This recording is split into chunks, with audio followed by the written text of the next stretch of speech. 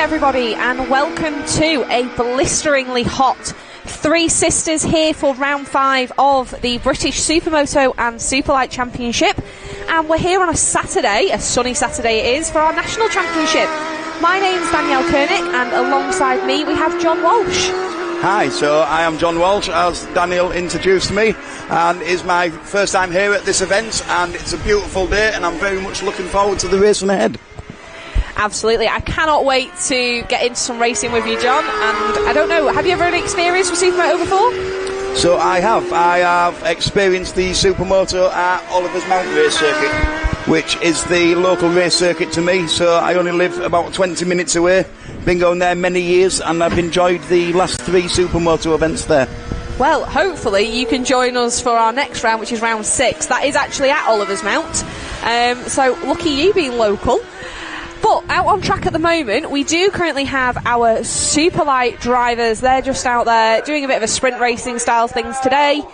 So we are getting ready for our first race of the day today, which will be our adult minis and super minis for race 1. Just to give people a little bit of an idea at home, at the moment the weather, as you can see on your screen, it is cracking the flags. Glorious sunshine here at Three Sisters, so we're reminding everyone to stay hydrated. But perfect conditions on track today, John. So on track at the moment, we've got our Superlights, but the grip levels out there are really, really good. They certainly are. They're absolutely flying, these Superlights. I believe that they are actually the fastest things that lap around here. I think they do. I'm fairly certain it was a Superlight that held the lap record here at Three Sisters. But at the moment, conditions, our off-road section, we have tried dampening it down, so you'll see that a little bit later on today. On screen now, you've got the camera view from the exit of Luna, and heading down the straight. You can see how busy the paddock is here this weekend. Three Sisters is a round that's pretty much always oversubscribed in our paddock. We have to try and squeeze everybody in because there's that many people that want to come and race here. It is the, I'd say pretty much the historic home of Supermoto in the UK. It's fabulous to come here. So, when it comes to the racing, our junior mini, adult minis and super minis that will be out on track very shortly, they are adults racing both pit bikes and we've also got 85s in there as well. These guys aren't running the off-road section today. They will be only running on the national circuit, so no off-road for those guys. It will be tar only, and you'll get a little bit of a better idea of their layout. But they're cracking picture of our off-road section. So much work has been put into that over the weekend, over the week, and over the last couple of years developing that. Conditions on there today are pretty much perfect. I think we might see some struggles with dust in the opening laps with the amount of bikes flying through. So that might be a little bit tricky for our camera crew to try and pick up on everyone there. But it is bone dry, rock solid, and absolutely perfect for running on slicks. So, John, you say you've been to Oliver's Mount before and that's where you've got your experience. Do you have any experience on a bike yourself? So yes, I have been riding bikes pretty much my entire adult life. Road bikes, the usual plastic bullets, the sports bikes. I'm a little bit old for that kind of nonsense nowadays, and a little bit licence dependent, so I don't ride sports bikes on the road anymore. However, I do ride endurance, done a little bit of motocross, and I still actively ride trials bikes. So more off-road than on-road nowadays. So Supermoto would be a perfect opportunity for you to put them both together. If somebody would like to lend me one and a set of leathers that fit, I'd be quite happy to run around at the back of the grid. I'm sure we can get that arranged for you. So our mini bike riders are making their way into the holding area, which we can actually see out of our commentary box today. So we get a little glimpse of them before they're released out onto track. If you are sat at home watching this and you haven't already, make sure you are following us on all the socials. We've got our Facebook page, the British Supermoto Championship. We're also on Instagram, again, the British Supermoto Championship. And again, if you're watching YouTube and you haven't already subscribed to TNL Sports, what are you doing? You've got to make sure that you keep up to date with all of this championship and all the seasons previous to this one as well. But out on track, we've got our adult minis. And we've also got this one sponsored by our Automotive Solutions. So, Automotive Solutions are a company based in York, and they are Mini and BMW specialists. So, if you're in the area and you've got an issue or you're wanting some servicing doing on your BMW or Mini, Automotive Solutions are the place to go. They also do things such as coding, so I know I've actually used their services previously on a car I had. They helped me get sorted with cruise control on a BMW 1 Series. So that company run by Paul Reynolds, who you will see out on track a little bit later on. On track though now, we do have Charlie Barnes on pole with Finley Bagshaw in second, and then we also have Chris Wells third and Joe Milnes in fourth. Fifth place in qualifying was Lee Thompson with Ruby Booth in sixth. She had a flyer at Rowra. Seventh, it's Anthony McGee with Aidan Walker in eighth, and then Adam Hilton ninth, and Jim Pallister rounding out the top 10. A few other riders out there as well, as you can see down the side on our starting grid graphic. And again, I'm under the assumption that you'd know things about sort of our race day, John, but if it's your first time coming here, you might not know how we run things. So our riders, they get gridded up for their first race, and then they get sent off to do a warm-up lap. The idea is it's under stationary yellows, and our riders are given the opportunity to just get a final feel for the track, make sure there's been no changes since they were last out. Then they come up and take their grid positions, and they're under starters' orders. And I'll be able to show you exactly what that looks like, but you'll see our marshals there, how they grid our riders up, and then we'll be underway racing very, very shortly. Ooh, I'm quite enjoying sitting in this commentary box at the moment. I'm really enjoying that fan in front of us as well, yes. Feeling sorry for the long-haired cameraman that I can see from this window, who's going to have a blistering day. I know. Our TNL Sports crew have got their work cut out today in this heat, I have to say. So a huge thank you to them. And we also can't forget our marshals. Yes, a bright orange fireproof overall must not be the most pleasant thing to walk about bearing all day. No, absolutely not. But our marshals are extremely experienced as well. We've got marshals that work with the British Championship year in, year out, so they're all friendly, familiar faces.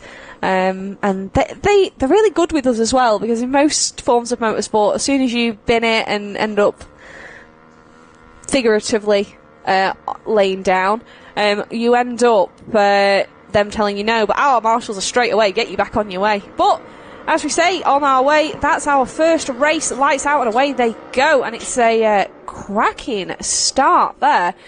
Into turn one, everyone through nice and smoothly, and there you can see cutting through the valley section here at Three Sisters, and it looks like we've already got an attempted challenge for the lead.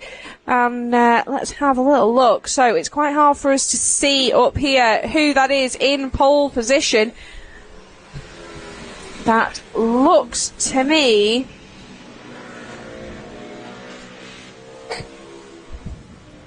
we're just struggling for times. That looks like Bagshaw looking up the inside, if I'm not wrong. Really struggling just for our view here. I think that's Joe Milnes in pole, but he's just had that taken away from him from the lead. It is Joe Milnes on the 85, so as they come down the start-finish, our timing screen should update and give us a little bit of a better idea. It is Joe Milnes that crossed the line in front, but it's Chris Wells, apologies, that's battling and hammering it up at the front. So these two really pulling away out there. And these riders all running that tarmac only, and the levels of grip they'll have out there today will be pretty much perfect for them. Most of these riders running the PMT slicks, not a huge tyre choice in this class. And it looks like Chris Wells has a great entry into Luna, but just not able to have the legs on Milnes as they come down the start-finish straight and cross the line yet again. And we're into turn one. Milnes makes a mistake, outbrakes himself, and that's allowed Charlie Barnes to sneak through. He's now up to first, so in pretty much three corners, Barnes has gone from third to first and put in the fastest lap of 47.5. He certainly has. He was gifted those places there with a mistake costing him 2 places there out on the first lap. The front two now are all over the back wheel of each other, but pulling quite a significant gap now over third place. Yeah, and watching these riders, you probably will not see riders any quicker around Luna. The corner speed that these guys are able to carry is insane. So I'm out there on a 450 today, and you'll see me hopefully a little bit later on. And watching these guys and how they're able to throw these bikes around. So out in front there, Charlie Barnes is on a Honda CRF 450, so that is a 4-stroke machine, and the CRF 150s were hugely popular in this class. You can get great power out of them. But he's being chased down by Wells, who looks certainly to be on more of a pit bike style, and Joe Milnes dropping down the order, unfortunately, so it looks like an issue for Milnes. So we're coming round Luna yet again. There's that knee-down style from Barnes. Not a rider we've seen in this championship very frequently, but certainly making his presence known here today.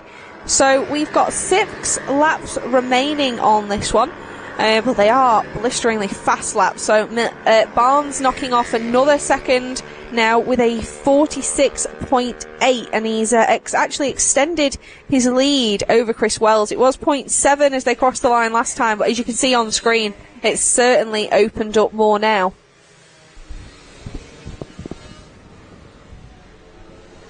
Looking a little bit further down the order, Joe Milnes was showing in P3, being chased down by Anthony McGee. And then we've got a little bit of a gap back to the 861 of Ruby Booth. She went from lights to flag at Rowra with an absolutely cracking ride from her on her pit bike. She's currently in a battle with Simon Lehane. And 5 laps to go. It looks like Barnes just coming up on a little bit of lap traffic, but I don't think that'll bother him. We'll just nip up the inside. There he goes. There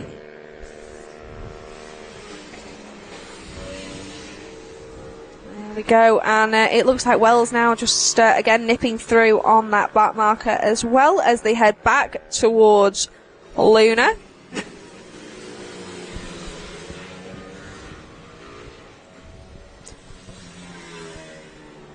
And that road race style, you definitely see it more predominantly in these mini bike classes, and we see it with a lot of our S4 riders as well, that have come from more of a tarmac only background rather than motocross. But it certainly works around here. Three Sisters is a circuit that's pretty much perfect for these smaller CC, smaller capacity machines. So we have 4 laps remaining on this one, and we're heading back into Luna. The lead that Barnes now has is over 2 seconds, so 2.1 on the last lap, with Wells now in a relatively lonely second, with Joe Milnes being 4.7 seconds adrift. So now down to 3 laps to go, and I think, John, unfortunately, I'm going to have to try and make a quick exit. So I will let you have the excitement of watching if Barnes is able to hold on to this one to the end, which, I'll be honest, at the moment it looks like he is. It certainly is looking that way, with a 2.4 second lead over Wells, and they are running out of laps.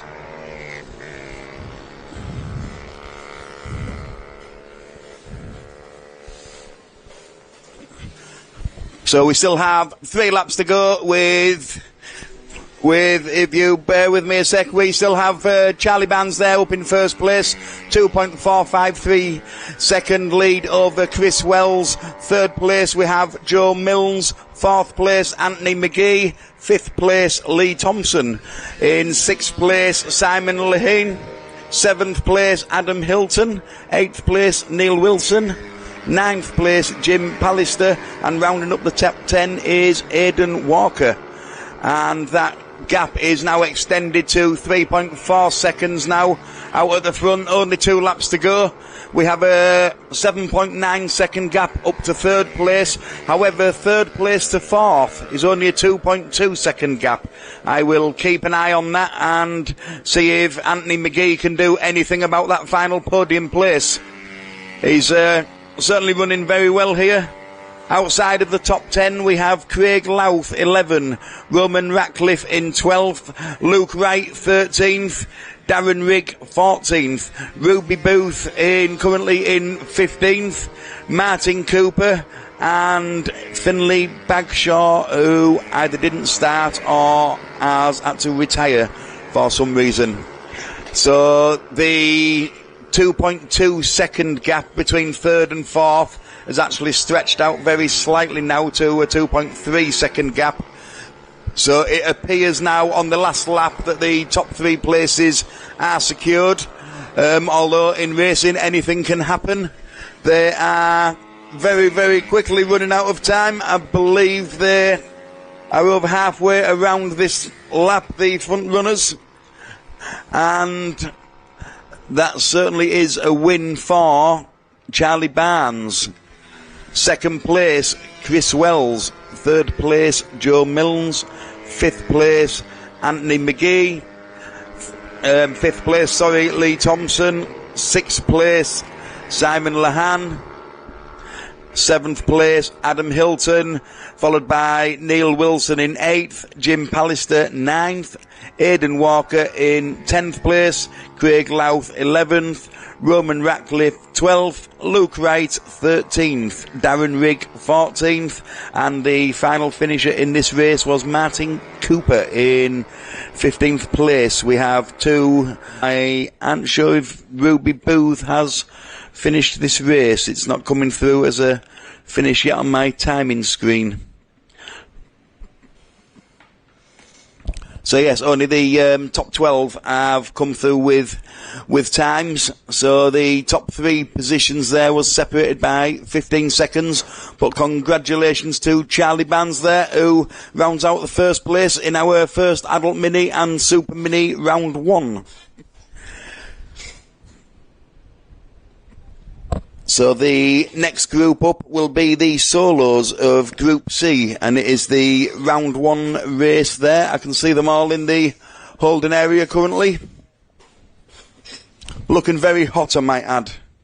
Certainly hotter than me in this, stood in front of this fan enjoying myself.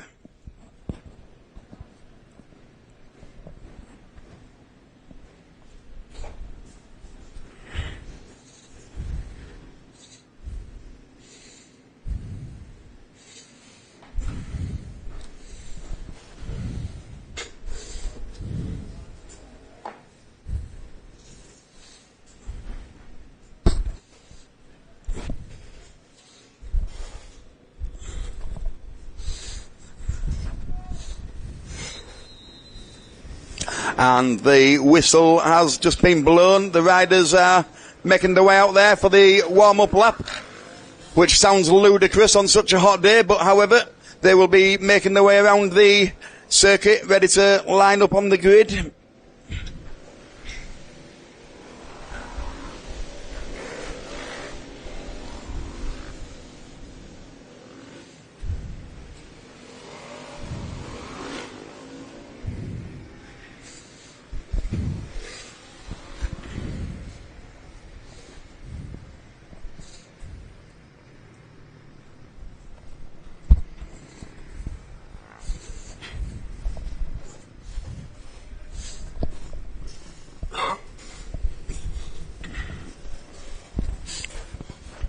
So as the riders make their way to the grid now for the Supermoto C Race 1, on the front row we have Lily Rhodes on the 56 machine, followed by Jamie Goldthorpe, number 119.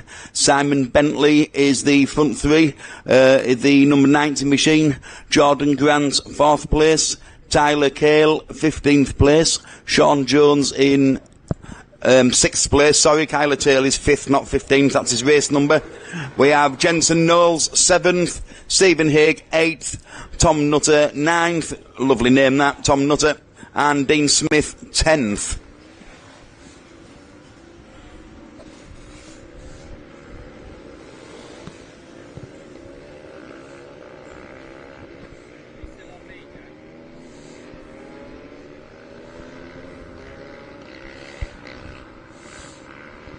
I can see a big clump of riders there just making their way past the first of the off-road sections over the tabletop jump and around the bends, where there will be a second tabletop jump, but this second one is tarmac, I believe.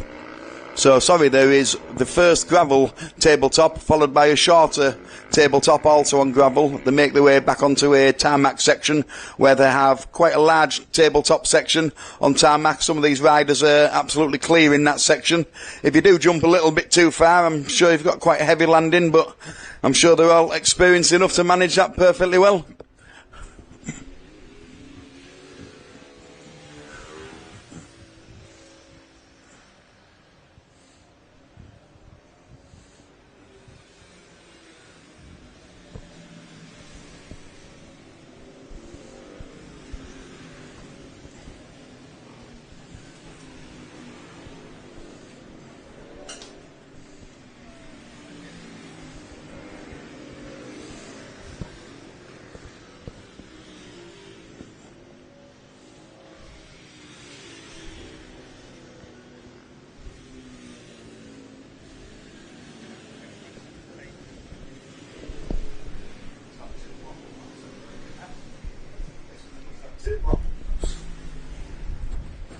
It's difficult. Sometimes. Yeah. Just do one, sometimes they go around again. Right. It's just like Put me every word, don't know what to say. No. Yeah. Ours are up with the legs. Yeah. We're trying to do it a little bit. Yeah, no, we'll do that.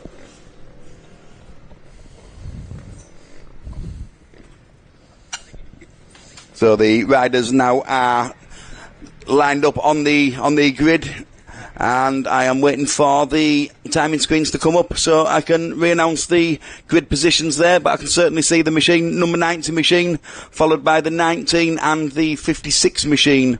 On the second row is the 272 machine, the 164 machine, and the 15 machine. The machine 177 actually has just weaved his way through a few riders. He's also making his way to the front room. The marshal is stood at the front of the grid with his flags ready, just making sure we have the all clear, ready to start this second race of the day, which is the Solos Group C, round 1.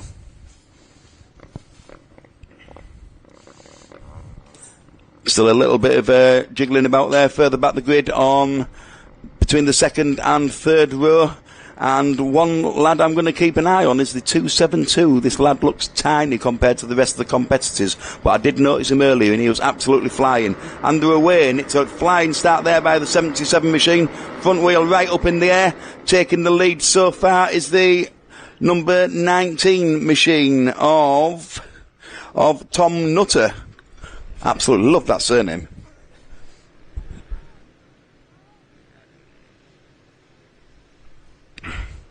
As they make their way of the first of the off-road sections, it's still Tom leading the way so far of the first tabletop round to hit the second jump and making the way. There he goes over the second jump. He's now coming under pressure actually, so they are literally two abreast now, coming back onto the tarmac section, making the way up to the first of the big tabletop jumps over the tarmac. Tom has held on to that lead, but there is literally less than a bike in between first and second, stretched out very slightly as he hits the throttle.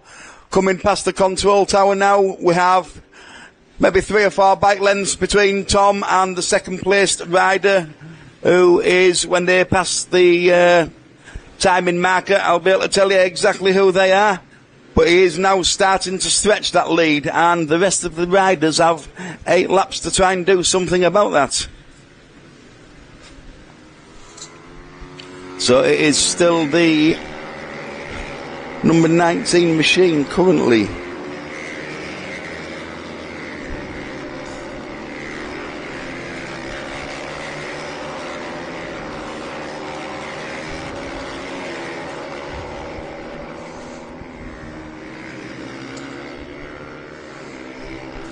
So actually now I have my timing data. So the position 1 is Jamie Goldthorpe, followed by Sean Jones number 2, Simon Bentley in third place. So that is the top 3. There's only just over 1 second separating the first 1 and 2.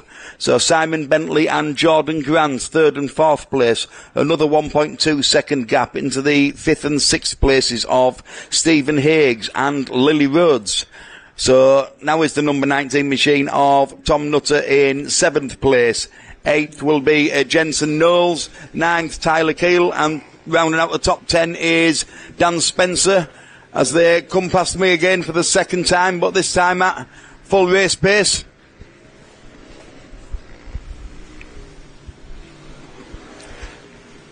Still doesn't look to be a challenge there at the very front. He has that well under control. I can see my mistake there now. It's actually the 119 machine, not the 19 machine. So sorry for that confusion there. And followed by the 16 machine. There's absolutely nothing in their lap times. So first place there just did a lap of 119.456, followed by a 119.463. So hundredths of a second in there, and also a 119 by the 3rd and 4th place machines. Also in 6th place, it was actually lapping faster than the guy in 5th place there. So I believe Lily Rhodes and Stephen Higgs. Stephen could well be coming under serious pressure very soon there by Lily. So excellent ride there by Lily. It is still Jamie Goldthorpe in the 1st place, Sean Jones in 2nd place. We have 6 laps to go. Simon Bentley still there in 3rd place. The gap at the front is very, very tight. There's barely anything separating the first 4 really. One slight mistake, runs slightly wide on a corner, and they're going to be all over each other there. So Jordan Grant there in 4th place, who's very much in contention for a podium finish. Stephen Haig there in 5th place. Lily Rhodes, who could well have something to say about that. Tom Nutter 7th, Jensen Knowles 8th, Dan Spencer 9th, and Andy Mayo rounding out the top 10 currently. Tyler Keel 11th, Rick Owen 12th, Danielle Koenig out there in the 13th position currently, which means that's why I'm sat by myself and she's not at the side of me right now because she's doing her business out there on the track.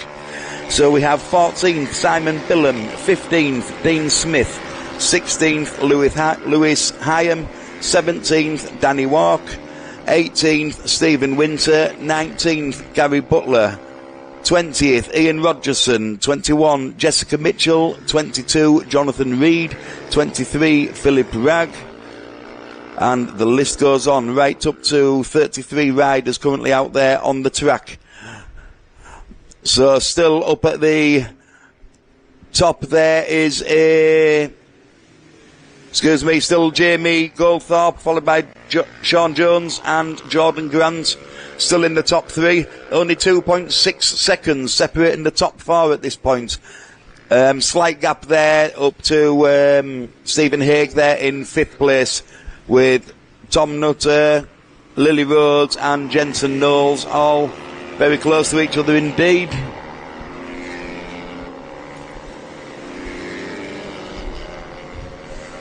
So yeah, that gap between the first and second machines really closing up on the brakes there. It looks like he could have actually just been taken. I have just seen a rider come past. So Sean Jones is currently the number 1 place, followed by Jordan Grant and Jamie Goldthorpe. So I believe Jamie Goldthorpe has made a mistake there, and that has possibly cost him 2 places. So we now have Sean Jones, Jordan Grant, Jamie Goldthorpe rounding out the top 3. 1.4 second gap between the first 2. So one tiny mistake here today can really cost you a couple of places when the racing is this close. There's a whole bunch of riders around there going around the dusty stuff over the top tabletop. Must be very challenging to see in that dust at the minute, but they are navigating their way around there very well. Somebody landing very nose heavier there over that tabletop. I'm sure that gave his wrists a bit of a shock when he landed. So we currently have still Sean Jones in 1st place on the 164 machine. Jordan Grant 2nd place on the quadruple 1 machine. A 1.4 second gap up to Jamie Goldthorpe, Stephen Haig, Tom Nutter, Lily Rhodes, Jensen Knowles, Dan Spencer, Andy Mayo riding out the top 10. We're just over half race distance, 3 laps to go.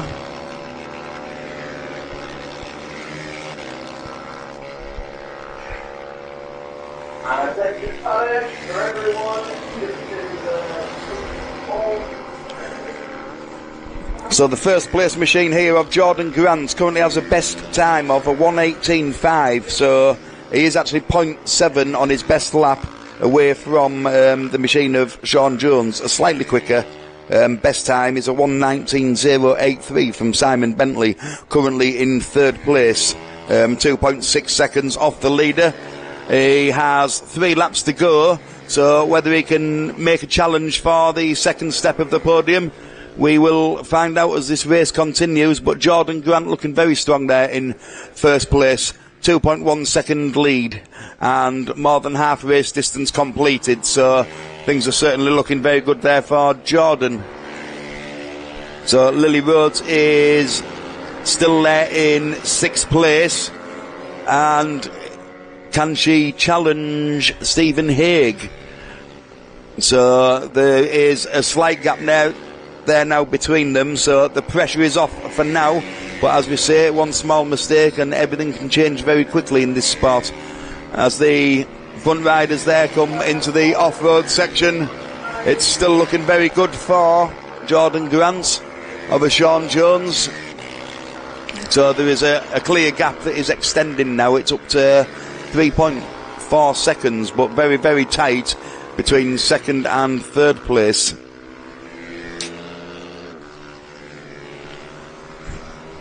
So rounding out the top 5 right now is Jordan Grant, comfortable lead there, and Sean Jones, Simon Bentley, Jamie Goldthorpe, Stephen Haig there rounding out the top 5. 1.3 seconds further down the field is Lily Rhodes, and 1.3 seconds isn't a huge gap, but there's only 2 laps left to do something about it. So the 77 machine there is looking for a way around, it seems, from Jamie Goldthorpe. So that's Stephen Haig on the 77 machine looking for a way around. On the bit of the track that I could see there, he did look to be weaving left and right, trying to find some clear view around, maybe picking his marker. However, that does extend slightly when they get down onto the straights. I've just seen him come through the off-road section there, and he was certainly showing him a front wheel. We have a yellow flag waving there that I can see as a rider has just ran slightly on in the off-road section. He's out of the way, he's perfectly fine. He's waiting to find a clear gap so he can rejoin the track. All the front leaders are past. It doesn't seem to have caused any complications there. Jordan Grant extending that lead ever so slightly again, a 3.478 on the last lap, with Sean Jones and Simon Bentley rounding out the top 10. It does appear that will be how this race finishes. We have Jamie Goldthorpe, Stephen Haig and Lily Rhodes still there in that 6th place.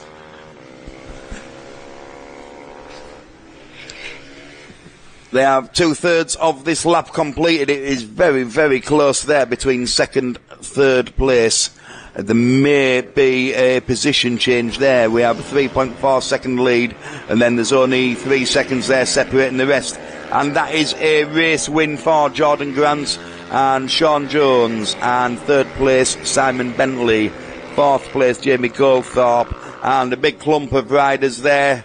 Lily Rhodes, Stephen Haig, Jensen Knowles, all over the line now. That's the top 7. And Dan Spencer will be the next across the line in 8th place, closely followed by Andy Mayo in 9th place. Tyler Keel, 10th place. Rick Owen, 11th. Simon Billam, 12th. Dean Smith, 13th. Daniel Karnak, my co-commentator here today, has just passed the line now in 14th place.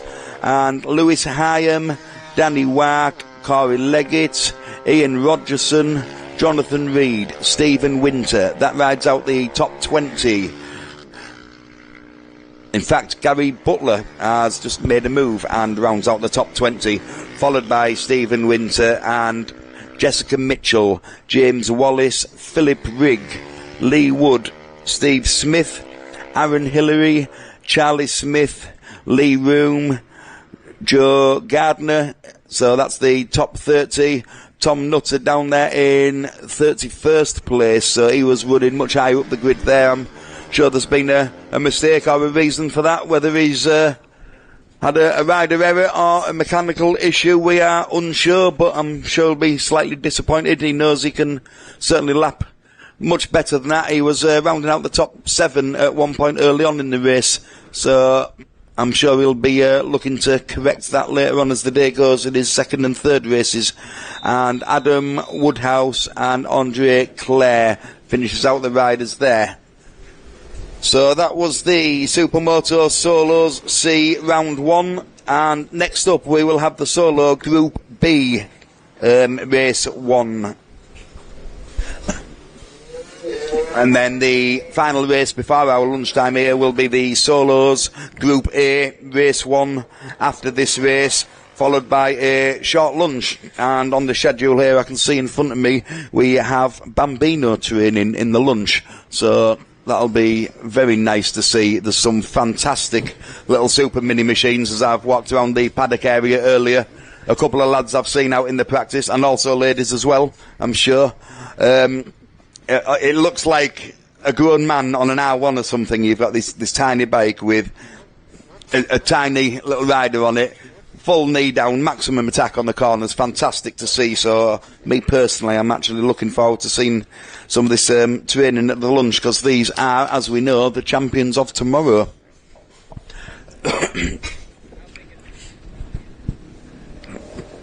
So some of the riders now are making their way around on this warm-up lap. There is the podium places are currently getting sorted out there that I can see from the control area. So we have the number 90 machine, the 777 machine, and also I can't actually work out that number because the handlebars are facing the wrong way, but they will be having their podium pictures taken out there in the blistering sun. I'm sure they can't wait to take the leathers and helmet off. So as the riders make their way around in front of the control tower into the first of the off-road sections, kicking up a lot of dust here, and the next race is the Supermoto B, race 1.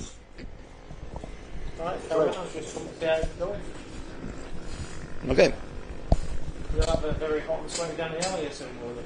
Slight complication when Danielle's speaking, I can't hear a word for you, so doors are open, but we're going to correct that in one bit.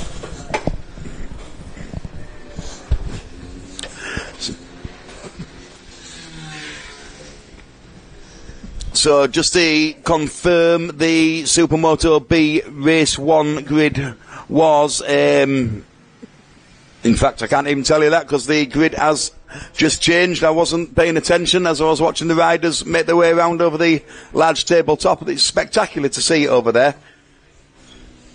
So the Supermoto B race 1 is the next race we will see, and the grid is, on the front row we have Craig Forshaw on the 58 machine, Archie Reynolds on the 5 machine, and Craig and Mellon on row 2, Armitage Johnson row 3, Helm Dealey row 4, Danton and Armand row 5, Reynolds, Stevens, row 6, Crouchers and Pearson, row 7, Bick and Rhodes, row 8.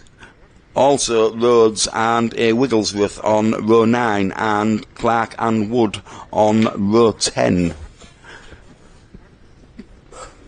I can just see the last of the riders making their way around for their grid positions, and this race will be underway very shortly.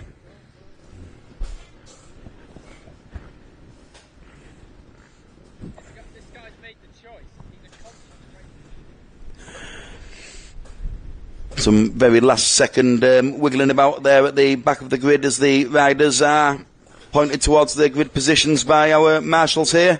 The marshal is at the front of the row with his flag, so this race is about to get underway.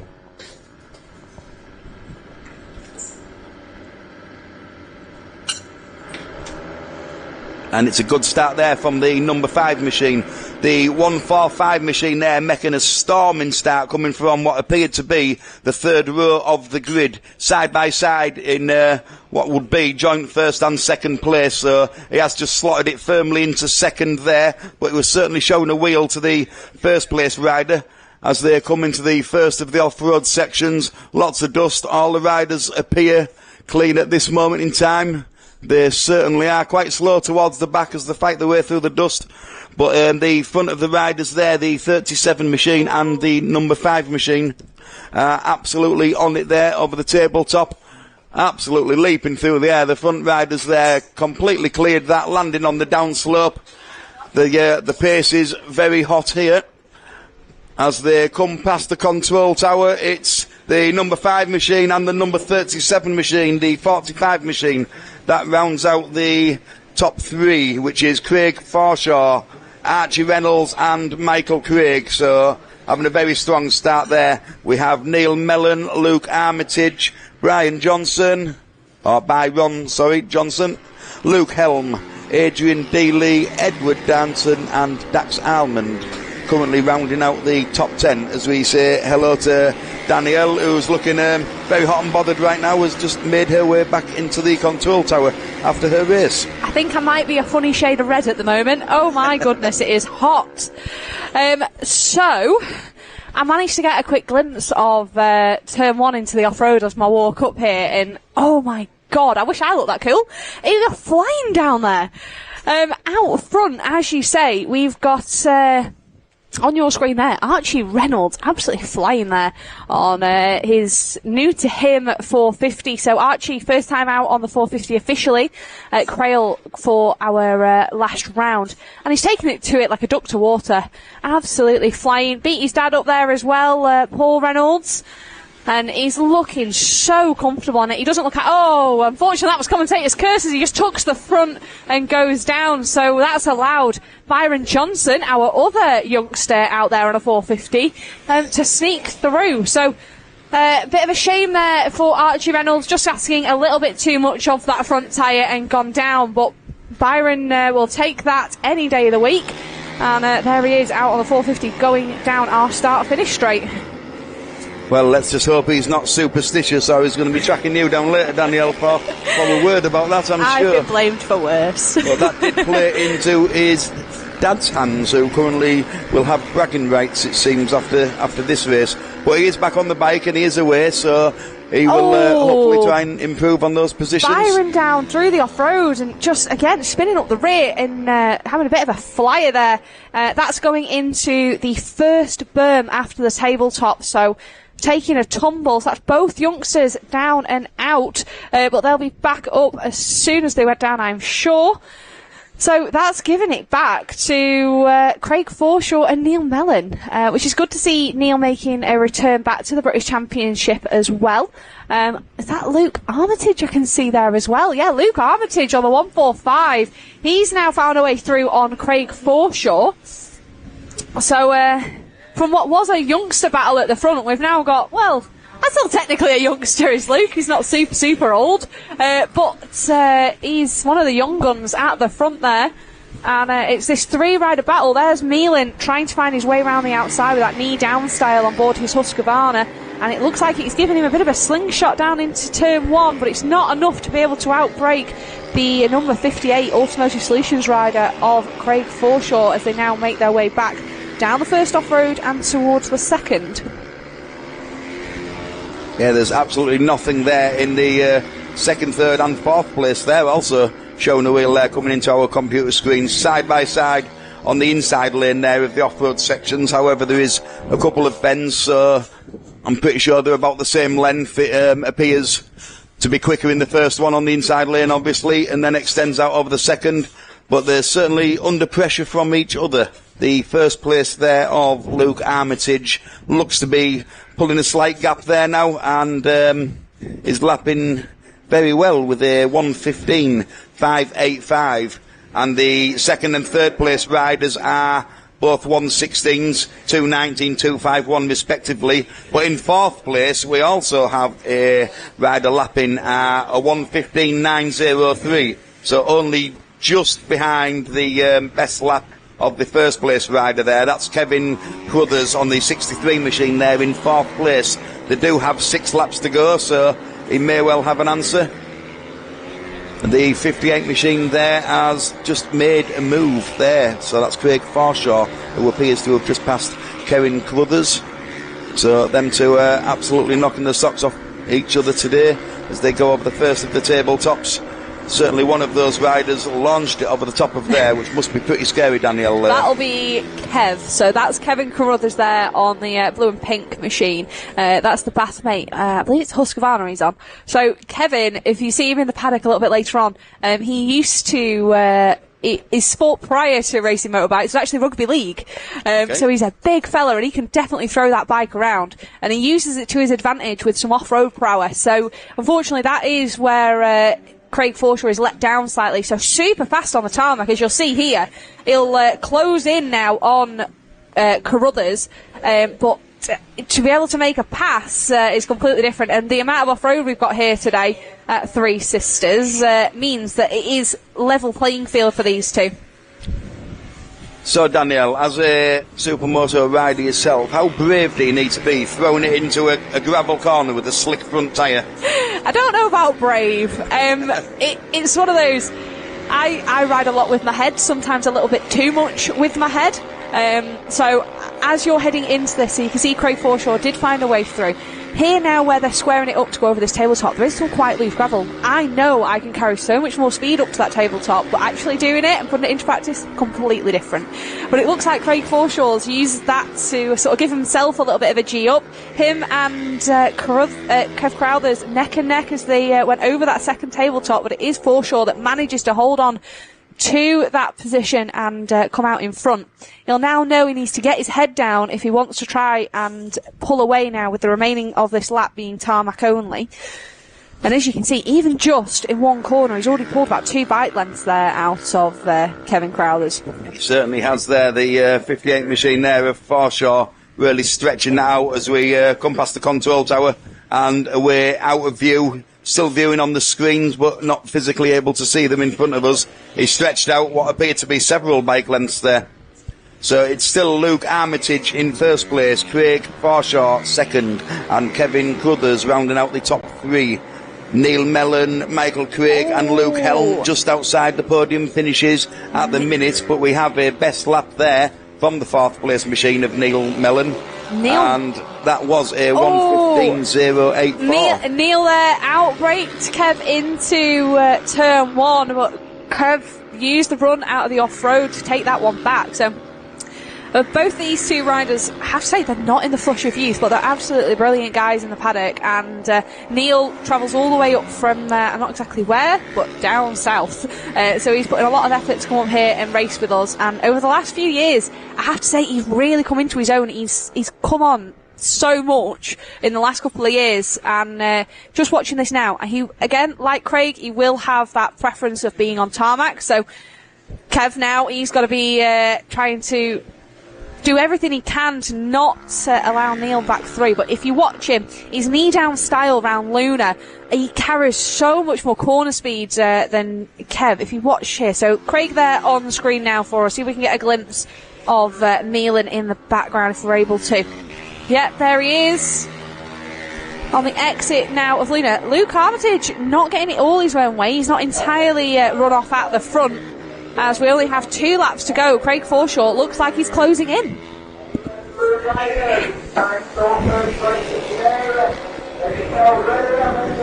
So into the off-road section, you can see how much more speed Kev gets as he is able to actually jump that first tabletop, which isn't an easy thing to do. Like I say, those loose stones on the actual run up to it, I mean, not only do you spin up, but the bike wants to go squirrely and go sideways from you. So yeah, there's certainly different riders and different styles that suit the different surfaces here in Supermoto racing, which is interesting for me as relatively new to watching this sport and certainly commentating on it. So definitely strengths and weaknesses for different riders and different surfaces in different parts of the track. So it makes the racing very interesting. Oh, absolutely it does. That, I have to say, so even if we weren't sat here with microphones in front of us, I'd be telling you now how brilliant Supermoto is. It's a fantastic sport and I wish more people knew about it. So that's one of the reasons that I love the live stream so much, because it gives us the opportunity to broadcast and advertise how fantastic the racing we have here in our little championship. It is the British Supermoto Championship and it isn't quite as big as it used to be back in its back in the good old days, shall I say. Back in the early 2000s, Supermoto was a much more popular sport, but we're trying to increase that. We're trying to make it better and we're trying to get more people to come and give it a go. And the racing that you're seeing now in front of you, why wouldn't you want to come and have a go at this, or even come and watch and just sort of get an idea of what's going on? Look there, the neck and neck. So it is Crowthers and Forshaw neck and neck over the tabletop, but with Forshaw taking that outside to inside, it's lined him up now that he's managed to keep him behind him as they head up over the tabletop. Another thing, getting the run-up on that tabletop today, we normally have a much smoother and longer run-up to that tabletop, so you have to sort of give it a little bit more of a handful to be able to clear it today. But both of these riders doing a great job of that. But for Kev, it looks like this might be all she wrote. Forshaw managing to keep him at bay through that final off-road. And as we are on the last lap, it's only just a couple more corners left to go. So we're coming round Luna for the final time. Race victory, though, is there he is on our screen now. The 1:45 of Luke Armitage comes across the line to take a well-deserved victory in our first B race of the day. Craig Forshaw manages to hold on to second. So those 2 riders will be our promotional riders that will be at the back of our A group for the second race of the day after lunch. And that will then promote Kevin Crowthers onto pole for race 2 in the Bs. So as Daniel says there, it was Luke Armitage, Craig Forshaw and Kevin Crothers rounding out the top 3. Neil Mellon and Michael Craig and Luke Helm taking out places 4, 5 and 6. And 7th place, Brian Johnson, Adrian Dealey in 8th, Edward Danson 9th, and Jamie Wilson there riding out the top 10. Yep, there we go. There are our Supermoto B Race 1 results. Few names to mention in there. Byron Johnson with a 7th, even after taking a tumble, and Edward Darnton again in 9th. Both the youngsters out there. Other end of the scale, you've got the 167 of Michael Craig, one of our super vet riders. He's having a good day up there in a very reasonable 5th place. Other end of the spectrum to that one. So from experience to newcomer, you've got the 126 of Chris Bick. He's in his first year of racing Supermoto here with us.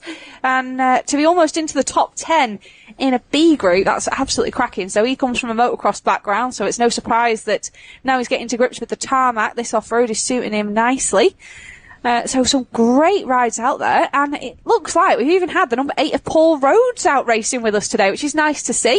Paul Rhodes, both his children race with us. So we had Lily Rhodes, who was on pole in our C Group Race 1, and brother Max, who's out there on a 450. It's good to see Paul Rhodes getting back out there and enjoying his racing.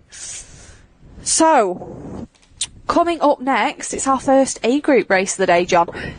It certainly is, yes. I'm looking forward to seeing what the quickest lads can do to each other. As we spoke about the 2nd and 3rd place there and their different styles throughout that race, Daniel, I couldn't help but notice on the lap times.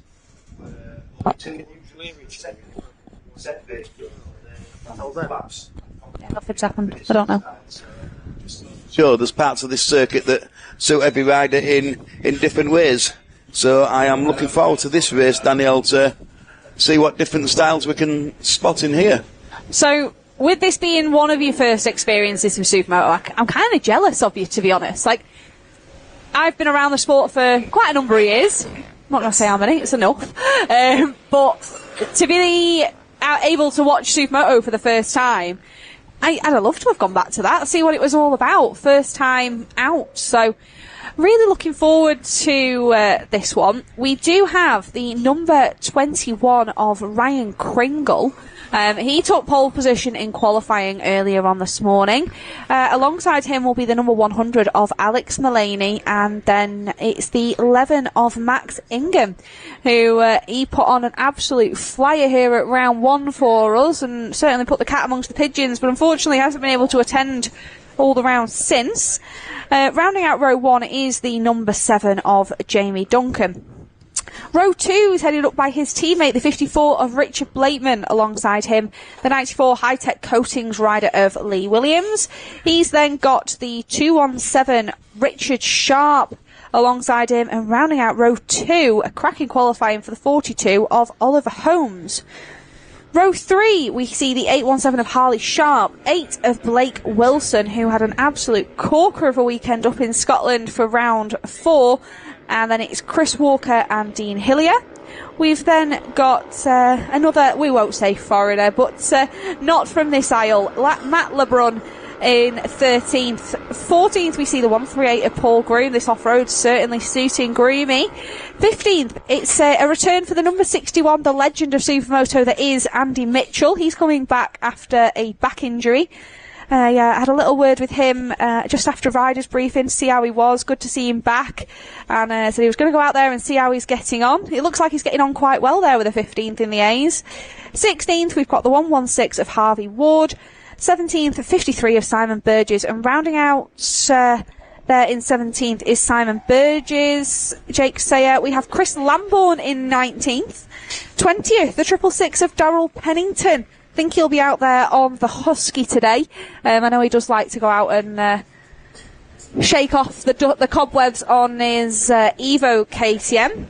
We've got the 255 of Kyle Eccleston. Good qualifying for the 59 of Dan Billum this weekend.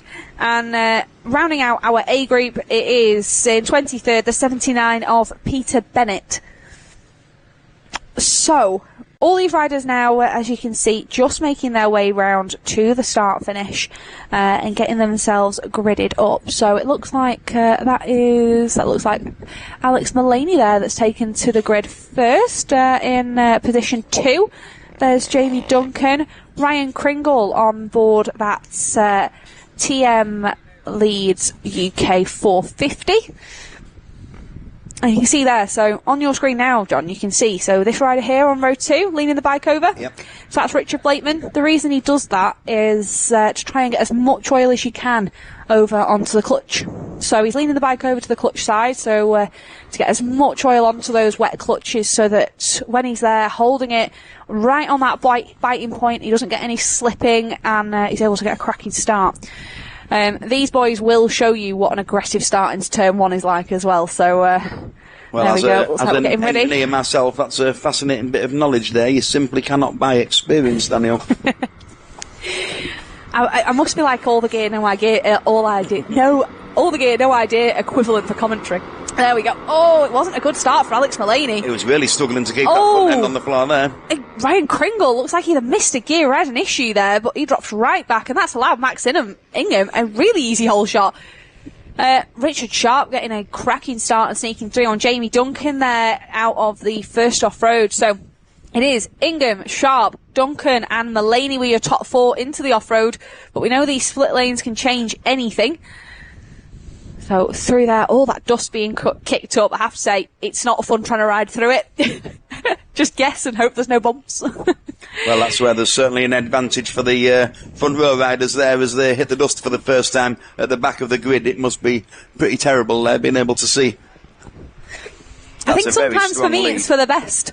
But the number 11 of Max Ingham, the man from the Isle of Man, he's taken that whole shot, and if he does what he did at round 1, he's going to run away with this one. He put on a fantastic showing for us.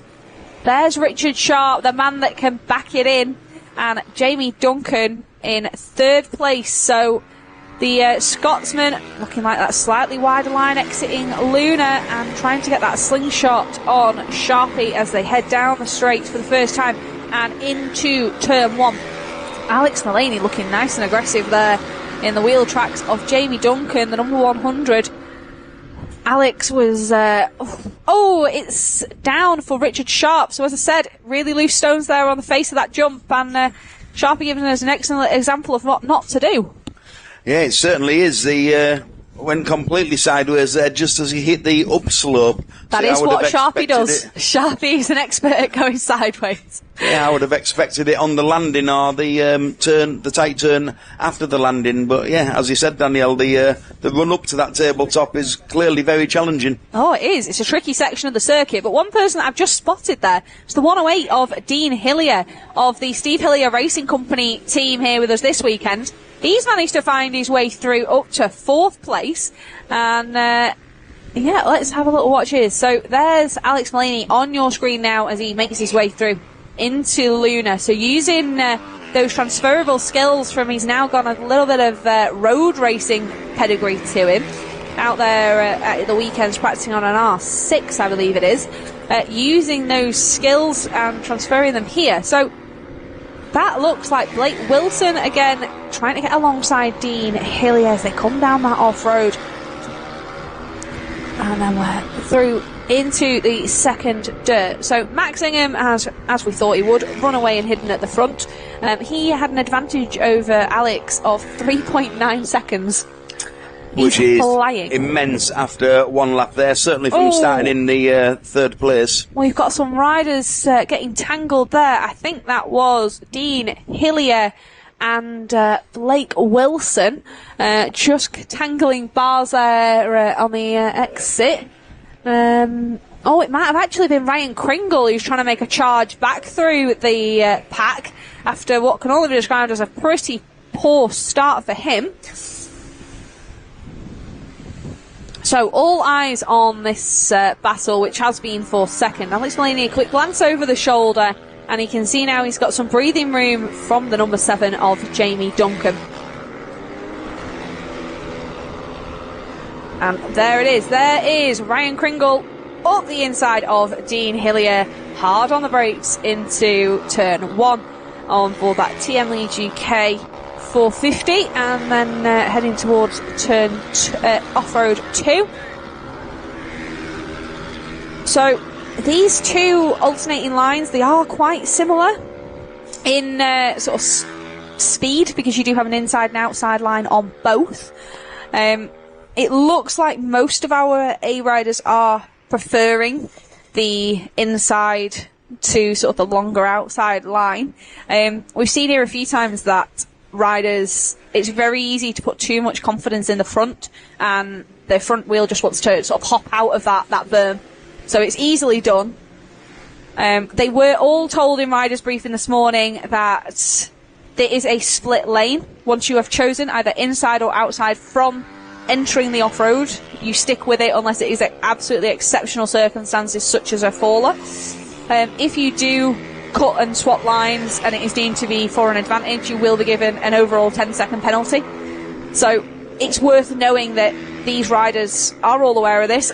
Oh, it doesn't get any tighter than that. That's Lee Williams up the inside of Dean Hillier. So Lee Williams on the number 94, that was the pass for 6th place on Dean Hillier, who was sitting in 5th, but after Blake Wilson and Ryan Kringle finding their ways through, he's unfortunately starting to drop down that top 10. I'm really noticing the difference in this group, Danielle. The way that the riders are backing the rear end of those machines into the corners. I can hear them screeching past me and see the bikes fully sideways. Absolutely maximum commitment there.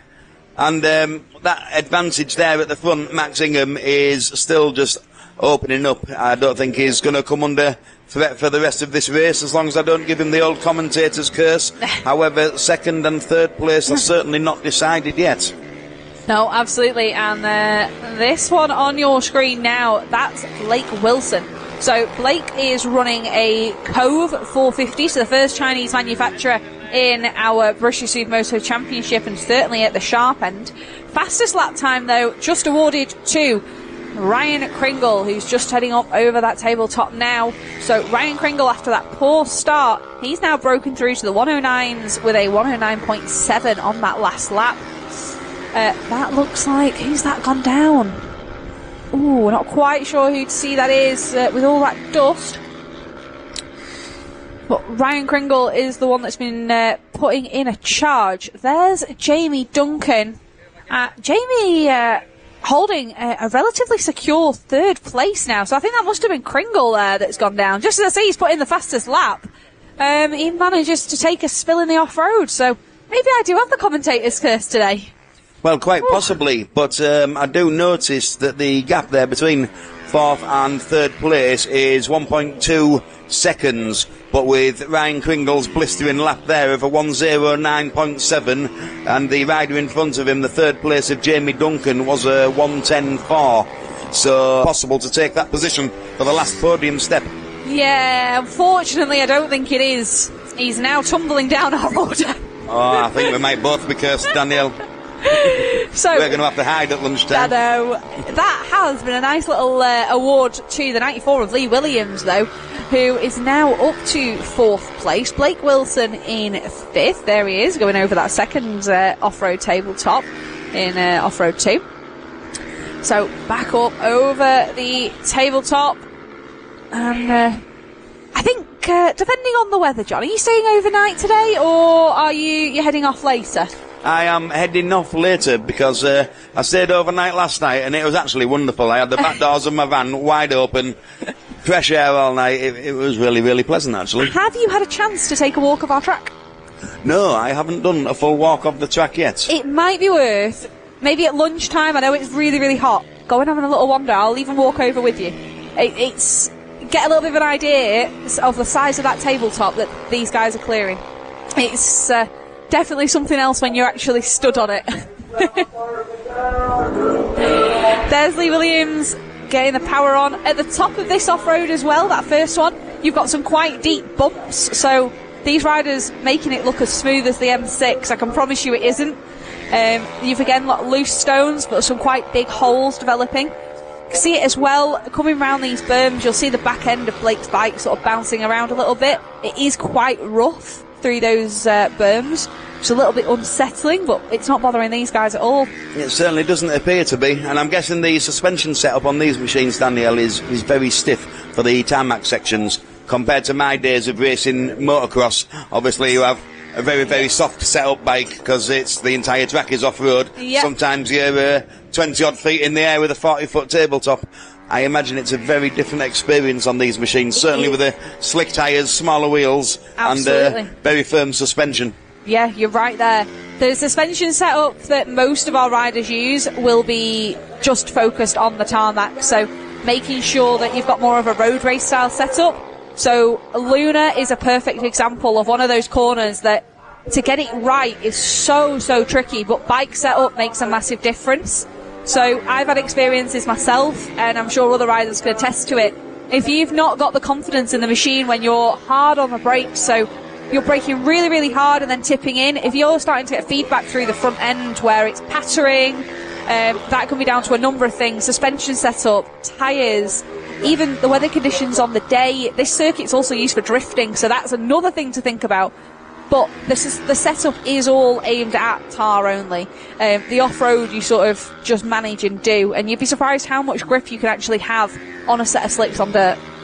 Well, what I noticed was the rear tyres actually have some cuttings to the middle, so I imagine you can find a bit of straight line grip on the gravel sections, but the front is, however, completely slick. Yeah, it's a tough one. It's surprising, and it's hard to even tell myself this, that you do have grip on slicks on off-road. It makes no sense, but it works. There you go, there is our race leader, so we'll follow him now for his final lap. That's the number 11 of Max Ingham, and last time he crossed the line, he was 8 seconds in front of Alex Mullaney. I appreciate that you are probably not aware how much of a big feat that is. That's some riding. That's incredible from Max. I see Ryan Kringle there has made his way back up to 6th place, which doesn't really surprise me considering the outright pace of the lad. He still holds the fastest lap there with a 1:09.7, which is a whole second in front of the race leader there in 1st place. Yep, there he is. So there's Mac coming into Luna, and I think this must be one of the areas that he's really making up some of that time. So we can see him now with that road race style coming up on Kyle Eccleston to unfortunately put him a lap down. But here he is across the line on the back wheel to take the checkered flag, and a well-deserved victory in race 1 of our British Supermoto Championship here at Three Sisters. So Alex Mullaney holds on to 2nd, and we're just now waiting for the number 7 of Jamie Duncan to head through to us. So let's have a little look. So, it was Jamie Duncan that took 3rd place. Lee Williams in 4th, Blake Wilson 5th. Ryan Kringle did, as you say, manage to make his way back up to 6th place, with Dean Hillier in 7th after running in 5th for a little bit earlier on in that race. Richard Blakeman, I think he'll be disappointed with an 8th on that one. A few riders in front of him that he knows he can chase, and teammate Oliver Holmes in 9th. Rounding out top 10, it is the 155 of Chris Walker. So there you go on your screen for you people watching at home or wherever you may be. That is the Supermoto A Group Race 1 results. And let's have a little look a little bit further down the order. I know we weren't able to take our eyes off the front of this one. But Matt LeBrun, 13th for him. Harvey Ward, a great ride.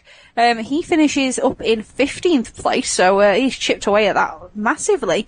Chris Lamborn, 20th. Jake Sayer, 21st. And as we saw, it was Kyle Eccleston that came across the line just a lap down, with Simon Burgess in 22nd and 23rd. So it is now our lunch break for our riders.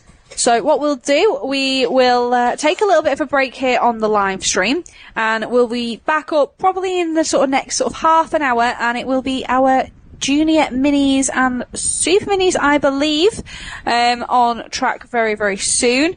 But in the meantime, if you are sat watching at home, grab yourself some lunch, grab yourself a cuppa, and come back and carry on watching the racing. And again, make sure you are following us on all our social media. That is our Facebook page, the British Supermoto Championship, over on Instagram as well as subscribed to TNL Sports here on YouTube. But we'll be back shortly.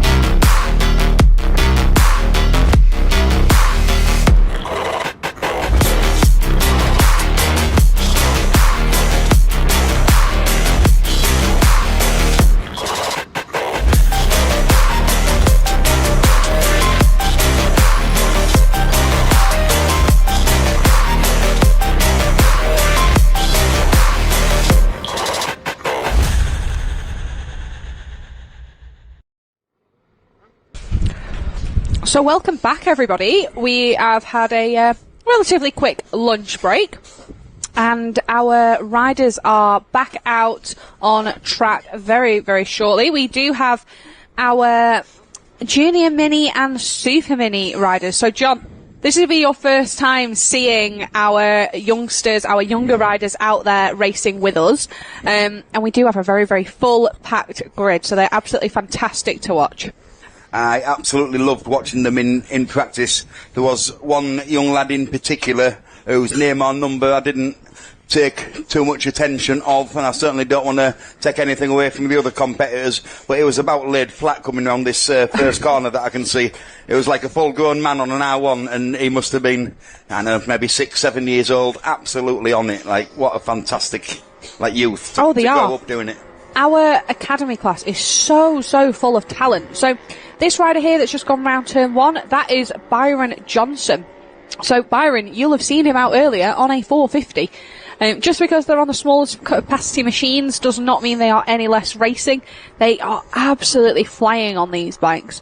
So they are now just heading out for their warm-up lap. In this session, they will be doing tarmac only. So no off-road in our Junior Mini and Super Minis, much like with our adult Minis and Super Minis. So it is fully tar only. On a Sunday, we do run an academy class, which is now our S4, and they do run the off-road. So there are our grids. It is Byron Johnson that does take pole. Alongside him, I believe that is Jensen Knowles. We've then got Ratcliffe and Bennett rounding out row 1. Row 2, we see Thomas Med. We've then got Richards there in 5th place. So it's going to be one of those races where I think it is Byron's to lose. He's looked incredibly fast here already today, even if we did see him make a bit of a mistake in the off-road earlier. But with the speed that we know he's got, I think it really is going to be his to lose. You can see out there we do also have a mix of machines as well. So the rider in 3rd place, Caelan Ratcliffe, he's there on more of a mini GP style bike, so rather than a conventional Supermoto. But most of these riders will ride knee-down style in this class. So yeah, it's the type of machine you've just mentioned there, like the mini GP style. That's the machine that I was admiring earlier with the young child on there, absolutely sending it around some of these corners. There's no way on this earth would I be able to keep up with him. Oh, they're so quick. So fast. So we're just getting ready under starters' orders. And turn 1, I think it'll be Byron Johnson's to lose. There he is on pole position, the number A37. So, red flag up at the front on this one. It's waved. They are pointed to our lights over on the gantry. As soon as those lights go out, away they go. It looked like maybe a little bit of a creep in there from Knowles in 2nd. Certainly looked slightly suspicious. It did. But that's not going to stop Byron. He manages to sneak through by turn 2. And he's already out in front. So Knowles 2nd, and then it looked like it is Jackson Bennett up to 3rd. So Jackson, we saw his dad out earlier on in our A group. They're on the black and gold 85. I believe it is a KTM 85 that Jackson's running this weekend. Ooh, a little bit of a mistake there. And that has allowed Caelan Ratcliffe to run alongside him down that final straight before you enter into Luna. But it is Byron Johnson that leads us. as they head round Luna for the first time and back down the start finish. Now there we are, back into turn 1, and look at the style that these boys have. So Byron Johnson not running away with it like I kind of expected him to after seeing him out on the 450 earlier today.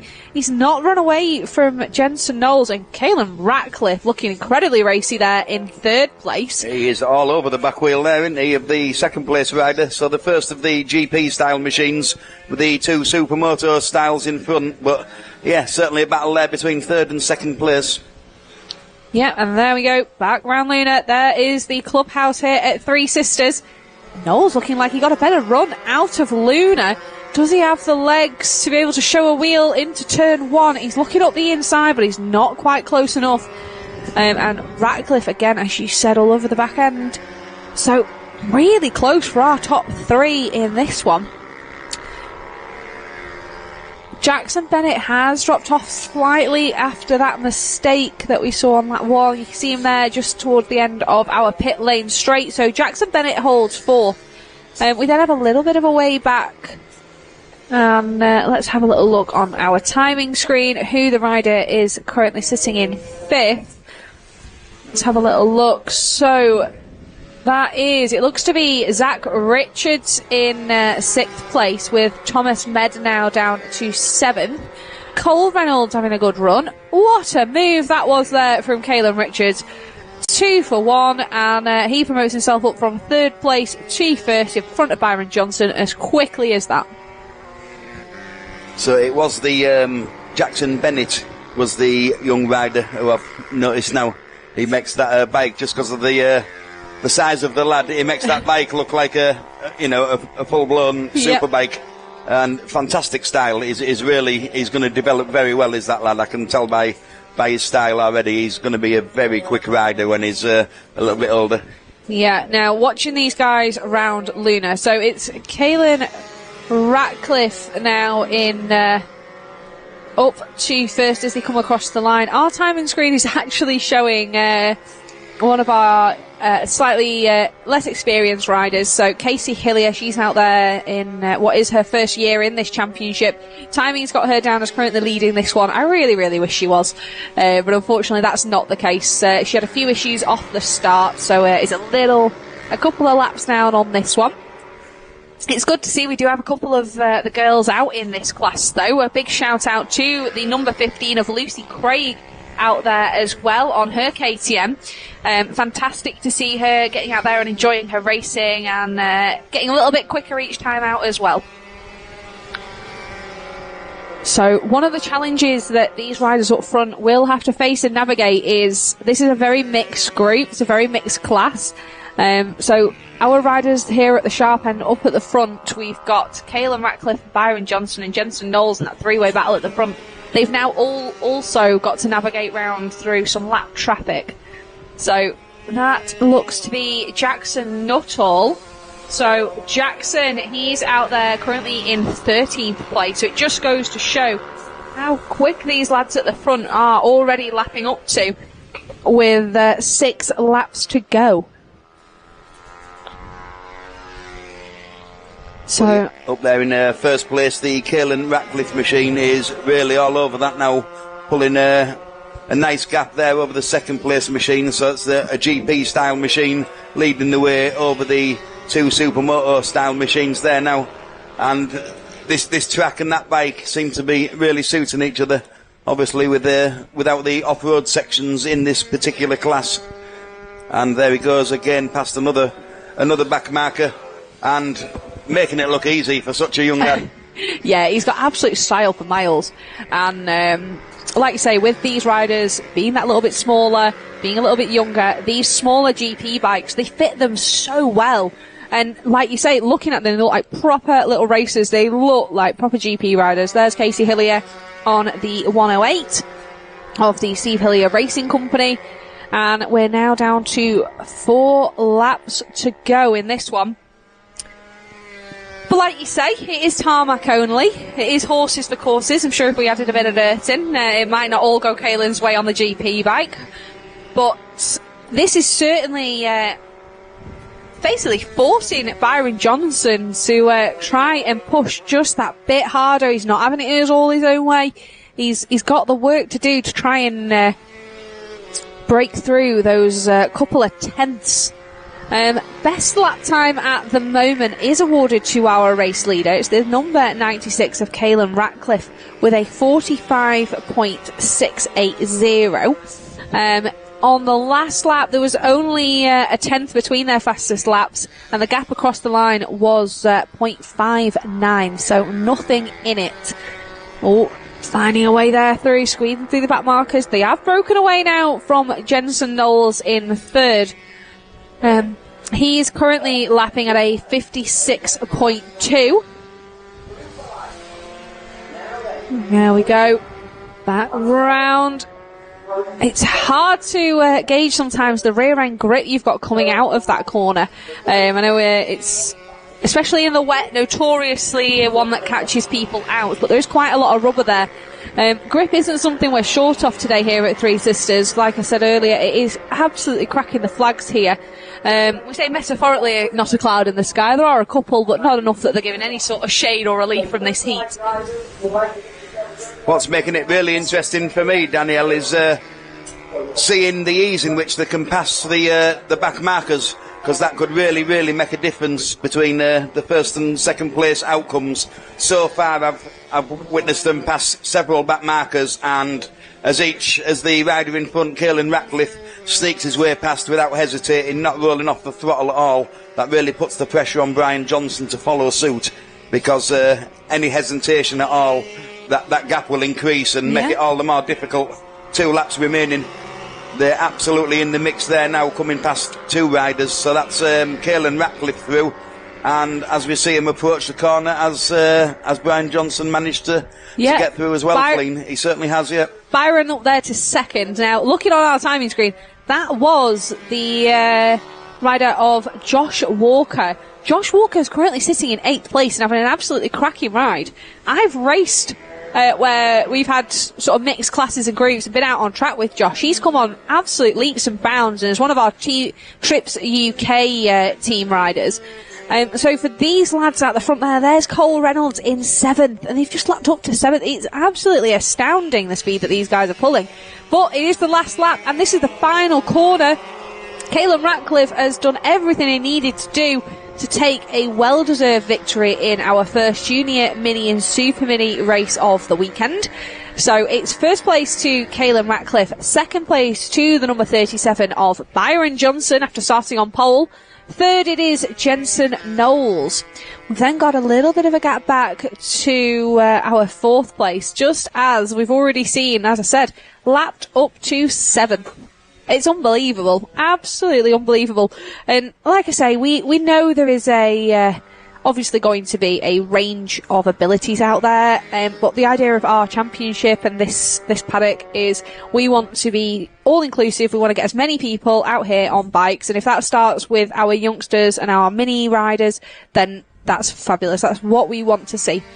So it was Jackson Bennett that finished in 4th place, with Zach Richards actually finishing in 5th. It was then Thomas Med that was demoted down to, I believe, it looked like he hasn't actually popped through on our timing screen. So we'll keep an eye on that one. It was the only rider that I can see on our screen that didn't look like they took a checkered flag. So coming up next, I believe we've got... Oh, it looks like we may have some Superlights heading out on track as well, possibly.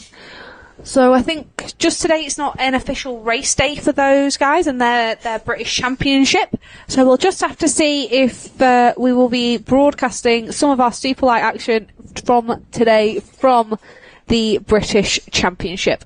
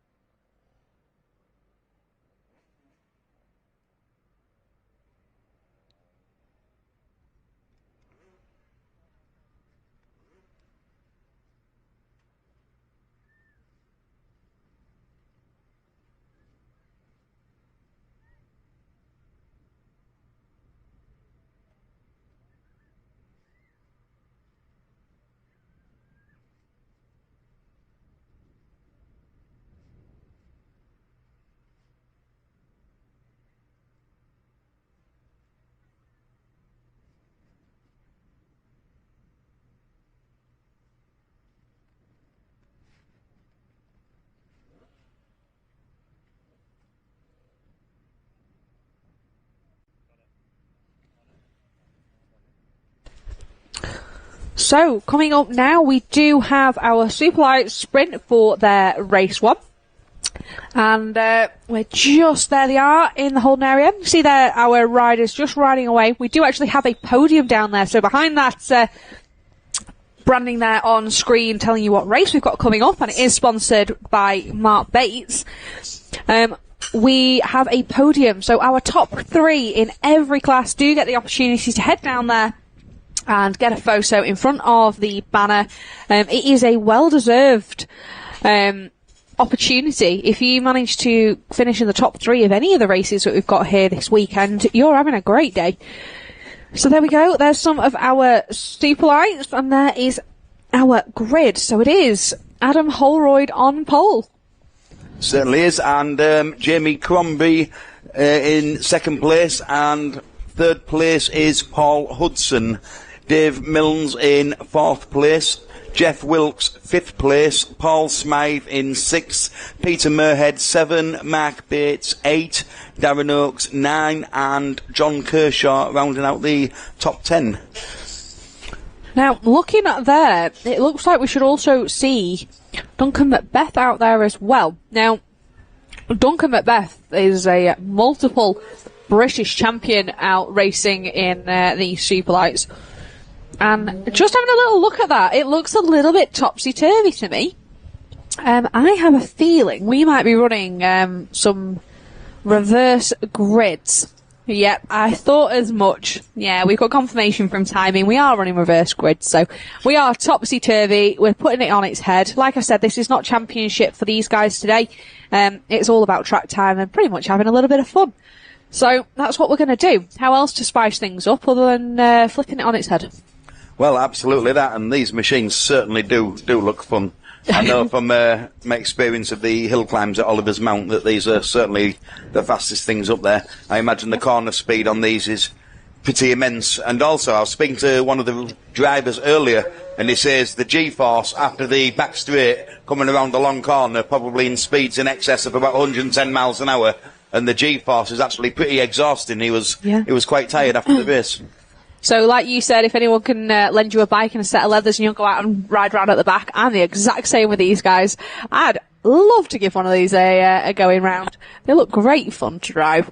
And again, it is one of our smaller championships, so we have the Superlights that come with us to most rounds. We haven't seen them for a couple of meetings, just as they were the tracks we've attended, so both Rowra for round 3 and Crail at round 4. They're just not really suitable for these guys. They do prefer the larger circuits that we attend.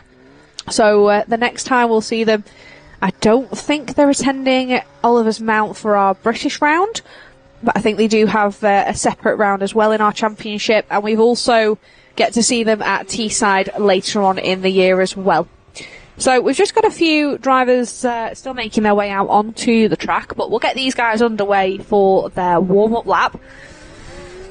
And like you say, another track layout for us today. So these guys running the perimeter of the circuit. It's known as the International Circuit here at Three Sisters.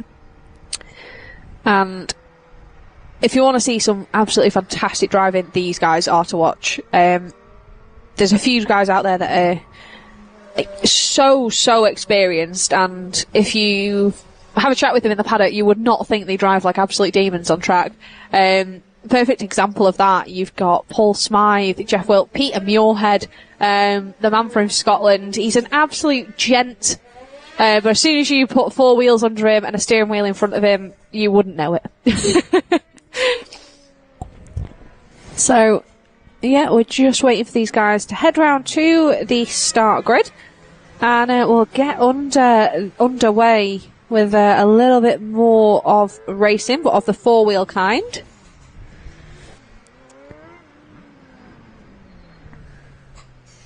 So there we are, lining up. So these guys, I believe we run them, I think it's 3x2x3 on a grid formation here at Three Sisters, just because they are quite wide.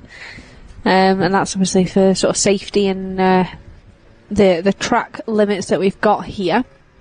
And like you say, watching these guys all fire up into turn 1 and the speed that these can get, the acceleration It's definitely something to see, and they're always a huge fan favourite for any of our spectators that come, even if they're not entirely sure what they're getting themselves into. They've just seen there's an event on at a local circuit, so such as here at Three Sisters. They do advertise for us.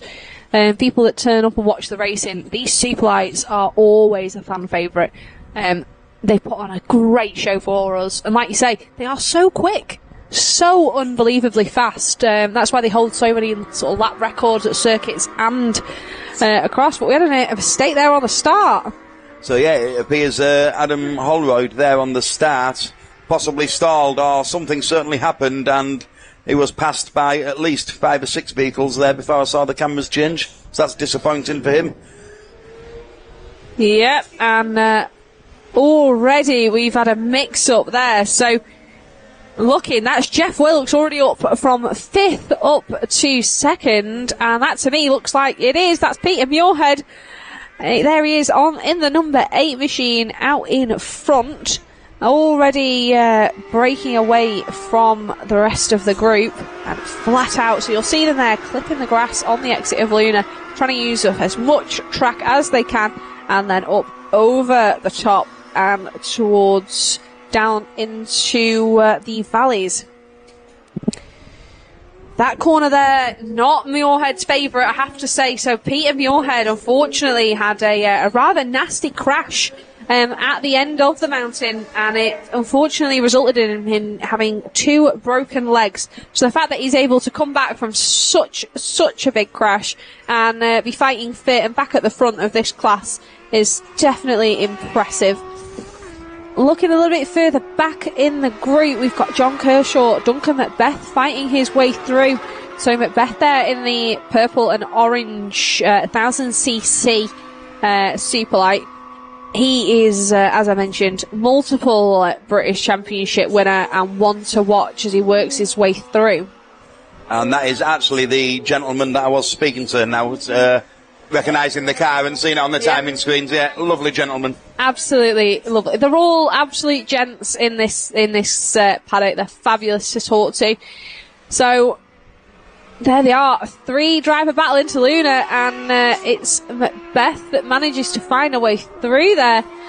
And it was, let's have a little look. So it was Macbeth that was up to 4th place now, and Jeff Wilkes demoted down to 5th. So up over the mountain yet again, and the speed, I know just from experience of riding a bike over the mountain, it's scary. It is scary. Holding it flat out up there. I can't say what it's like in 4 wheels going over the mountain, but definitely on 2, you really, really do have to hold your nerve. It certainly looks to be one thing catching up to the rider in front, or the driver in this case, but finding a way to get these vehicles past. We've got quite a thin circuit here, and these cars are certainly wider than a bike, so I imagine the minerals it takes to squeeze a way through is very challenging.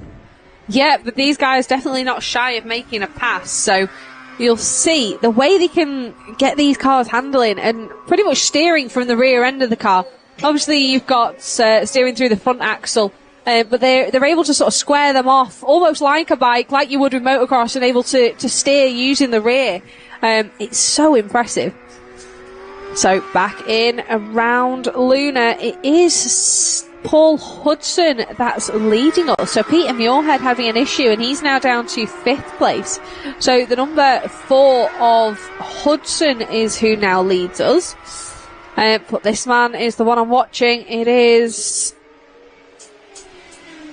let's have a look. Macbeth, he's dropped down our timing screen. Peter Muirhead now up to 4th on our screen.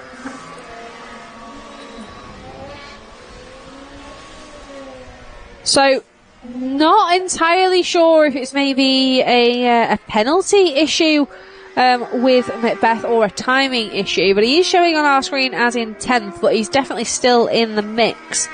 Up at the sharp end there, you can see him on track, the number 150 out there in front now of Paul Smythe. So on track he's now up to 3rd, but it looks like our timing screen is painting another picture. Yeah, I did notice that, Danielle. I wasn't sure what had happened there. I saw him dropping down the timing board, and my first thoughts was, oh my God, I've given him the curse again. But he's certainly running there, and has actually made a pass and pulled a bit of a gap as well from the outfits behind him. So no idea what's going on there on the timing screens. Could well be a transponder issue. Yeah, possibly. We'll have to have a little chat later on. So we've got 3 laps remaining out there now, and it's been a cracking race. But like we say, it was Macbeth that started at the very back of this one. And to see him come through the group like he has, it just goes to show that that's experience definitely not wasted. Peter Muirhead now showing on our timing screen as up to 4th place.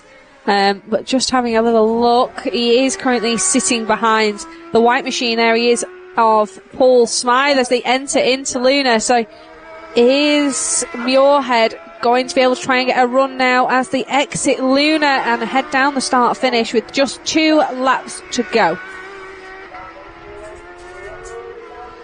Oh, a little bit of a mistake there from Smythe, spinning up the rear end as they head up over the mountain. Then it's hard onto the brakes here and back round onto the paddock straight. He's certainly taken a look as the number 8 machine there of Peter Muirhead. He has 2 laps left to do it, showing him a wheel there. His front wheel was in front of the rear wheels of the machine in front. Less than 2 laps to go now, and it's for the last of the podium finishes. So definitely all to fight for there. Yep, and Muirhead definitely one that isn't shy of making a move. He hasn't made it stick just yet, though. There's our race leader. That's the number 4 of Paul Hudson. So already making his way back towards Luna under absolutely no threat at all from Kershaw in second, with a gap of over 8 seconds on that last lap. So a fabulous drive there from Paul Hudson, who I think would be okay with us not catching too much of him on the live stream today, seeing as he did run off and hide at the front. But a cracking drive there from Hudson. There it is. So we've got Kershaw and Smythe across the line, and Muirhead. Let's have a little look. Yeah, Paul Smythe managing to hold off Peter Muirhead for 3rd place. It's then a 5th for Duncan Oakes, with Dave Milnes in 6th place. Jeff Wilkes, after a good strong start, dropped off slightly, finishing up in 7th. And Duncan Macbeth ending up in 8th. So that's what he shows on our timing screen. So we'll have to see if there's any disputes on that one. But that is all for our Superlights for the time being. That was a mixed class. And coming up next, we've got some more mini bike action coming up. We have our adult mini and super minis. So this is their 2nd race of the day. There you go, on screen. There are our Superlight Sprint Race 1 results.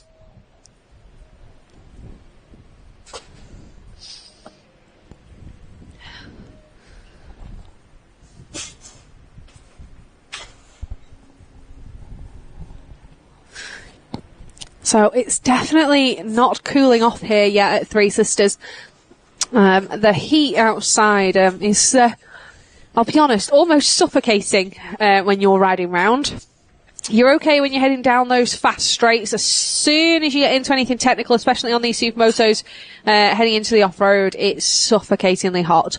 Don't forget, all our competitors, whether they be our mini bikes, our Supermotos, or our Superlight drivers, all out there in full protective equipment.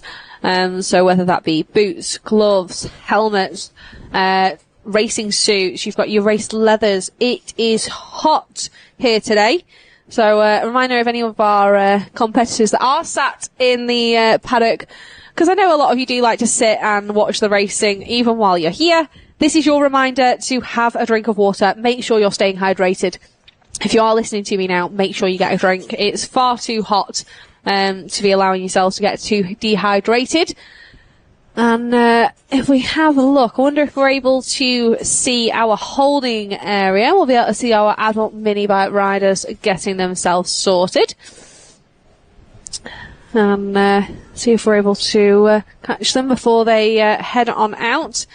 But it was Charlie Barnes who took the race 1 victory from Chris Wells and Joe Mills in 15th after getting the whole shot.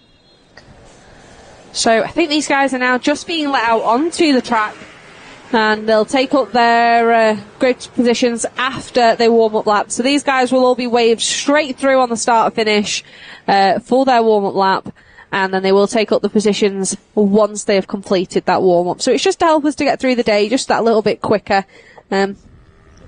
Just one less hold up and slowing down here, because we do have a lot of racing action to get through today. And again, another reminder, if you're not already, make sure you are subscribed, following us, liked, everything you can over on the social medias. It makes a huge difference to our championship.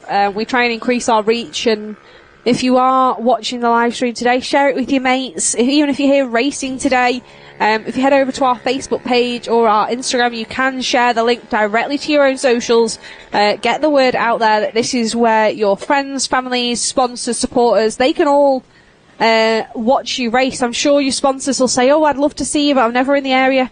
This is their opportunity. They get to see where all their hard-earned money is going. So just a few more riders to make their way round for the warm-up lap. That we had a few mechanical issues potentially for riders as they were getting themselves sorted. So this is the first of the riders now making their positions for the adult Super Mini Race 2. There is still 11 more races to go this afternoon, Danielle. So as you say there, very, very packed out schedule for the day. The back of the grid is just forming now.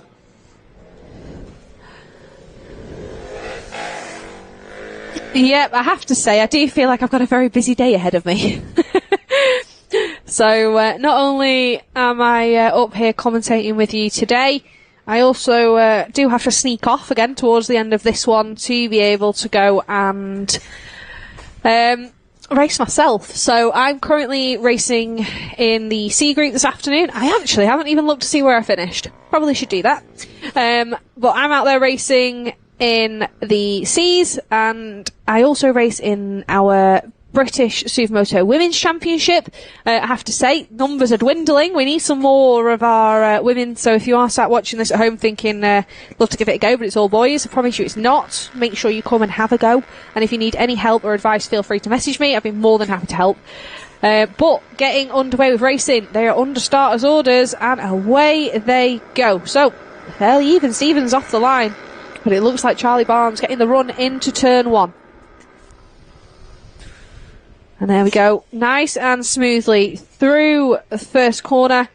And then back through into the valley section. As we said, no off-road for this one.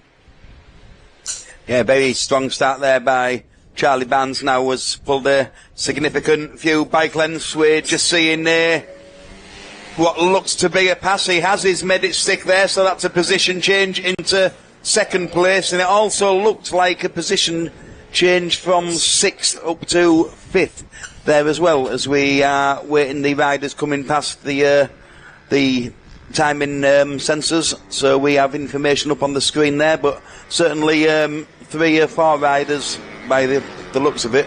We actually have a stoppage to this race. Yeah, it looks like we've unfortunately got a red flag, so we'll just do a race stop just to make sure that whoever that is attended to quickly and safely, so all our riders are aware that in a race stoppage they are to just stop. Our riders are very, very good at that.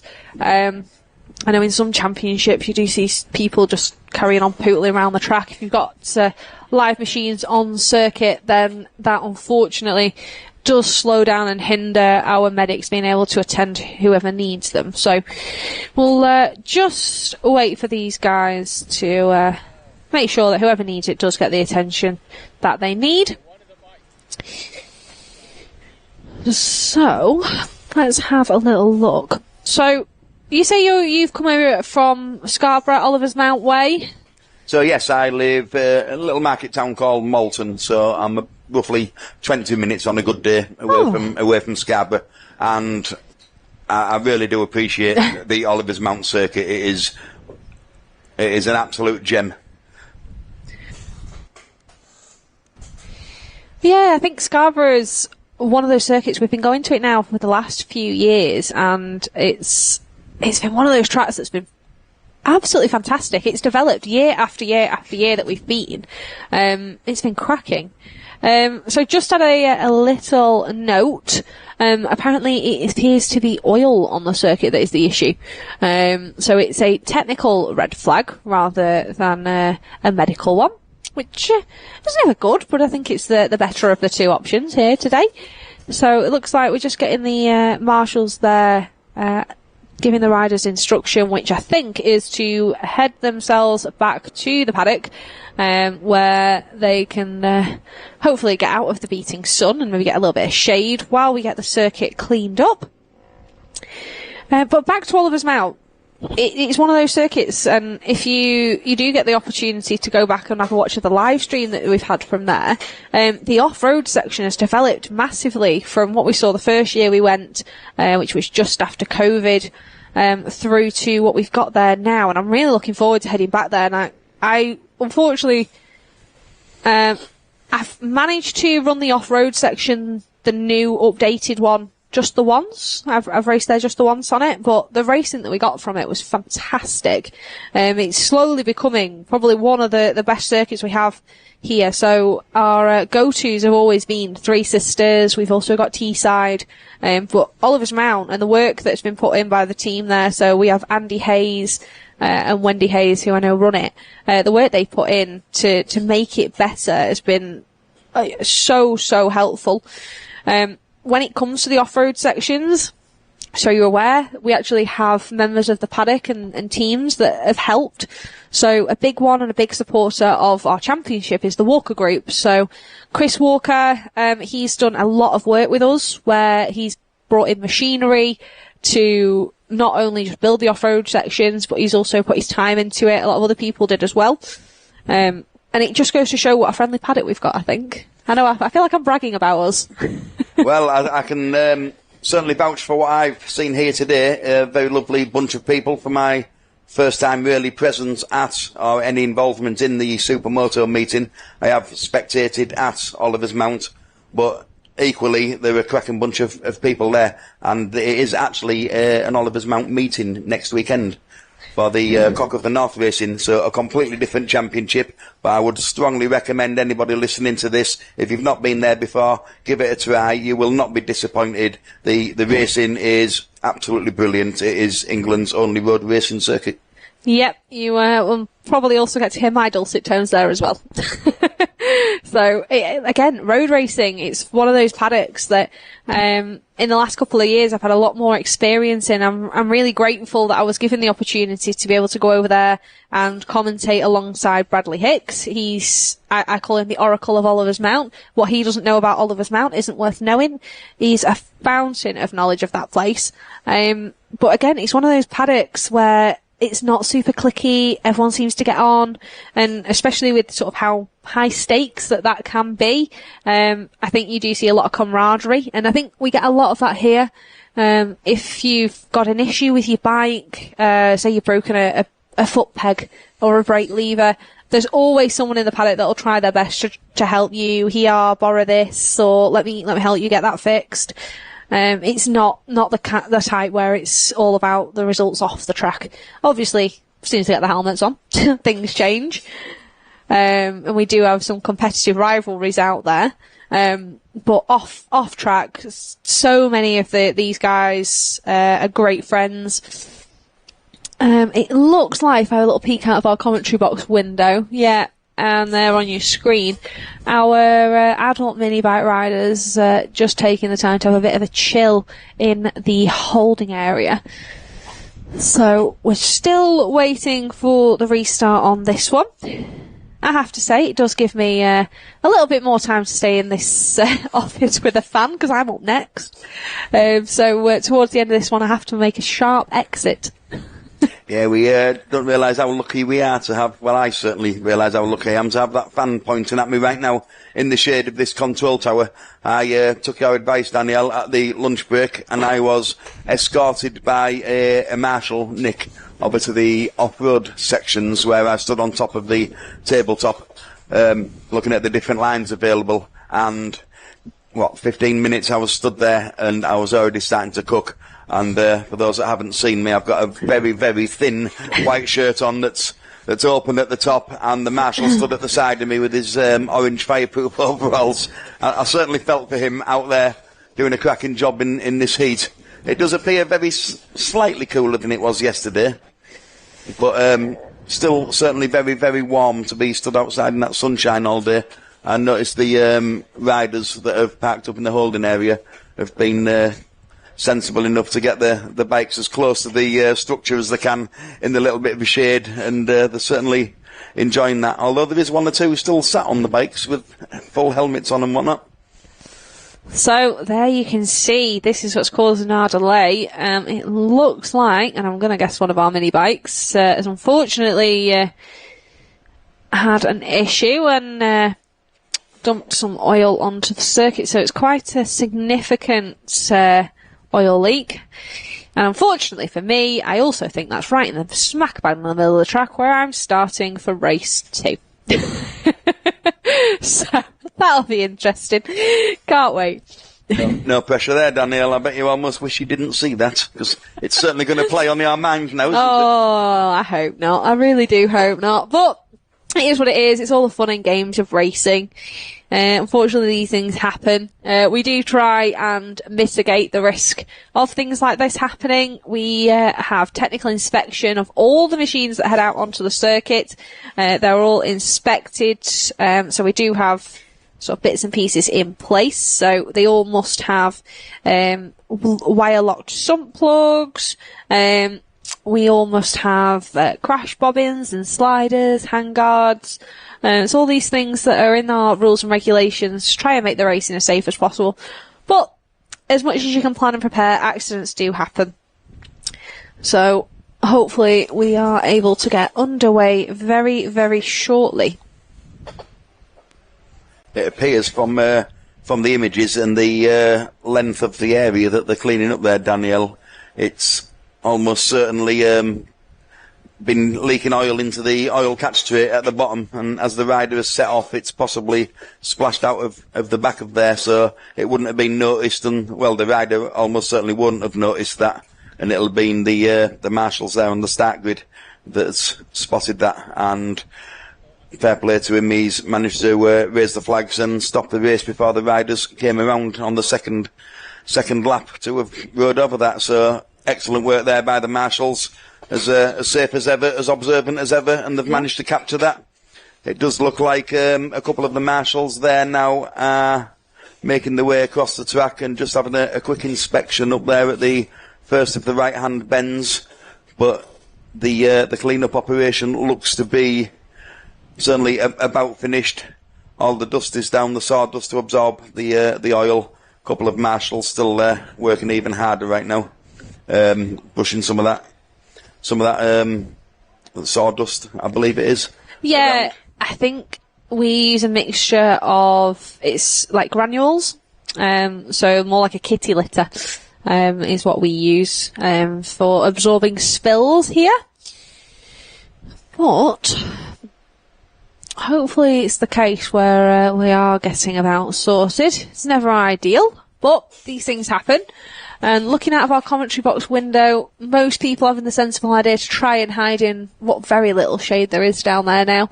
Where the sun is, the actual shed that we have down there really isn't offering much cover from that sun. So last thing you want to be doing is sitting down there and baking in this heat. As soon as I know I got back from my first race, straight back to the van, dumped the bike and tried throwing off as many of my leathers as I could. Leathers, helmet, gloves, everything off. Felt like I was overheating, sat on the bike. It's weird. So as soon as I got off the track and I slowed right down to walking pace to come through the paddock, I could feel how hot the bike felt. But I was sat there going, oh my God, get me off this thing. Get me off this thing ASAP. So it looks like our response vehicle has made his way back to the paddock. So we'll see.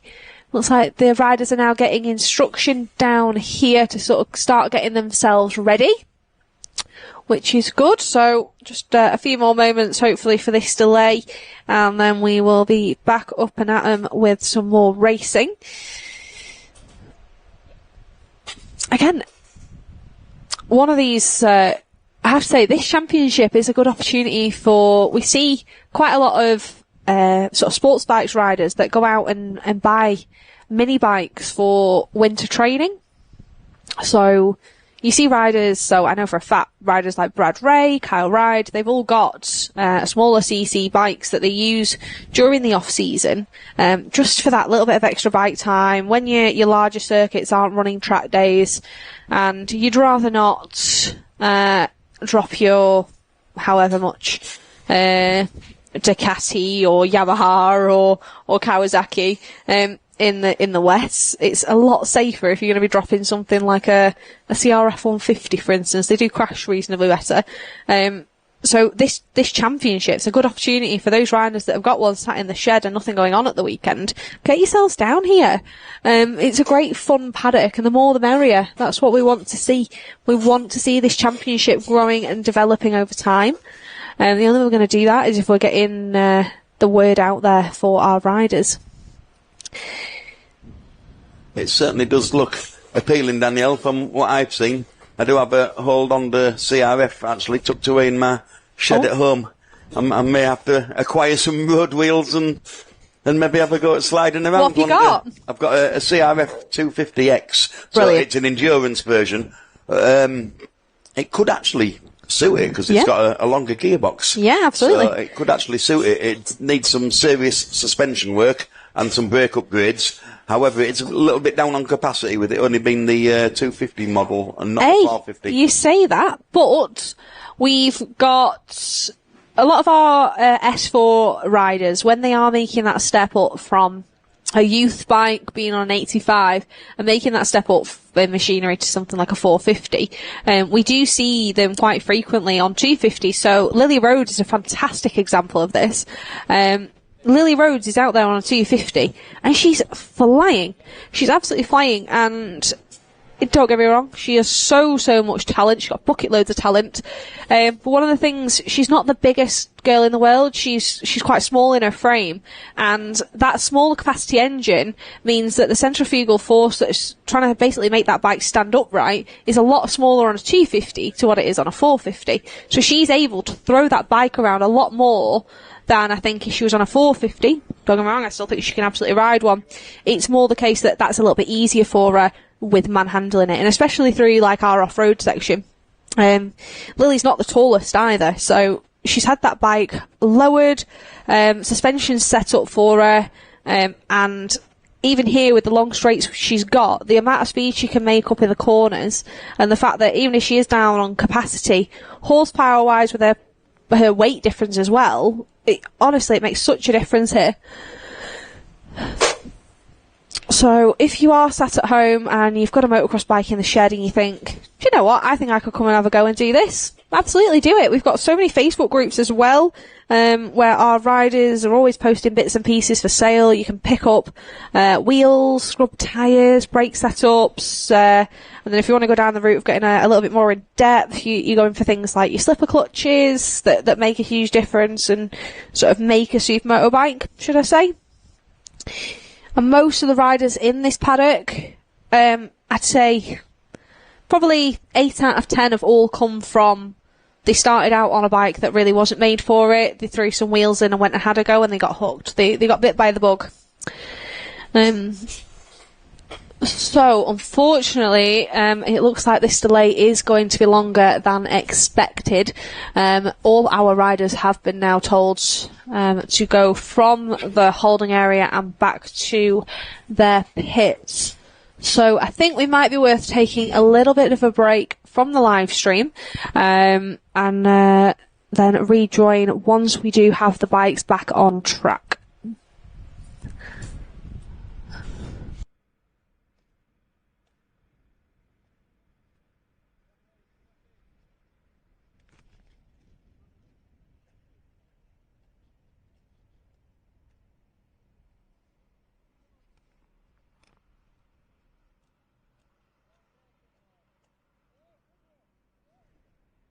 Oh, they're doing loads of it now, mate. Oh, all this is getting done.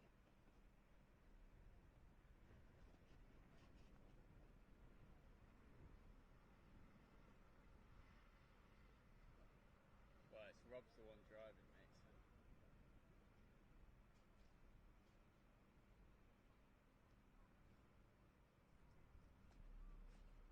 Yeah, the oil's gone all the way around the track, which is actually ridiculous.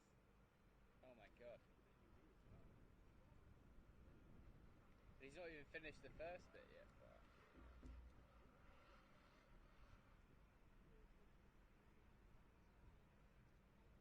Yeah, yeah, yeah.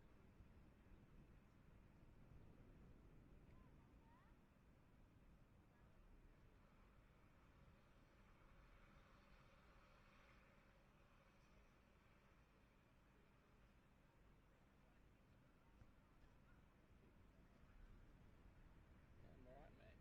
Just watching guys. I know, mate.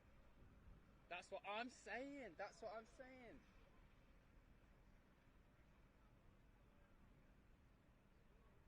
Now the bike.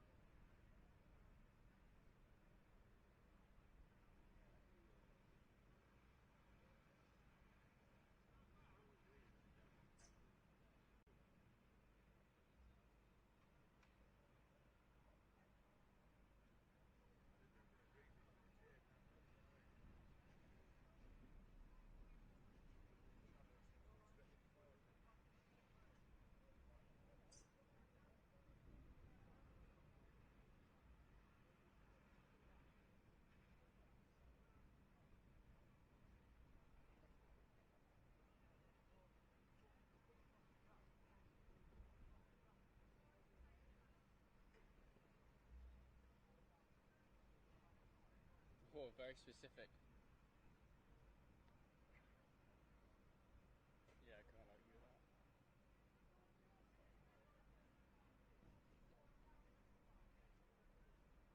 Oh, they're doing it.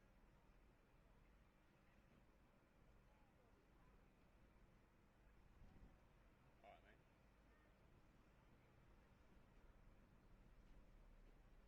Yeah, yeah, it's for like. It's for couch potatoes, that, isn't it? That's for people who. That's for people who don't move.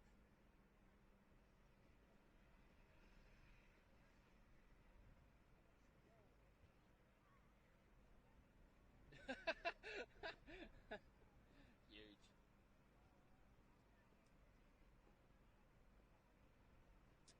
Jesus fuck this. There you go. This.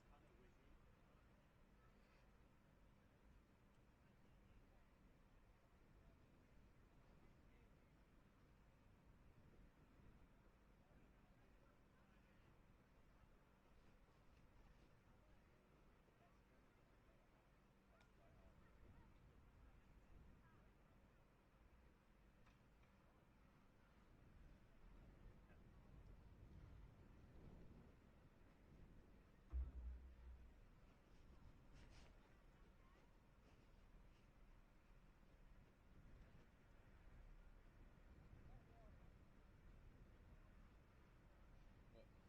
Into the outdoor centre. I swear outdoor instructors are used to seeing more tofu. Tofu? What do you call?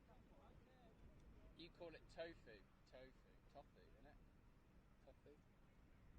Tofu. Corfu.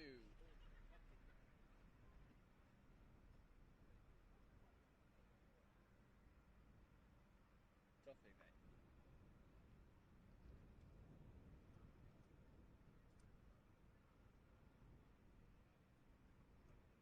Yeah, because it's not English word, is it? Nah, that's so right. Sometimes it's not English.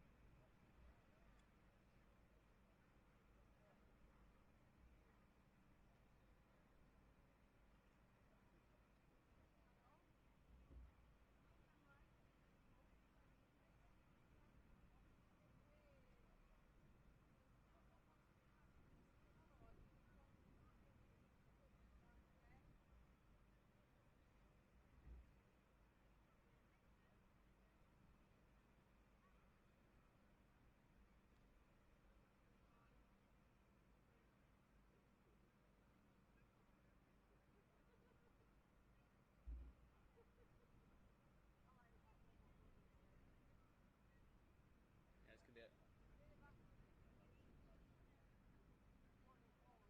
Oh, you were like just chomping it.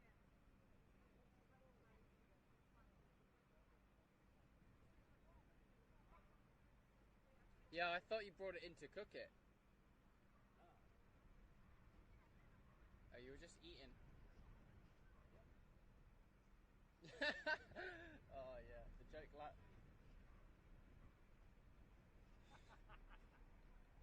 Oh mate, I could do. I know we've said it. I'll drop another hint. I could really do with a Solero right now. You know. So, like, I do love watch guys doing sweeping, but you know, it would be much better with a Solero to watch it. You know, men doing work. You know.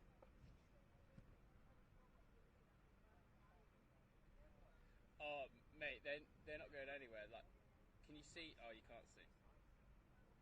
No, you are going to say that in 10 minutes time. Look.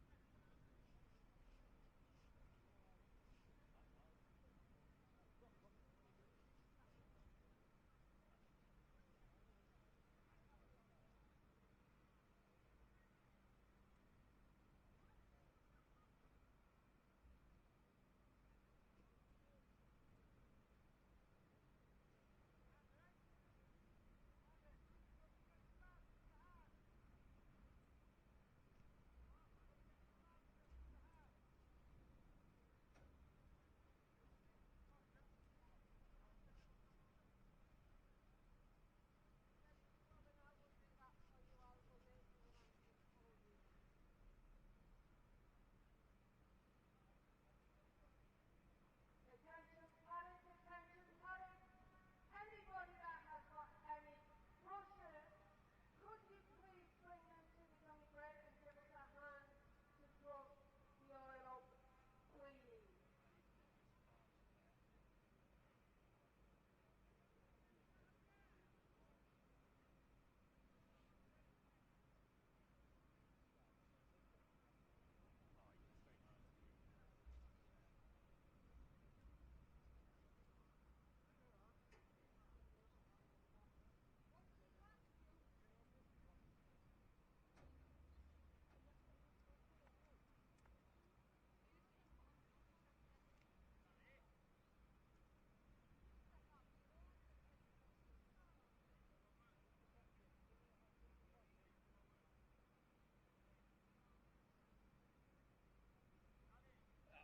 Harry, mate. Yeah.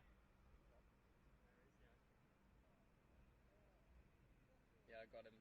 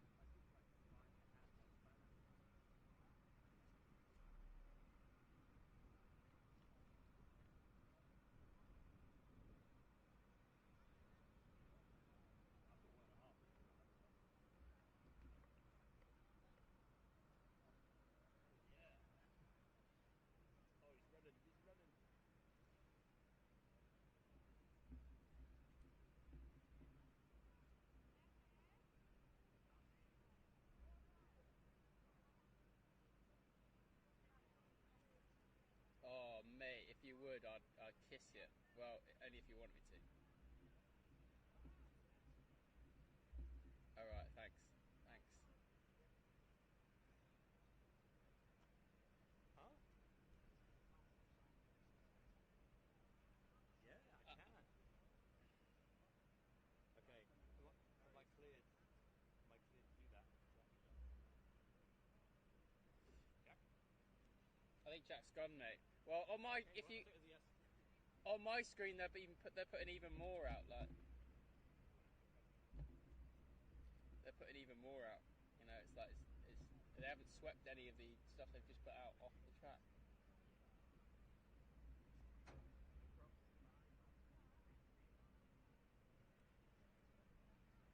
Alright, so it's near the cafe. Walk to the cafe, chap. Where we first went in. Yeah, it's right in front of the water bit. Well, you're on comms, aren't you? I'd like a Solero, but if there's no Solero, I'll let me know. A Magnum would be pretty fresh. A Magnum would be quite dank.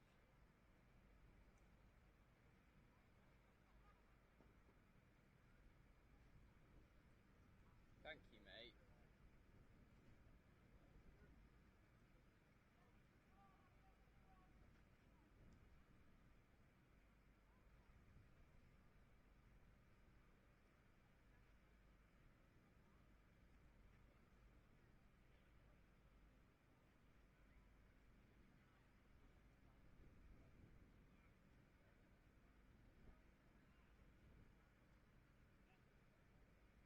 Yeah, mate, it's still going. They're still putting more out, innit? They're putting it. They're not.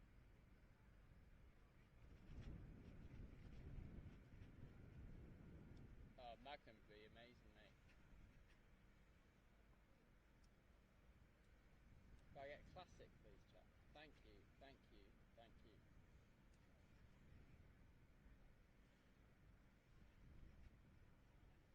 See this guy's bum.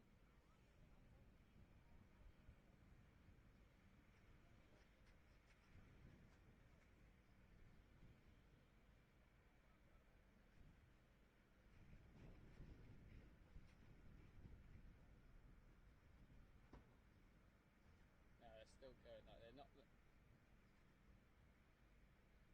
So when they put it out, they then have to sweep it off. Like.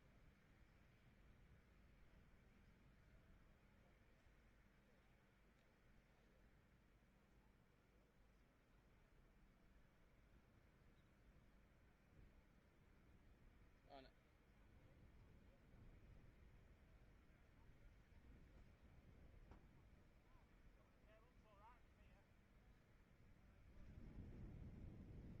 Could I get a classic, please?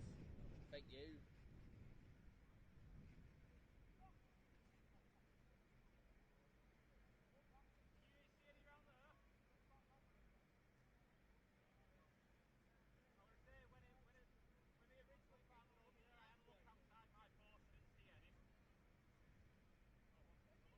Attention paddock, ladies and gentlemen, boys and girls, we've done our best to make some nice repairs to the track due to an unfortunate incident. So when you go out, please use your sighting lap, use your warm-up lap, whichever way you want to call it. They might start wrapping up here, lads. On the track, what line to take, and then you know where you want to be for your race. So we're going to review. Can I have all adult relays and all adult super minis back to the holding bay, please, and we'll get you out. Okay. Thank you.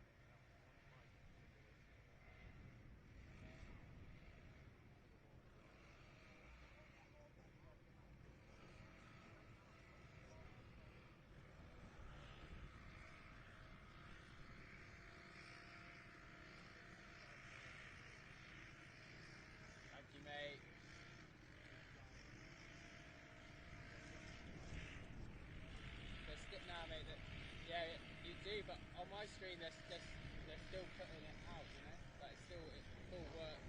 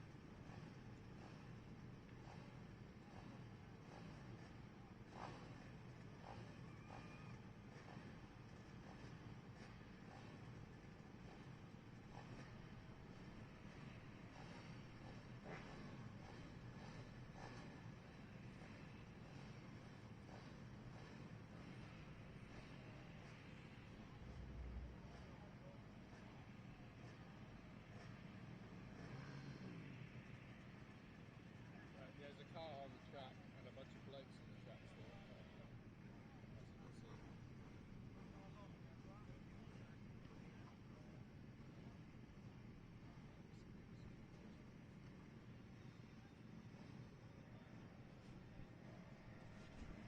They've got the leaf blower.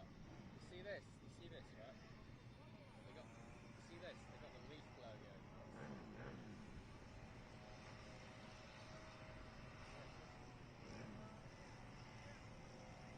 I think the leaf blower is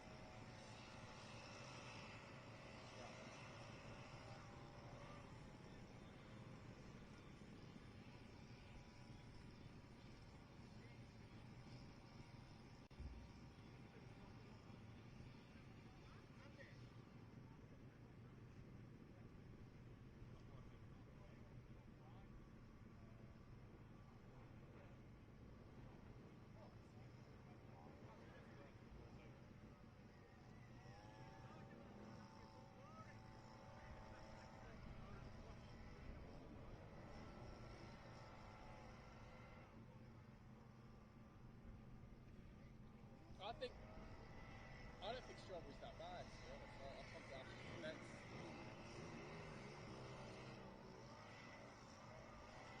Oh, sorry. Yeah, sorry. I was eating, so I had it pushed away. I said you can get the ice cream. Yeah, I'll defend Ash. I think. Oh, it's just like one of those, like the ones with the chocolate in the base, like the Cornetto one. Wait, look. Wait, was it like a Mr. Whippy? Like strawberry? I don't really know what that means.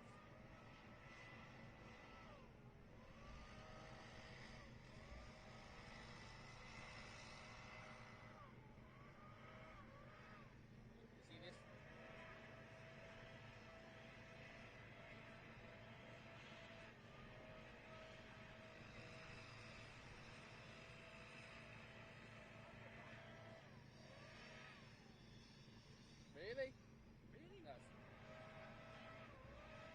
go for? I quite like I like rum and raisin, chocolate chip, mint chocolate chip. I quite like pistachio ice cream. That's quite good.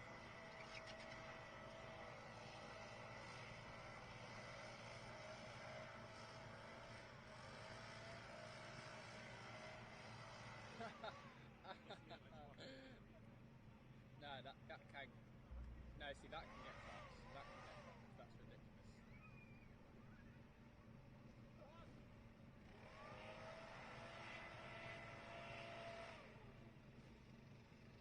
Yeah, see, pistachio. Did it? Did it? Is that? See, everything's Yeah. Oh yes. Oh yes.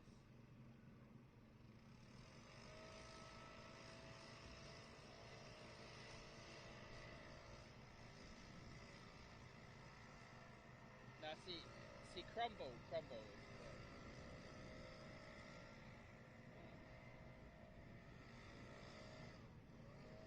Now then, where are you going for dinner, mate? Where is that happening? Yeah, yeah, I'm not. No, he needs to know. So that he's going to avoid it. You've been going to like somewhere called like the Pigeon and Carrot or something. Some like fine dining place.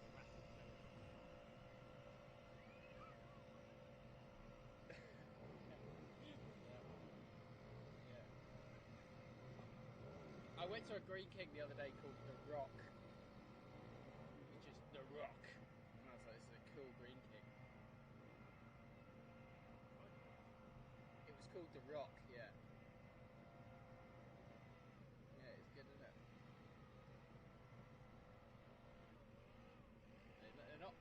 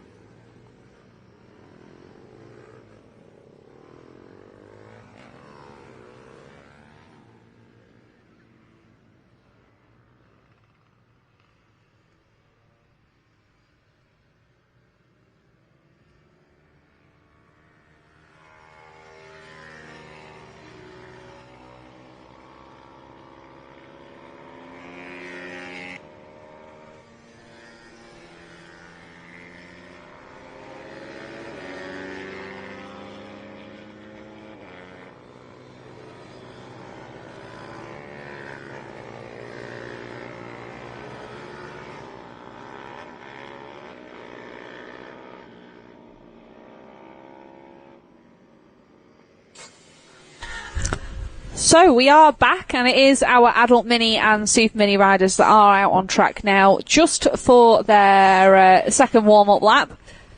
Now, we had a little look, John, didn't we? The oil spillage was a little bit more than we thought at first, wasn't it? Yeah, it certainly was. Unfortunately, it appears that it was on several different places around the track, basically from where it was seen on the monitors around the grid area, but also every corner between there and the exit of the track back into the pit area, which the rider was completely unaware of, but the marshals did spot it. So we've had a bit of a group session and borrowed some people from the paddock area with sweeping brushes. Everybody's got stuck in on this red hot day and played the little part, but gladly we are ready to go again.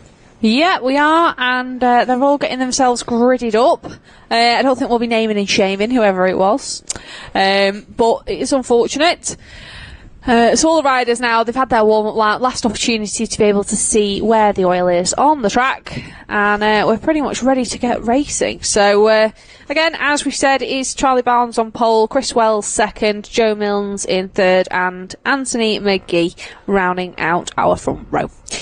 So let's get these guys underway. And just keep an eye on the marshal at the front. There it is. Red flags up, waved, pointing over to our lights on the gantry. And as soon as they go out, we will be underway. And there it is. And a great start there from Barnes. That was actually a better launch than we saw for the first attempt of this race. And you can see there, you'll get a better idea of how much oil there was tracked around this circuit, unfortunately. But it gives us an idea of racing lines, I suppose. Yeah, and you're right there, Daniel. Absolutely flying start again there by the race leader, Charlie Barnes. However, second, third and fourth place, I believe, have swapped place a couple of times already in the opening 2 or 3 corners. Certainly a good battle on there for second, third and fourth place. Yep, it is. So there he is on screen, our race leader, and we're already heading round into Luna. And like you said to me, this oil being tracked around the track is going to probably pose a mental issue for some of our riders that won't want to ride across that, which understandably it's not ideal, but it's one of those things we are going to have to just make do. It'll certainly be it will reward the brave in this race, I believe. So I will unfortunately have to shoot, go get myself ready, because they have actually reduced the laps on this one a little bit. So it doesn't give me a massive amount of time to get ready for my race, but I will see you very soon. So yes, thank you very much, Danielle. We look forward to seeing you out there in action. Myself and the fans at home will certainly be cheering you on for your second race of today. So currently in this race, the Adel Super Mini race 2, we have Charlie Burns, and upper position there is the 69 machine of Anthony McGee.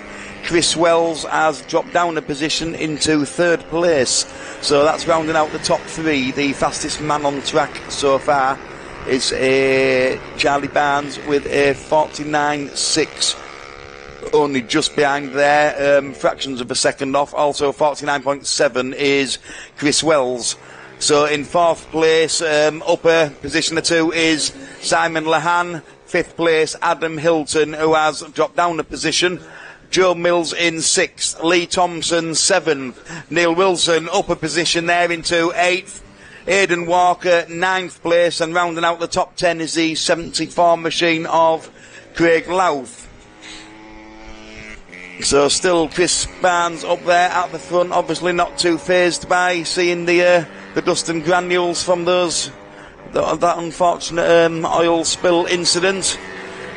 And the top 2 riders are the only riders currently in the 48s as a lap time. So still Charlie Burns by Chris Wells by Anthony McGee. 3 laps to go in this race. We are very close there in 8th, 9th, 10th, 11th. Certainly having a battle and a good scrap there for places as they come past the control tower. One of those machines sounds absolutely fantastic, popping and banging as he tips into the corner there. And as we can see on the live screen, there is no off-road section for this group of riders out there, but it's still Charlie Barnes there out there in front with Chris Wells and Anthony McGee.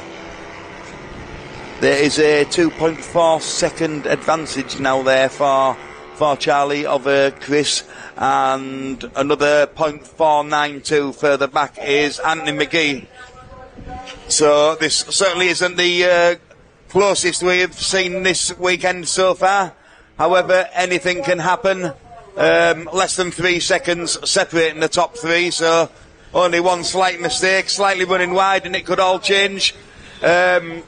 7 seconds back from the leader is 4th place, which is Simon Lahan, still having a very strong ride.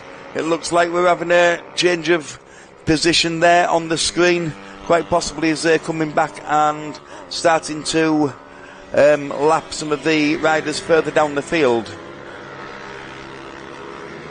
It's certainly getting close now between second and third. The first place rider is starting to run away into the distance, but the second and third place positions are very much still to fight for. Only a couple of bike lengths in there onto the last lap, so they're certainly running out of corners. If Anthony McGee would like to do anything about that with Chris Wells. So still the best lap of this race so far is Charlie Barnes, although there was 0.8 of a second quicker was Chris Wells, the current second place. So catching Charlie Barnes, but unfortunately there just wasn't enough laps as the top three come over the finish line in the positions as they held for most of that race, in fairness. So that's Charlie Barnes in first, second Chris Wells, and the final podium position there of Anthony McGee. Fourth place is Simon Lahan, followed by Adam Milton, Joe Milnes, Lee Thompson, Neil Wilson, Ruby Booth up there, up into ninth place, and rounding out the top 10 is Aidan Walker. We have Chris Louth, 11th place, Jim Pallister in 12th, Roman Ratcliffe in 13th, and Darren Rigg in the 14th position. And that concludes our Super Mini and Adult Mini Race 2. So next up, making their way to the Holden area, now I can see, is the Solos Group C for Race 2. And we will be wishing Danielle, my commentator, I'm Danielle's assistant commentator, in fairness. She's much more experienced than me, but she will be competing in this race, so we certainly wish her luck, and I will be able to, when the timing screen in front of me changes, I should be able to see what position she was in the last meeting. So we wish her all the very best as the riders are starting to fill up the Holden area now. As the three machines from the podium finishes of the Super Mini race are having their pictures taken now in the Holden area. Looking very proud indeed, and the hair certainly looks a little wetter than it did before the start of the race, which makes me a little jealous because I don't have any hair myself.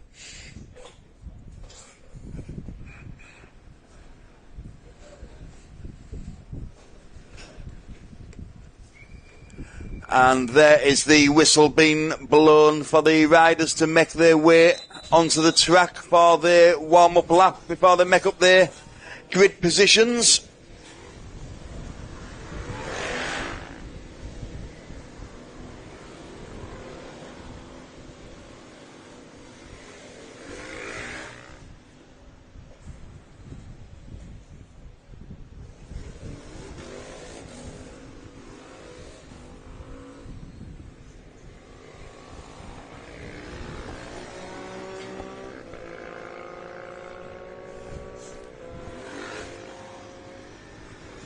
So the line-up for this race will be Sean Jones taking the front row with Jamie Goldthorpe, and also Lily Rhodes there rounding out the front three.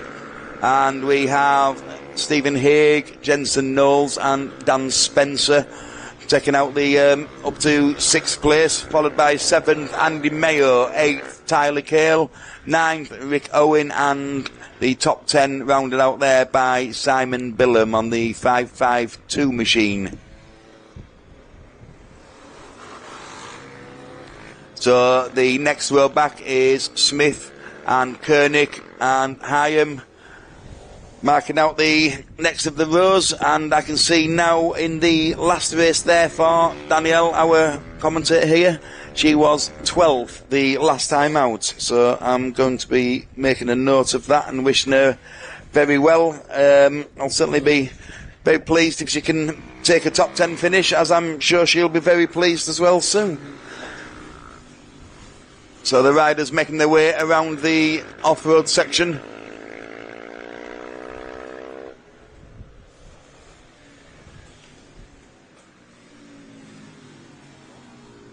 And during the lunch break, we had a water bowser, so that was water in the very first of the off-road sections, where the very first time they come off the tarmac, it's a 90-degree right hand into a downhill off-road gravel section, which was kicking up quite a bit of dust. So that has been watered during the lunch break, and it's certainly looking much less dusty there now, which I'm sure the riders further down the middle of the pack will be grateful for when this race gets underway, as we start seeing the first two rows of the grid forming now on our monitors for those watching the live stream.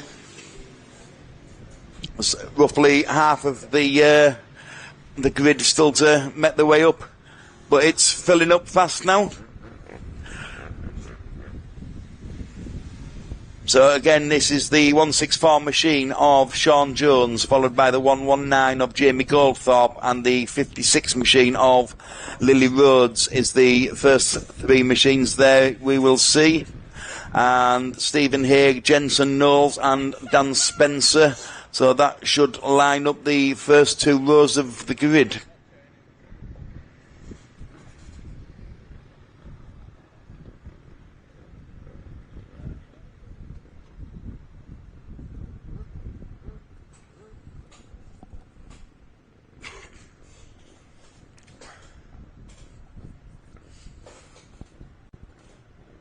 So the grid now looks to be pretty much finalised.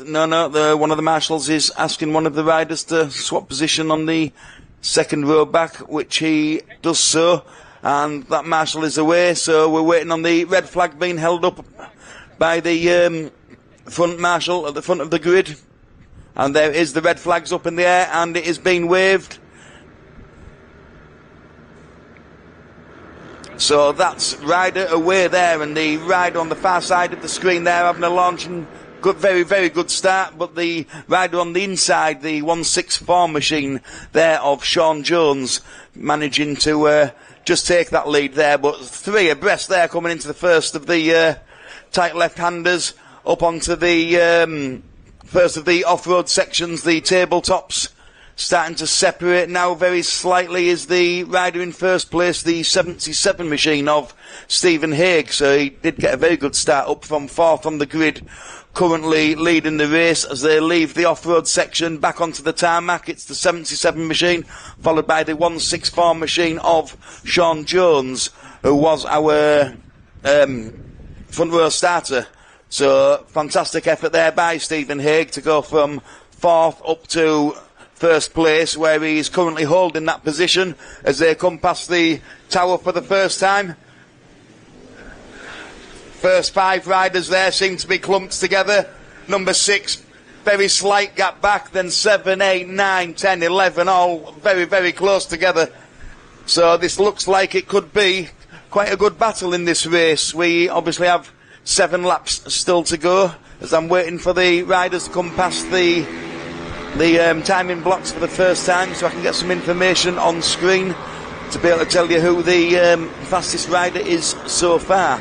So the top two riders, Stephen Haig and Sean Jones, are lapping in a 1:17.7 and a 1:17.9. The next two riders are Jamie Goldthorpe and Dan Spencer, both lapping in 1:18s, and 1:19 is the fifth place of Andy Mayo, and the 1:20 Dean Smith. So absolutely nothing there between sort of the first 8 riders, really. So positions 2 and 3 have lost positions from the grid position. Obviously Stephen Haig taking that from 4th up to 1st place. Dan Spencer has improved his position. Also Dean Smith and Tyler Cale. Lily Rhodes, unfortunately, has dropped down a position into 8th. Also, Rick Owen down to 11th, with Danielle, as I was hoping, is currently up there in 10th place. So she has made positions from the grid position, currently lapping in a 1:22.717, which is just over a second a lap quicker than Rick Owen, who is in 11th place just behind her. And everybody below that position is lapping slightly slower, so Danielle there having a very strong ride in 10th place. Dan Spencer in second has just set the fastest lap so far, only just fractions of a second with a 1:21.317 over a 1:21.321 from Stephen Haig, who still holds that first place. And also in the 1:21s is the third place of Jamie Goodthorpe. It does appear Dan Spencer has taken the second place there, so rounding out the top three now is Stephen Haig in first, Dan Spencer in second, Jamie Goodthorpe in third place.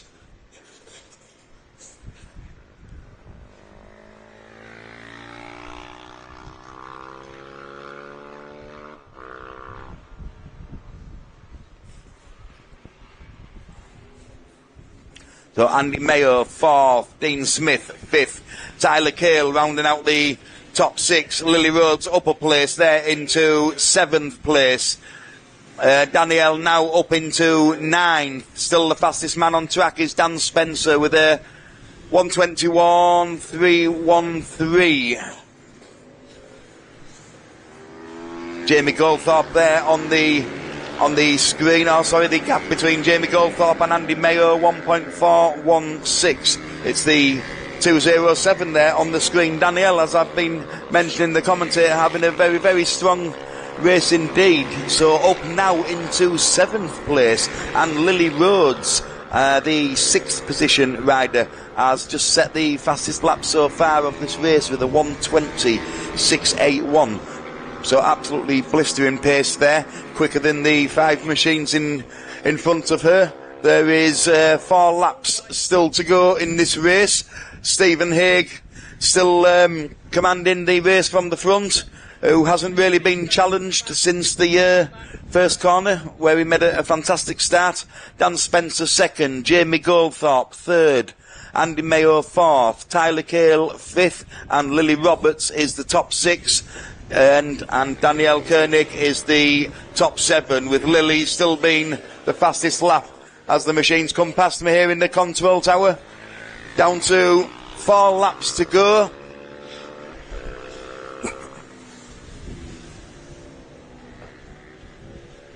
Just outside of the top 10 upper position there is Jonathan Reed in 11th, Stephen Winter 12th, Danny Warp in 13th, and round out the top 14, James Wallace Moores. So Stephen Haig now with the fastest lap of the race with a 1:22.84. Quite a significant gap there really of 0.6 of a second over the second place of Dan Spencer. Jamie Goldthorpe still rounding out the top 3. We have 3 laps to go as a big clump of riders are currently in the off-road section. The dust is significantly less than earlier, so that was a great job by the team here at Three Sisters during the lunch break of managing to settle that dust down. I'm sure all the riders and the goggles will appreciate that very much. So down to 3 laps to go. It is still Stephen Haig, and followed by Dan Spencer and Jamie Goldthorpe.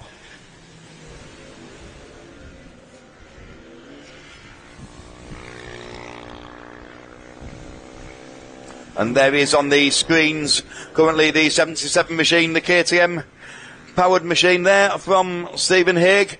There's not a significant gap there now. He's actually under a little bit of pressure there from second place, who is showing him wheels and all sorts of things. So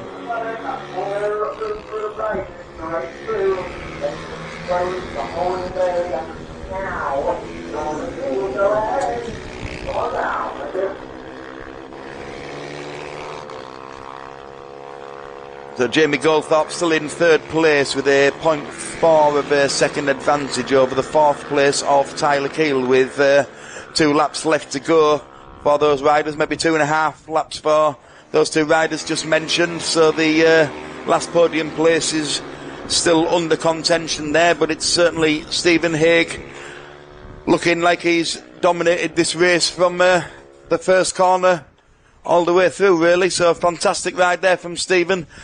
Dan Spencer still in second place, third place Jamie Goldthorpe, upper position, fourth place of Tyler Keel, Andy Mayo Jason Knowles in 6th, and Ian Rodgenson is up a position into 7th position, which does knock Danielle Koenig, our commentator here, down into 8th position, but still a very, very strong ride there from herself, as the leading 2 riders there are approaching the flag, going on to the last lap. They're just coming into the downhill section there of the off-road, which will be next into a tight left, ready to launch up the first of the tabletops there on the gravel section. And it looks like the outside line, the inside line there in the first of the bends, outside of the second of the bends there for Stephen Haig. I actually looked at those lines myself on the lunch break, and I preferred the outside line myself going into the first. Not that I have any experience compared to these guys. So on the last lap now, it is still Stephen Haig in position 1, followed by the 236 machine of Dan Spencer, the 15 machine of Tyler Cale in 3rd place, Jamie Goodthorpe 4th, Andy Mayo in 5th, Jensen Knowles in 6th, Ian Rodgenson 7th, Daniel Koenig 8th, and Rick Owen and Jonathan Reed rounding out the top 10. They are 3/4 of the way round now, the first 4 riders of this race on the last lap, so very sharp running out of corners, and there is that's Stephen Haig over the line, and Dan Spencer, Tyler Cale over the line in the positions that they held for the majority of that race, really. Unfortunately, Jamie Goldthorpe, 4th position, wasn't able to challenge this time for the final podium position. That's Jensen Knowles with a fantastic wheelie over the start line, as the fans both here and on the live stream will have appreciated. So Danielle Koenig, great result there, 7th place. So a 4th place improvement over her first race, so congratulations there, Danielle. 8th place for Jonathan Reed, 9th Rick Owen and Danny Wark, the number 31 machine, rounding out the top 10. Ian Rodgenson there, unfortunately, is dropping positions on this timing screen, so either he has had an incident and was unable to finish, or possibly a timing issue. So I shall have to wait until that is confirmed there. So just outside of the top 10 there was Stephen Winter, 11th place, still a very strong ride. Lewis Hyam and Philip Rigg is 12 and 13. 14th place, James Wallace Mose, followed by Simon Billam, Aaron Hillary, Gary Butler, and in 18th position there is Charlie Smith.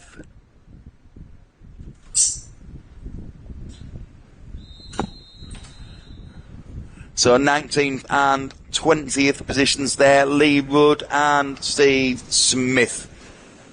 So that concludes our race there for the Solos Group C Race 2. And next up, already out on track for their warm-up lap, where there is a slight delay due to the oil slick incident earlier, so I'm very sure the race organisers here are very keen to get the next group out on track as soon as possible, which certainly seems the case.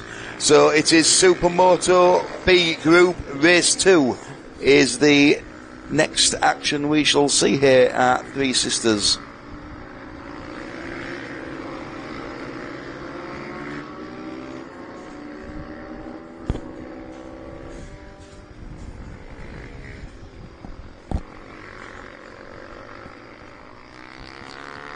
So the grid positions have come up on my screens here. So row 1 in first place position is Kevin Cruthers on the 63 machine. Neil Mellon in the 101 machine in second place. Michael Craig on the third place machine, the 167 numbered machine, followed by Luke Helm in fourth. Byron Johnson in 5th, Adrian Dealey 6th, Edward Danton 7th, Jamie Wilson 8th, Chris Bick 9th, and rounding out the top 10 is Mark Stevens, as the riders are making their way just off the second of the tabletop jumps, the tarmac tabletop. starting to come around past the control tower now. Fantastic wheelie there from the number 4 machine of Jamie Wilson. My kind of man, a man who likes a good wheelie. Show off is certainly much better at it than I am.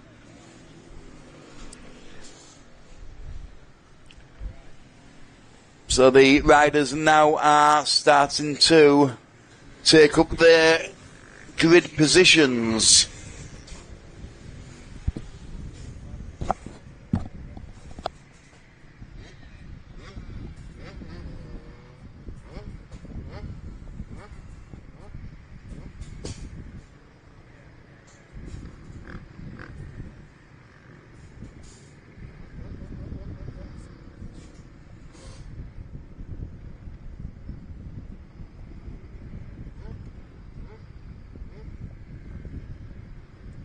So we have 28 machines here on the timing screen for race starts in this coming up race, which is the Group B Race 2.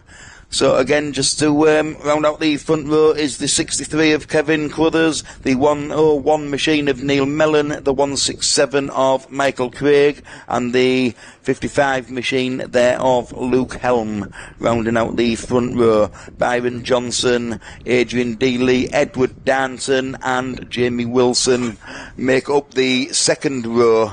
As the grid is fully formed, the riders have their elbows up and the shoulders down. The red flag is waved as the race gets underway, and that's the machine closest to the screens for those watching at home. What a fantastic start there from the 37 machine. Can he stick it up the inside and take that first place? They're certainly side by side as they hit the first off-road sections. Missed out only just on taking that first place from somewhere down on the second, possibly even the third row of the grid. The 37, that was Byron Johnson, so he started in 5th place and absolutely threw it up the inside of a great handful of riders there. Fantastic start. Very slight advantage now as they come off the first of the off-road sections.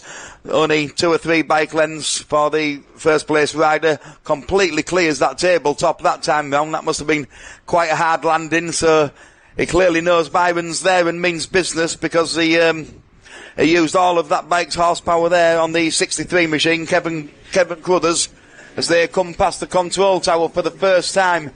First and second place riders and third place have a 2 or 3 bike length gap, but the 4th place rider here of Luke Helm is all over the back wheel of Michael Craig there, looking for a way past for the final of the podium positions.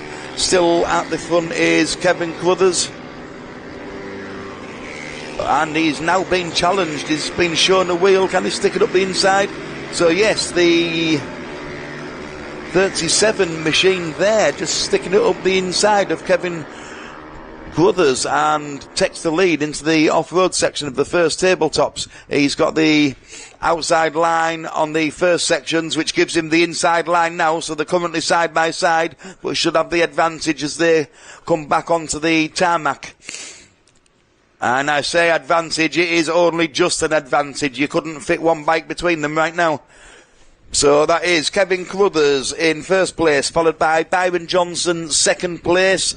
Neil Mellon is rounding out the top 3, dropped a place from his grid position. And 1 minute 13.567 currently for Kevin Crothers. Also 1:13 from Byron Johnson. The next 2 riders are only just behind. 1:14, 1:15 for the 5th place of Edward Danton, who is also up a position from his grid start. 6th and 7th place have lost out ever so slightly and are down a position, and that would make up the 167 machine of Michael Craig and the 555 machine of Andrew Dealey. Then we have Jamie Wilson, Paul Rhodes and Chris Bick making out the top 10, as we welcome back Danielle, who's looking incredibly warm there. T-shirt absolutely so soaking wet. I've just jumped in the makeshift hot tub of Fat and Fast, so a little bit warm. We've got a few riders having an issue there on the lead up to the tabletop for the off-road. That looked like one of the brothers racing, and potentially Kev Crowther's there having a moment. It is hot, but track conditions have improved. It's the off-road, they've swept a load of those small stones I was telling you about, so actually the run up to that tabletop now is much better.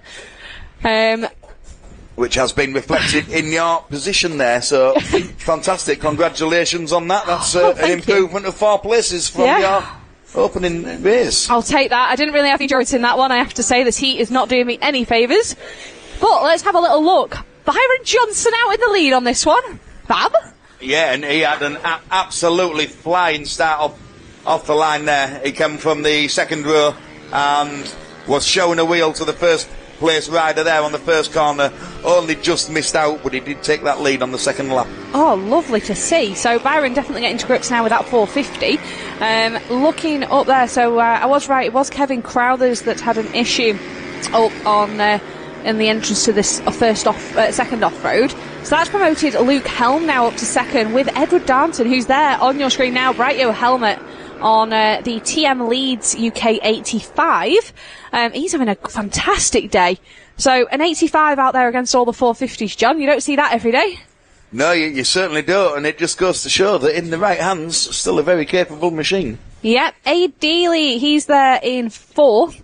Aid coming from more of an off-road background. He's having a good ride, part of the SHRC team, Steve Hillier Racing Company, which is lovely. But there on screen, that is the number 4 of Edward Darnton. So Ed Darnton, we'll see him in our S4 class tomorrow as well for our ACU championship. But he's flying today. There's the 555 of Aid Dealey. I believe he's one of the few riders out there on a Yamaha.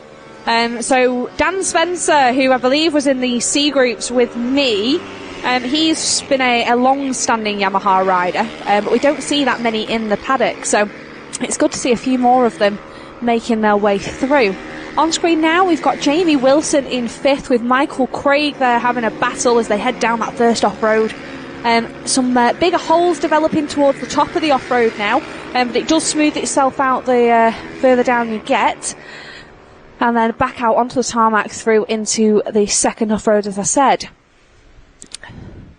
Oh, looks like we've got a rider there potentially stalled in that second off-road. That looks like Mark Stevens. So Mark, who was sitting in 9th place, a mistake from him. He'll be dropping down our order soon enough, unfortunately.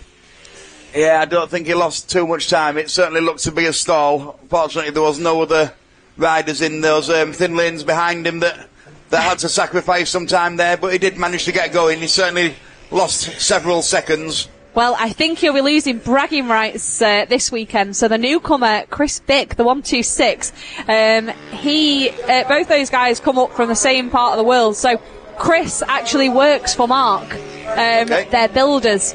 And the other sort of member of that trio is my team boss. It's Andrew Goodsell. So unfortunately, Andrew not with us this weekend, so I've been getting little updates and messages so far this morning when I have been able to check my phone. But I'm certain Andy will be sat on holiday watching Supermoto, so I feel sorry for his poor wife. Yeah, and as I'm looking on the timing screen now, Mark Stevens has actually sacrificed quite a few places there from Chris Bick, who was up in 7th, so Mark Stevens currently showing in 11th place there. Oh, someone's gone down there on the exit of the off-road. It is really fine dust there as you rejoin back onto the tarmac, so I have to say, I know I'm taking it tentatively. Probably a little bit too tentatively so, but I managed to stay on 2 wheels, so I'll take that. Back out front, there's our race leader. There he is on screen now. That's Byron Johnson, so we have 3 laps to go. And we're heading round Luna there with Byron, who, even though he's on the big 450, still managing to try and get his knee down, which is no mean feat on a 450. And the power to weight ratio, the top speed he'll be getting down that straight, I'd be reckoning is definitely up there, close to, if not over 100 miles an hour. So there he goes, looking nice and tidy as we go into the first off-road. Not quite able to clear the tabletop, but that's no mean feat in itself. So he's opted for the inside line there, which gives him the outside for turning back out as he exits this off-road. Really tricky as you come through this section there. We have got barriers now, but it was tyres this morning. And we are getting some lines forming, certainly on the inside of the exit of that line, that are quite helpful, stopping you lose the front just a little bit. This flip-flop section, back round towards the pit lane straight, and it looks like he's got a healthy advantage now of 7.8 seconds. He's flying. Absolutely flying there, and I notice Paul Rhodes, currently in 5th position there, is lapping quite a bit quicker than the two machines in front of him. In fact, all of the machines in front of him from 2nd up to his position there in 5th. He's the quickest out of that group there on track, but with only 2 laps to go, whether that means he can challenge for a position there is unknown at this stage. He's 1.2 seconds further back, but lapping very, very well there, just shy of a second quicker. I actually had a little chat with Paul at lunch. I spotted him because I even said, when I saw his name on the timing screen, I was worried that maybe it was a mistake and it was actually his son Max, but no, super glad to see Paul out on there. He's out on a 450. Did say he's struggling with brake issues so far today, but that doesn't seem to be hampering him in this one. Looks like the 41, or number 4 on the board, of Edward Darnton, he's now up to 5th. And so he did find a way through, but it is last lap for this man on your screen, Byron Johnson. And it's absolutely no mean feat that if he finishes where he is right this second, he will be going up to the A's for the final race of the day. And that's, I think that's just more than impressive. That's absolutely fantastic. Byron Johnson just keeps on impressing us round after round. I think he's been nominated Rider of the Day at pretty much every round he's attended. It's fantastic to see such a young talent coming on leaps and bounds. And here he is across the line with a fantastic wheelie, almost at 12 o'clock there to take the checkered flag in our National Championship B Group Race 2. Absolutely great stuff. I did notice 2 separate riders there from the window of the control tower here. I've been minor mishaps there on the last lap and having to lift the machines up out of the gravel. So as you said, Danielle, all that loose gravel there as it enters or leaves the tarmac must be like riding on marbles for some of these riders. A little bit too far away from my old eyesight to see which race numbers it was, but must be very frustrating to have a mistake like that on the last lap. Oh, absolutely. If you've done all that work and you're getting right to the end of the race, I have to say, endurance today is one of those things that's playing a big, big factor. Just managing to hold on to it and not make mistakes out of tiredness towards the end of these races is a really, really big one. Like, even for me, I could feel myself tiring, and mistakes do happen. I nearly managed to pop out of the inside berm on one lap, and I'm not quite sure. Definitely one of the brothers racing riders was on the outside of me, and he must have heard me scream to myself. It was more out of, oh my god, I don't want to pop out of this and knock him off, because it was totally unintentional. I just caught the throttle a little bit harder than I expected, and only had a bit of a moment. So, coming up next, it is our British Supermoto A Group riders for race 2. So race 1 was pretty much the Max Ingham show out at the front, although we didn't see all that much of him on the live stream. We were focusing on the battles behind him with Alex Mullaney, Ryan Kringle, Dean Hilliard, Jamie Duncan, plenty of people out there all mixing it up, and all these people that not only want to be but are perfectly capable of finishing on the podium here today. So let's wait for these riders. They will get sent straight through for their warm-up lap, as I mentioned earlier. Another thing I will mention, John, where our officials and marshals have put down the kitty litter on the oil, no issues, none at all. If anything, I was using it as a braking marker at the end of the straight. Well, that's a positive then, an advantage rather than a disadvantage, although it must still play on the mind slightly when you can see it. Yeah, these guys in this one are all plenty experienced enough to know where there is and isn't grip. So we are just waiting for them to get sorted. Down in the holding area, just outside our comms box, we do have our top 3 riders all getting their moment to have their podium photo taken. And I have to say, when you see the size of Byron Johnson stood next to the 2 guys, he's just absolutely mullered in that one, shall we say. It definitely puts it into perspective of how much talent that lad has. So a huge well done to Byron Johnson, who we will next see in our junior Super Minis. We'll next see him out, and then in our A group later on this afternoon.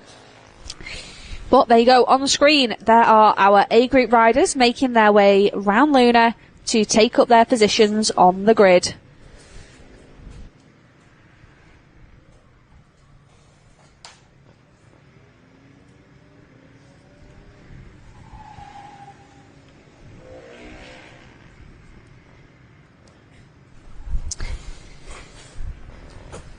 So let's have a look. It will be Max Ingham on pole.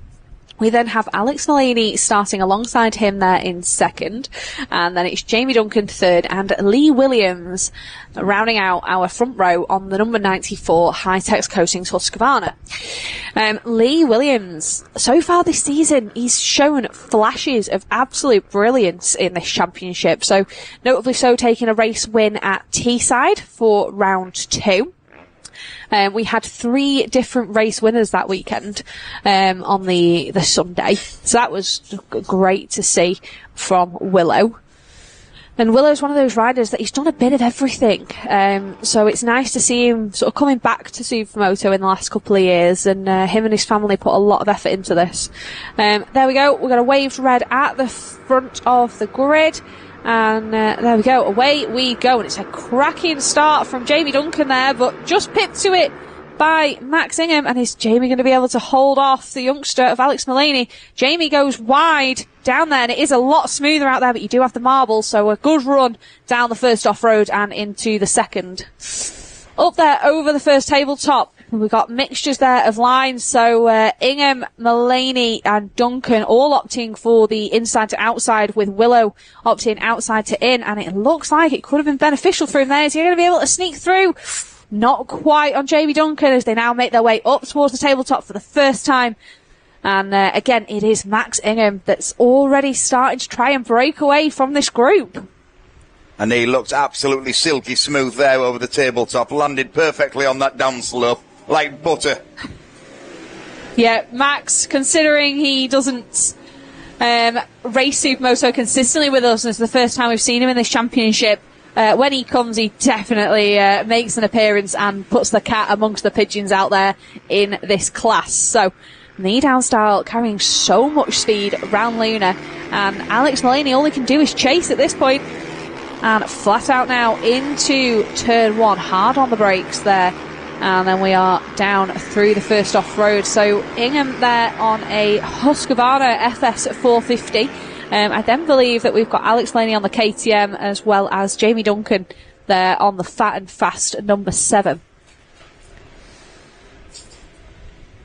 The amount of speed these guys are carrying through this off-road is unbelievable. So Willow there again trying that alternate line, but just not able to come out in front of the Scotsman, and that means he's still stuck there in 4th. A little bit of a mistake there, trying to get the power down on the way up to the tabletop, maybe leaving a 10th or so.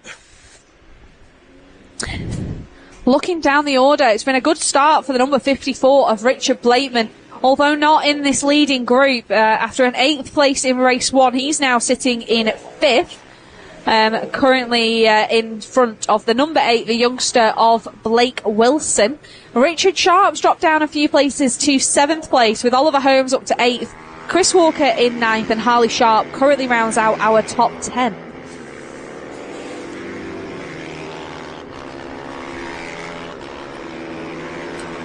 There is absolutely nothing there of a gap, Danielle, between 8th place there on the screen and 13th place.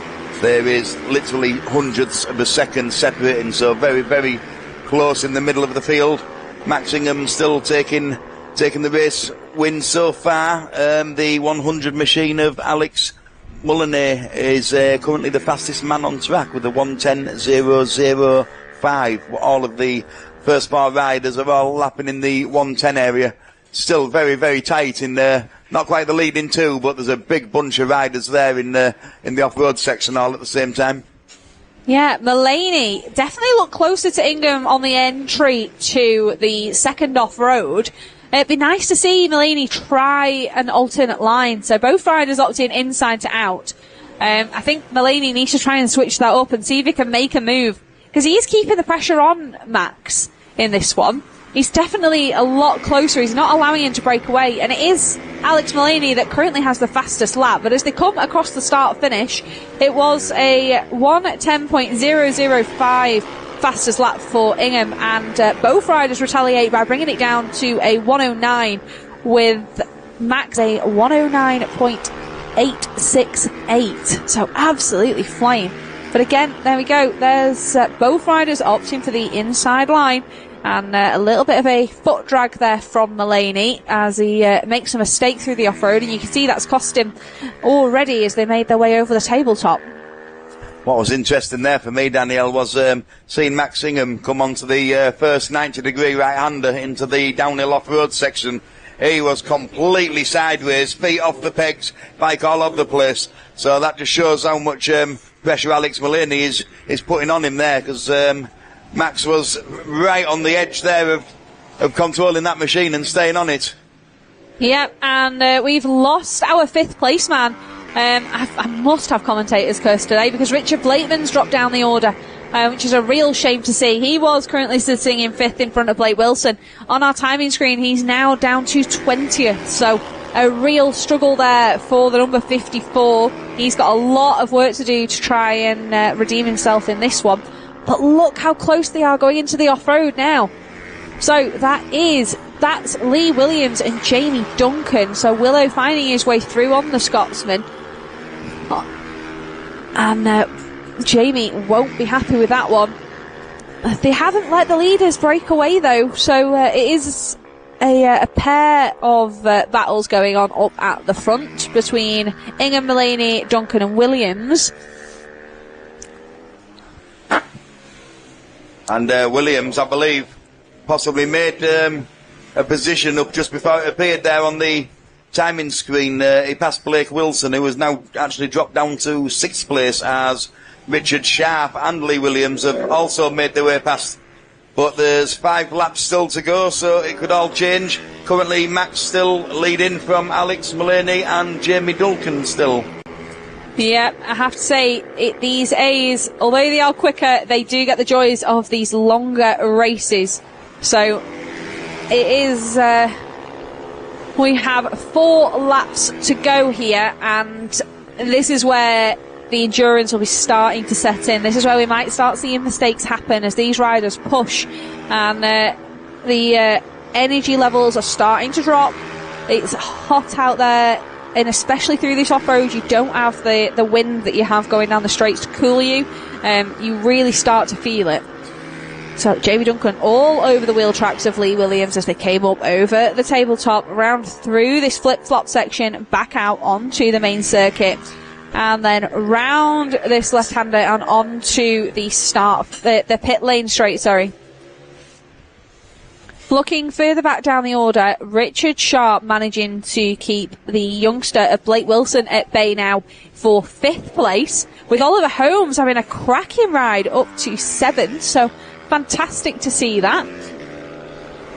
There we go, round Luna, both these boys cranked over as they exit, and is Jamie Duncan going to try and look up the inside? He's not quite close enough to make a move. He looks up, just there where Jamie was, there are some quite big holes. You have to get right over to the right if you want to try and avoid them, but it is very easy to catch the tyres there as well.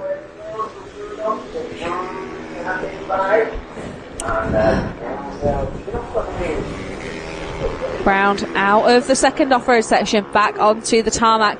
Is Jamie Duncan going to be able to regain this 3rd place, or is the 94 of Lee Williams going to be able to hold the Scotsman off with 3 laps to go? They are absolutely all over each other there, Danielle. There's nothing between them at all. It closes right up on the off-road sections. stretches out very slightly just as they come past the control tower. But as soon as they hit those braking markers, the number 7 machine there of Jamie Duncan all over the back wheel of Lee Williams. This is certainly the closest battle on track right now. Although saying that, I have just seen a pass as they come past the control tower. Unsure of the numbers, but that was a very strong move. I got a glimpse out of my corner of my eye. That was the number 21 of Ryan Kringle, who currently sits on our timing screen in 20th, nipping through on Oliver Holmes. So Kringle's had another nightmare of a race, unfortunately, in this one. There it is. You can see those bumps on that outside berm as they head up towards that final tabletop in through our off-road section. And really challenging trying to find somewhere to pass here today. The off-road, although the two alternating lanes do offer some opportunity, when you're at this level, those lines do have preference, so that inside to outside line is considerably quicker. There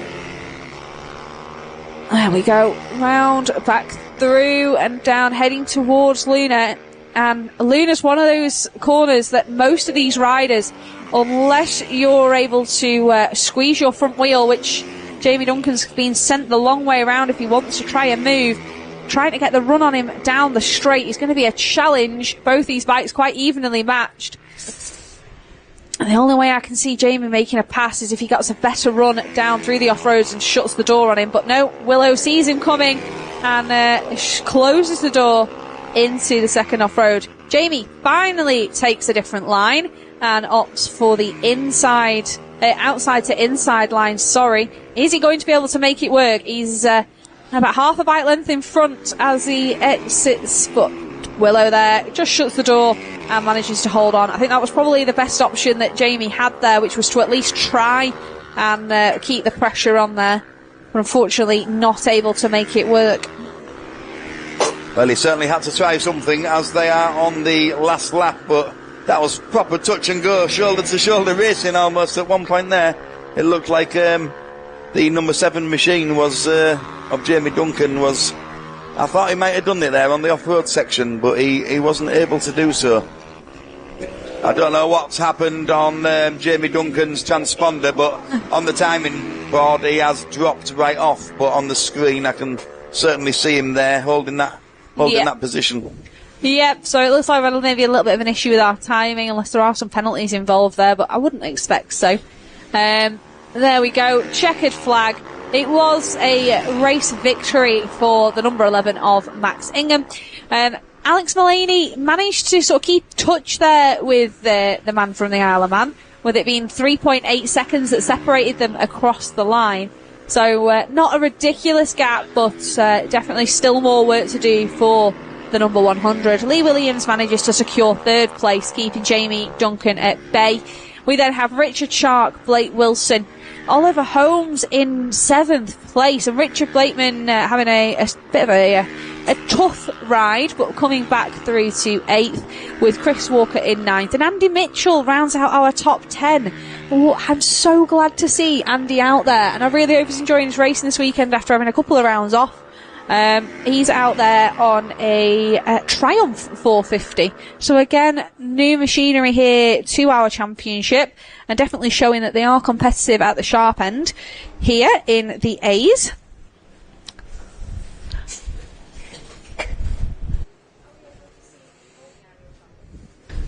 So on screen there are our results, and like we said, we are a little bit thrown by Jamie Duncan not showing there in 4th, but I'm sure we'll find out what's going on there, possibly just a transponder issue.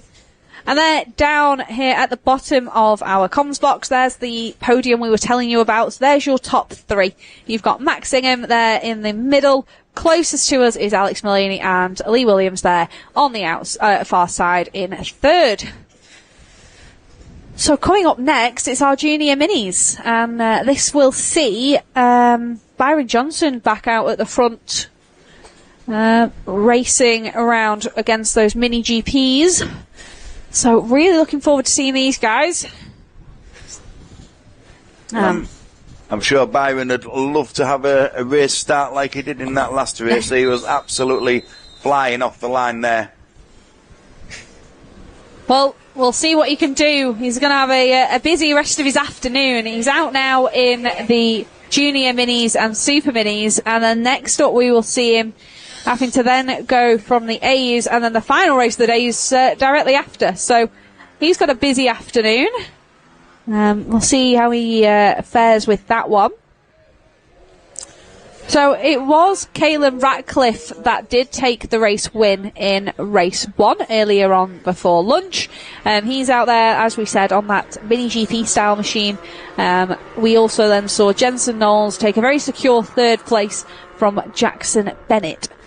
So we'll see if these guys are able to maybe mix up that order. We always like seeing differences and changes. It's sometimes gets a little bit boring seeing the same thing.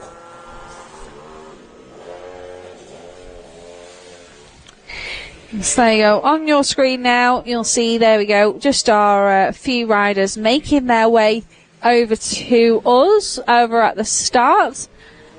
Just looking out of our commentary box window, looks like one of our younger riders, Casey Hillier, she's having a bit of a machine issue. Just trying to, she's pulled off into the centre of the circuit, out of the way, into a safe position. So it looks like the bike's potentially stopped, so hopefully she can get that going. But there on your screen is your starting grid for our Junior Mini and Super Mini Race 2. Oh.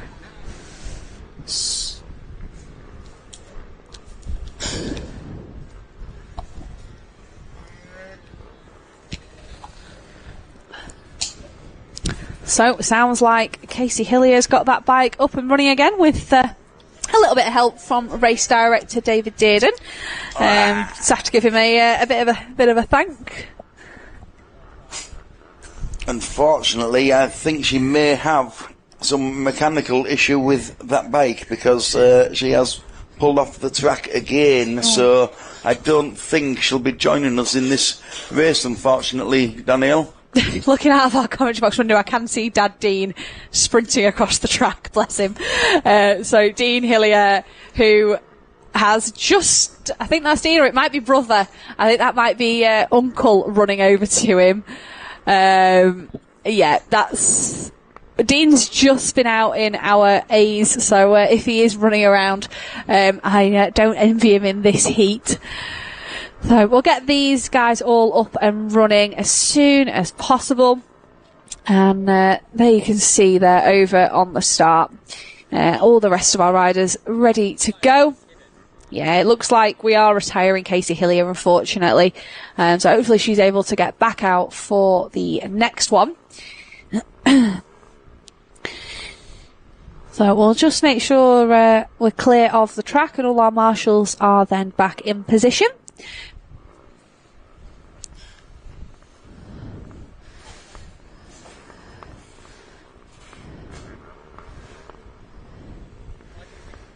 Let's have a see. So, let's have a little look at lap time, shall we? So, for race 1, let's see what our lap times were looking like in comparison to what these guys do in this one. Just because track conditions for the Supermoto riders have definitely improved. The off-road's getting better each race. Now, when we had our junior minis out a little bit earlier, it was, let's have a little looky see. Caelan Ratcliffe was putting in a best time of a 45.6. So there we go, they're off the line, and it's a great start there from Jensen Knowles and Byron Johnson, with Ratcliffe slotting into 3rd. But let's see, are they able to chip away at these lap times? So it was a 48.6 was the best lap time from race 1. Are we able to get sub 45? So Knowles there having a flyer of a start and managing to keep Byron at bay. So we're already almost through with the first lap and heading towards Luna. And all these riders with that knee-down style looking so stylish and fast. So out onto the start-finish.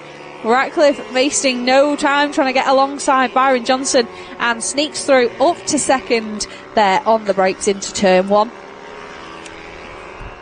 It has. Knowles got anything to retaliate and managing to hold them at bay, or is this going to be another Ratcliffe showing here at Three Sisters today for round 5 of the British Supermoto Championship? Well, we'll certainly keep a close eye on that gap. Is 0.601 so far as it comes past on our timing screens, and I'm sure Ratcliffe is going to give it his absolute all to close that gap. Starting to gap very slightly, the rider there in third place of Byron Johnson. However, Jensen Knowles currently leading the way in first place, looking very strong indeed. Yep, he's not quite close enough on the brakes into turn 1, but he certainly closed the gap. So it's a 46.0 fastest lap there for Caelan Ratcliffe, who currently sits in second. And even just in comparison to that last lap, he's so much closer to the back wheel there of Knowles as they came into the pit lane straight. He certainly is, Daniel. He's closed that gap on the timing screens. He's knocked a hundredth off down to 0.5 from the 0.6. However, visibly, he's right on the back wheel there. So Jensen Knowles has his work cut out for him there. I'm sure he knows he's going to be under pressure.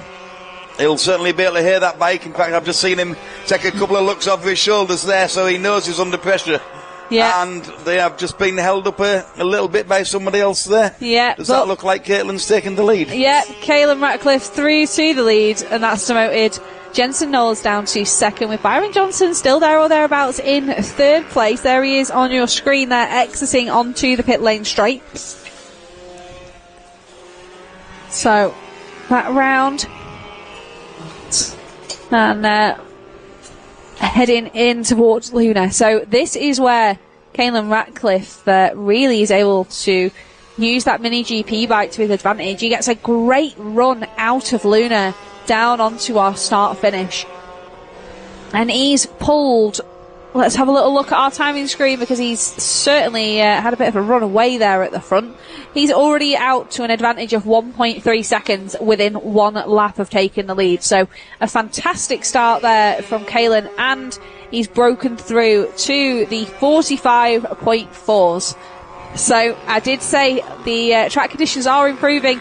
The surface temperatures are getting hotter, and there is no shortage of grip out there. So fantastic to see that these lap times are coming down, and very impressive from Caelan Ratcliffe.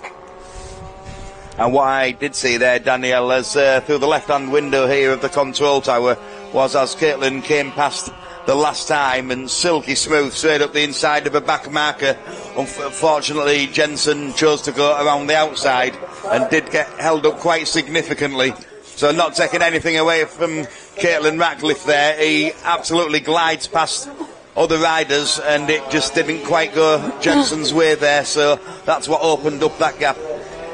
Yep, it's like I said earlier, in race 1, this class does have a big mix of abilities, but being able to lap your way through back markers is also a skill that riders do need to develop. So there we go. He found a nice way round the outside of, I believe I think that's Hayden Owen there in 14th. There's Theo Lupton, and then it looks like we should be, there's Jackson Nuttall right on cue. So that is Caelan lapping up to 12th place.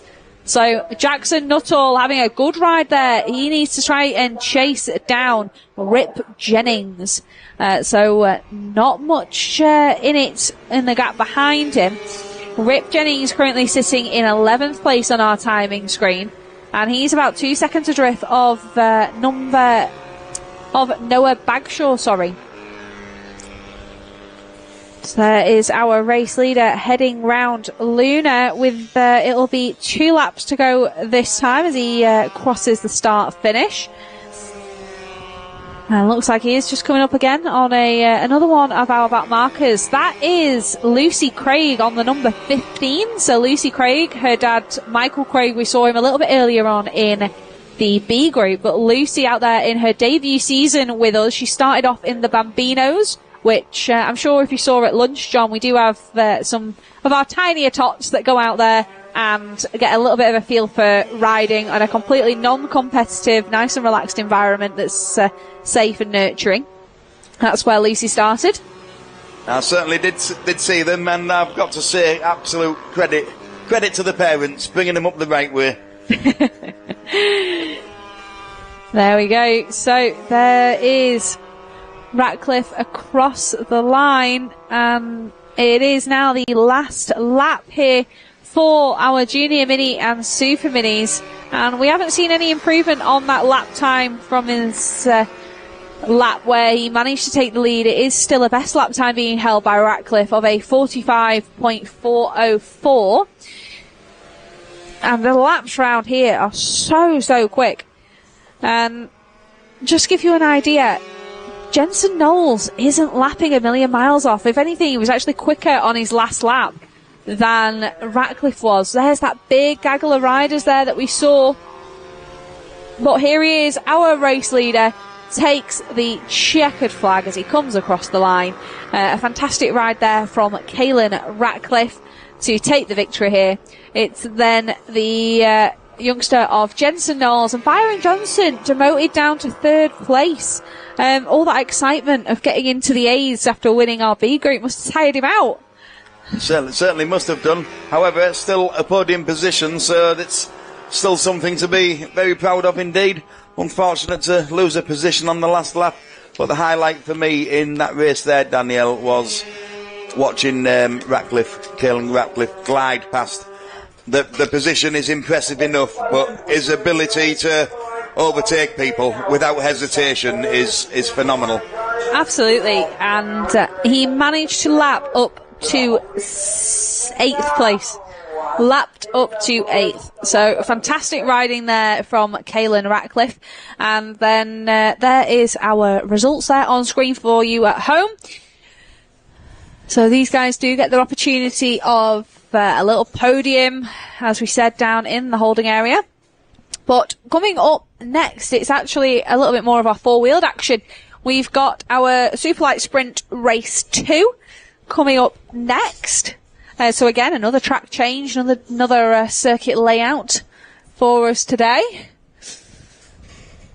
And I wonder if they're going to do the reverse grid again. Yeah, they are. There we go. There's our timing screen updated, right on cue. So again, this could be a very interesting race here then, Danielle, with Paul Hudson there starting in 11th place after dominating the first race. I did get a chance to speak to the guy earlier. Can you remember which guy I was speaking to? Duncan Macbeth. Duncan Macbeth you were chatting with. And yep. Yes, it was a transponder issue that it did go flats because he was holding his position there, I believe 4th place that he was in, although he dropped right off our timing screens. So it will be interesting where he finishes in this race because he's starting from only 4th on the grid this time around. So we shall see. But yeah, I'm curious myself, as it's the first meeting that I've seen these machines run. How far up the grid can Paul Hudson get? As in, how difficult is it to actually get past people? So I'm very curious to see what I can do here. They are really impressive. So when you see some of the moves that these guys make, they're in like unconventional places to what you'd think on a bike. So when you're racing a bike, most of the time you pass it, especially in Supermoto, you might see if someone makes a mistake in the off-road, you've got those alternating line choices, out-braking someone. So you do see, especially if someone's got a better slingshot, exiting a corner a bit quicker, or occasionally those, if you're doing really well, around the outside. But with the Superlights, some of the passes these guys make just seem really unconventional.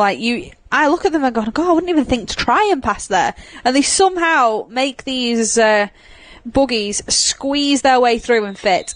So really, really impressive. And they put on a great show for our spectators. So, like we say, today isn't about championship points. It is more about fun and just out there enjoying and getting some additional track time, because it can be quite difficult for these guys to get that track time. There they go, being released from our holding bay. And the gentleman on pole today is Mark Bates. Now, Mark is a huge supporter of not only the British Superlights but also the British Supermoto Superlight Championship. He's helped us an awful lot over the years, so it's great to see him out there enjoying his racing. So it was, I think, last time I saw Mark race will have been at Teesside, and he was having some cracking racing. Mark, he's in the, I think it's the number, the 1, 2, 3 there, as you can see, is on pole on your screen. He's then going to be alongside James Crombie. We've got Adam Holroyd 3rd and Duncan Macbeth, as you mentioned, in 4th.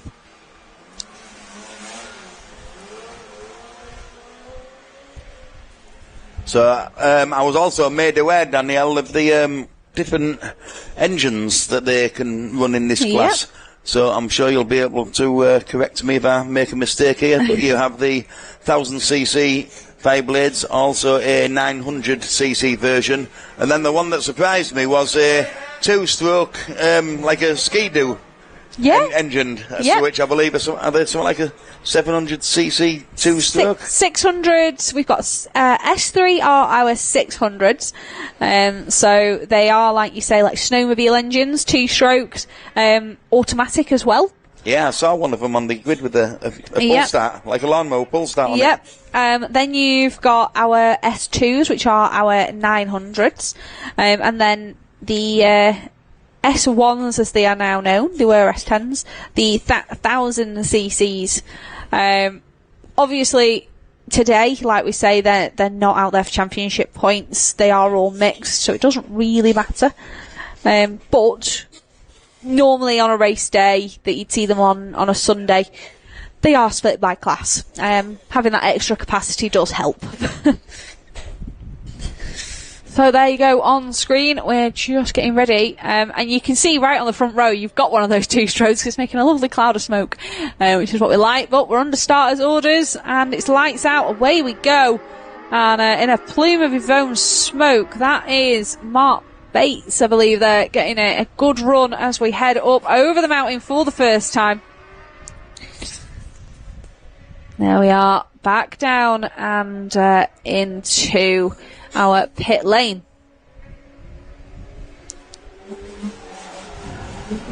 So keep an eye, it will be lap 1 where we'll see probably the most action of this race. So that is Peter Muirhead already up there in the number 8 machine, trying to find a way through, and there he is in 2nd place as we head round Luna for the first time, and now down the start-finish straight. So Muirhead wasting no time there on the brakes and finding a way through up to the lead as they come across the mountain. So Adam Holroyd now demoted down to 2nd. It's Dave Milnes in 3rd with John Kershaw in 4th place as they came across the line. Duncan Oakes is in 5th with Paul Smythe 6th. Paul Hudson in 7th. Jamie Crombie 8th. Jeff Wilkes 9th. Mark Bates 10th. And Duncan Macbeth showing on our timing screen as in 11th. Now, looking on our screen, I don't think that is the case, but there's Muirhead, who's managed to pull a fairly healthy advantage in just 1 lap as he comes across the start-finish. I believe he started in 8th position on the grid there for that race, Danielle, so, yeah, it absolutely shows that you can, in fact, squeeze past them, these machines. Yep, there he is. So, down the mountain and into that rather tricky corner. So there's that battle. We've got Adam Holroyd, Dave Milnes there in the 111. We've got John Kershaw and Duncan Oakes there in 5th. So these guys really bunched up there in the mid-pack. But Adam Holroyd just managing to keep Milnes there at bay. We go round Luna and out onto the start finish. So it was a good run there from Holroyd, and there they all are, firing their way down the start finish and up and over onto the mountain. So Kershaw found a way through there on Dave Milnes as they came across the line. So that promotes the number 22 up to 3rd place. And there he is. And he looks like he's going for a move here up the inside, and he makes it stick. So fantastic move there from John Kershaw to promote himself from 3rd up to 2nd on the brakes. And now we're firing down towards Luna. Is he going to be able to break away from this group here in this battle for second and chase down Peter Muirhead, who's now 4 seconds up the road? There he is, heading up the mountain. They are 3 cars abreast down the start finish over the mountain. So it is Muirhead that leads us, and it's about 5.8 seconds back to Kershaw in second, Dave Mills third, and Adam Holroyd now demoted down to 4th place.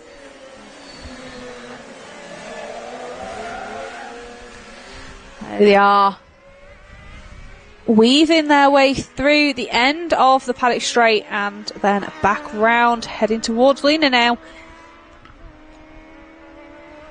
And Kershaw having a good run there, breaking away, and it's now Dave Mills that's coming under threat as they head up the mountain. And nice and easy to spot there with those fluorescent wheels. Right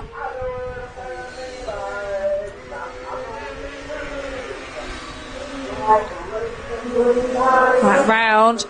No changes for position, but all those drivers right there in the wheel tracks of Mills.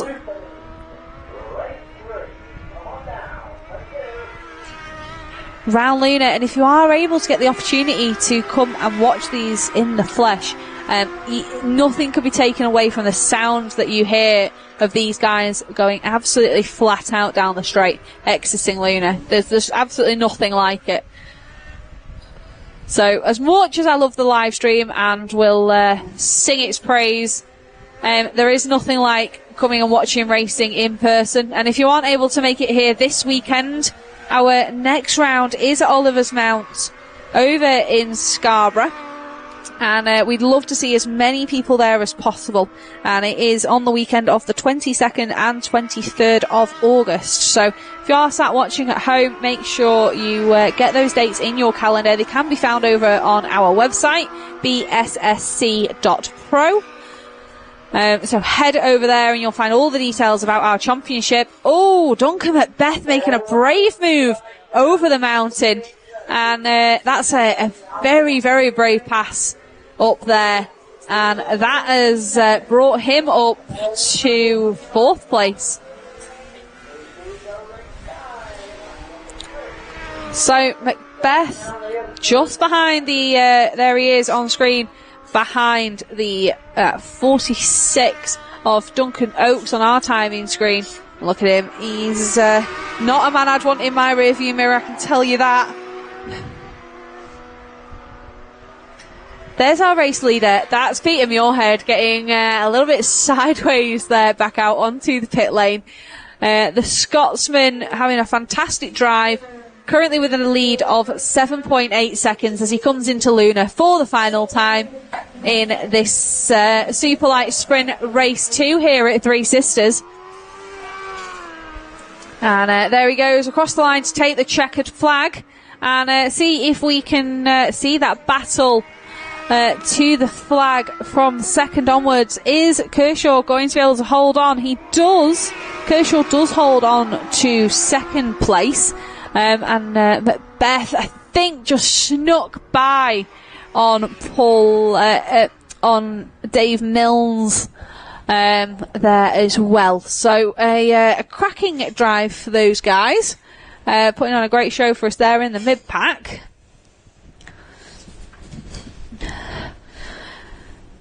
Oh, so I know we've only got one lot of Superlights out today, so that means coming up next it is our junior minis heading back out. Oh no, apologies, adult minis and super minis, which means I'm out again very shortly.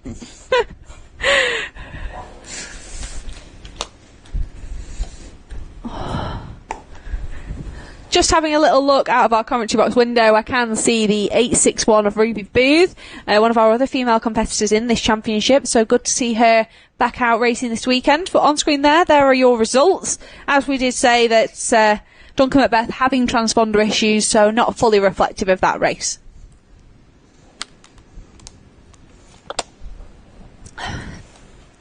So, hoping that these guys don't cause as much chaos as they did for race 2. But this is them heading out for their final race of the day. So that means we are into our final block of races here at Three Sisters for day 1. Like I say, we are racing again here tomorrow for the ACU British Supermoto Championship.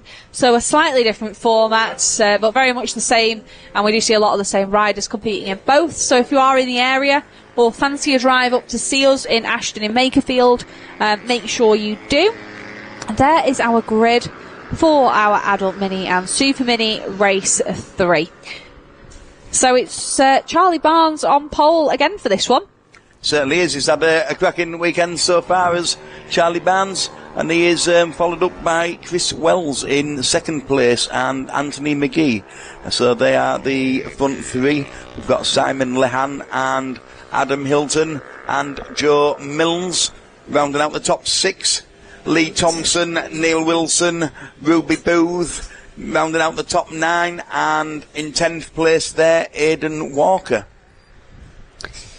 Yep, Craig Louth sits in 11th place, so Craig, very local to me. I'm fairly sure he actually pipped at me on his way past me at work the other day, did Craig? Made me jump. So Craig has a company that actually sort of engineer and develop bits for these pit bikes. So a lot of these bikes are sort of Chinese machines, so sometimes getting parts for them can be quite tricky. Craig has gone out of his way, so his business is called Plascuts, and if you have a look on his Facebook, you'll see all about it. But he makes things like spacers for them to get certain wheels to fit. He's a super friendly guy, super helpful, and I'm just trying to convince him to get a big bike. So I'm trying to pinch him from the mini bikes and get him on a 450. Well, perhaps he should do both. I don't think his wife would agree.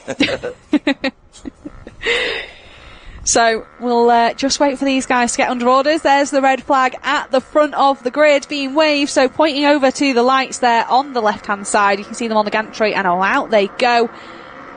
And let's have a little look. So, out in front, that's Charlie Barnes on the... That's Simon Lehan. Oh, Simon Lehan making a good start. Struggling to see here on this screen with all this sun. Yeah, that's the 97 machine there making a flying start off the grid. So Simon Lehan slotting through into first place. And unfortunately, my eyesight is struggling to make out the second place. But it's the first of the GP-style machines. And all over the back wheel, the first 3 riders here. We have the GP style there slotted right in between the 2 Supermoto machines. They are all over each other. When they come past the timing blocks and it shows up on my screen, I'll be able to give you the numbers and therefore the names of second and third place. But it certainly is Simon Lehan out there at the front. There you go. It's Anthony McGee there that was holding second with Chris Wells in third. Charlie Barnes down to fourth now. And he's also staying with that group, though, so it's still very much a battle for the first 4. And there is a move there into second place. That's Barnes there going from 4th to 1st. So that was a fantastic move there for the number 26 on the CRF 150. So dived up the inside for one, set him up nicely there for the next corner. So a cracking move there for Barnes as he comes across the line there on our start finish and heads back into turn 1. And he's just popped in a fastest lap of a 47.7. So these guys running the same circuit as our junior minis, and as we saw, fastest lap in that session was a 45. So those guys still got a bit of work to do if they want to try and beat youth. So Simon Lehane there in second. Is he going to be able to keep Wells at bay? And a little bit of a look there over the shoulder. And super road racing, racy style there into Luna. And the setup on these bikes, even though they look like a Supermoto, they are set up quite differently to one of our traditional bikes. I have to say, I have though just looked at the laps to go, and I'm going to have to do a runner. I will see you all very shortly. I've got to go get ready. Well, thank you very much, Danielle. We wish you all the luck in your upcoming race. So, 7th place, remember, is the one to improve on. And currently in this race, then, we still have Charlie Barnes out there in the front, who's pulled quite a significant gap there, a 2.7 second gap. But then the second place of Chris Wells, third with Simon Lahan, and fourth of Anthony McGee, all very much still to play for. We have Joe Milnes in 5th, Lee Thompson 6th, Ruby Booth 7th place, Adam Hilton 8th, Jim Pallister and Neil Wilson rounding out the top 10. And Anthony McGee is 0.2 seconds off Simon Lahan there, showing on our screens right now, and that looks to be a move there from the GP style machine up the inside, who's going with the 97 machine there of Simon Lahan. So it's still Charles Burns by Chris Wells by Simon Lahan and Anthony McGee. We are at half race distance. There is 3 laps to go. I think short of a mistake, Charlie has absolutely ran away with this one, but there's nothing to be had, and that is a retirement there by the GP style machine. A hand up waving in the air as he's pulled off to the side of the track, so that'll be very unfortunate for him. I'm sure he'll be a little bit disappointed. He was running a very strong position there in his final race for this class today. So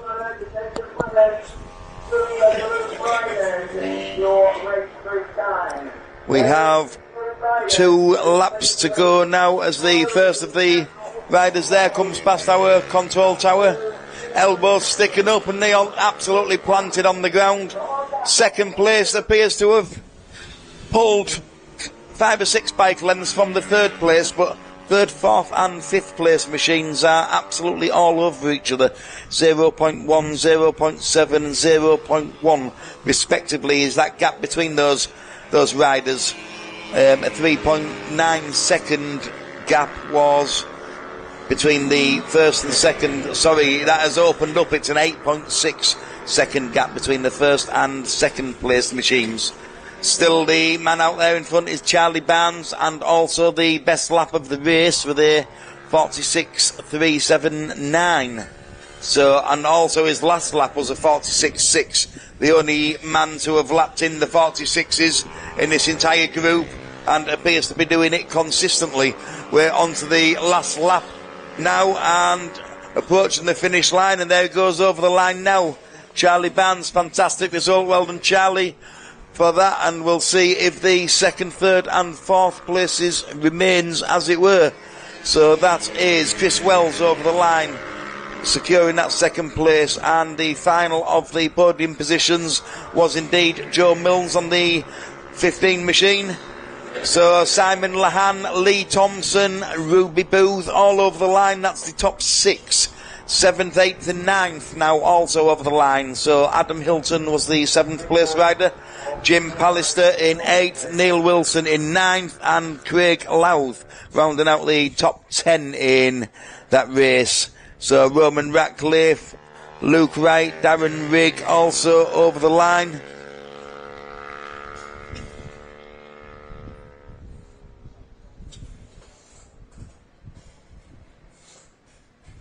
And that, ladies and gentlemen, both here at the track and on the live feed, that rounds out the final race 3 of the Adult Mini and Super Mini class for today.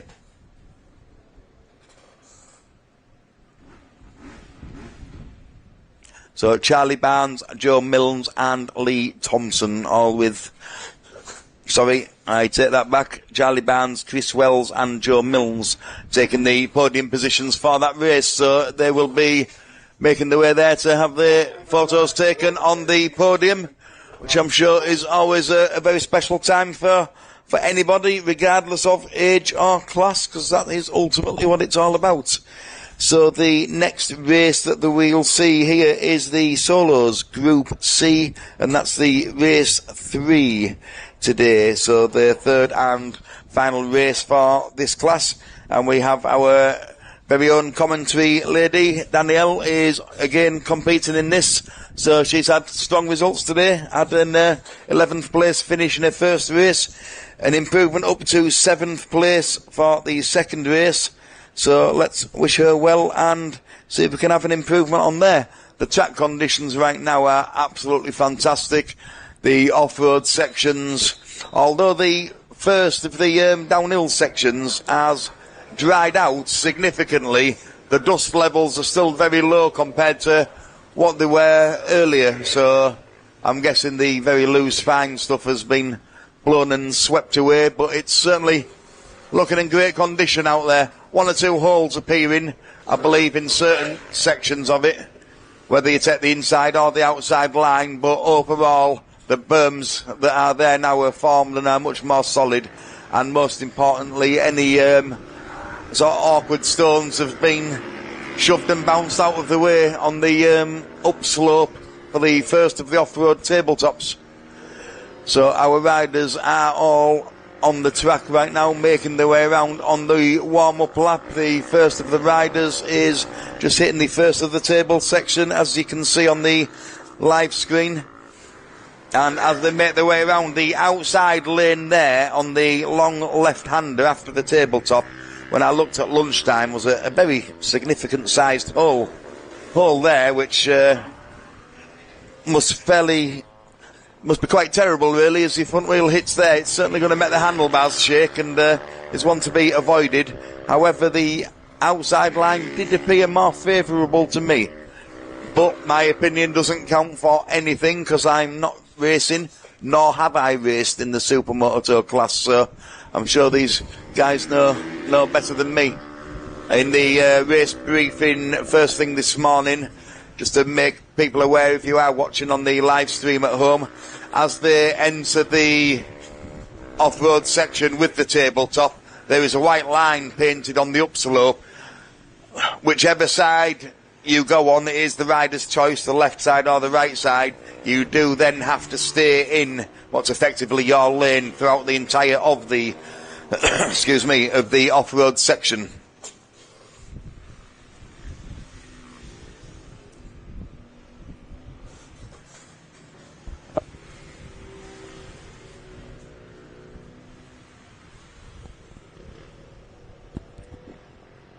So the riders now are starting to form on the grid positions. A beautiful stoppie there by one of the machines whose number I can't quite make out, but yeah, he did a good 20 feet there, balancing on the front wheel, very stylish.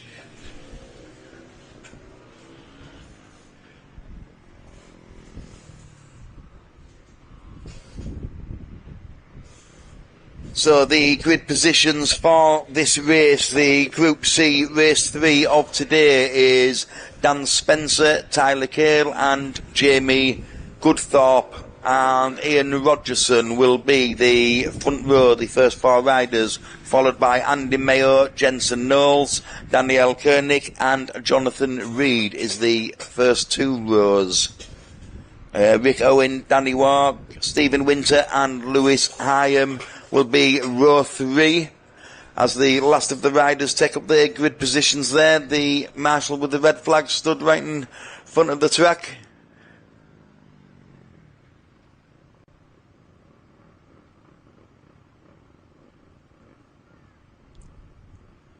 Final bit of jiggling about there on the first 2 or 3 rows as one of the back riders makes his way through. So they all look to be in position now. Nope, one rider has just exited his machine. So, and he's back on. I thought he was maybe retiring there on the start line, but it doesn't appear so. As the race start, marshal, as the flag about to be waved in the air, there it is, the flag is in the air and it's waving. The riders are looking for the lights, and that's race go. So good strong start there by the rider on the inside line, the what appears to be the 236 machine. That's Dan Spencer. So he takes the whole shot. He's first into the off-road section. few bike lengths already, having a bit of a battle there going on between 3rd and 4th place. So the all to be done there. 2nd place rider, a little bit out of shape there in the off-road section, but he's held on to it. The 3rd place rider appears to have made a move, but as he had the inside line on the first section, he now has to go the long way around on the section, which does only just give that position back there to the rider holding on to 2nd place, which I shall confirm as they come past the timing section, but I believe that to be Tyler Cale, the 15 machine.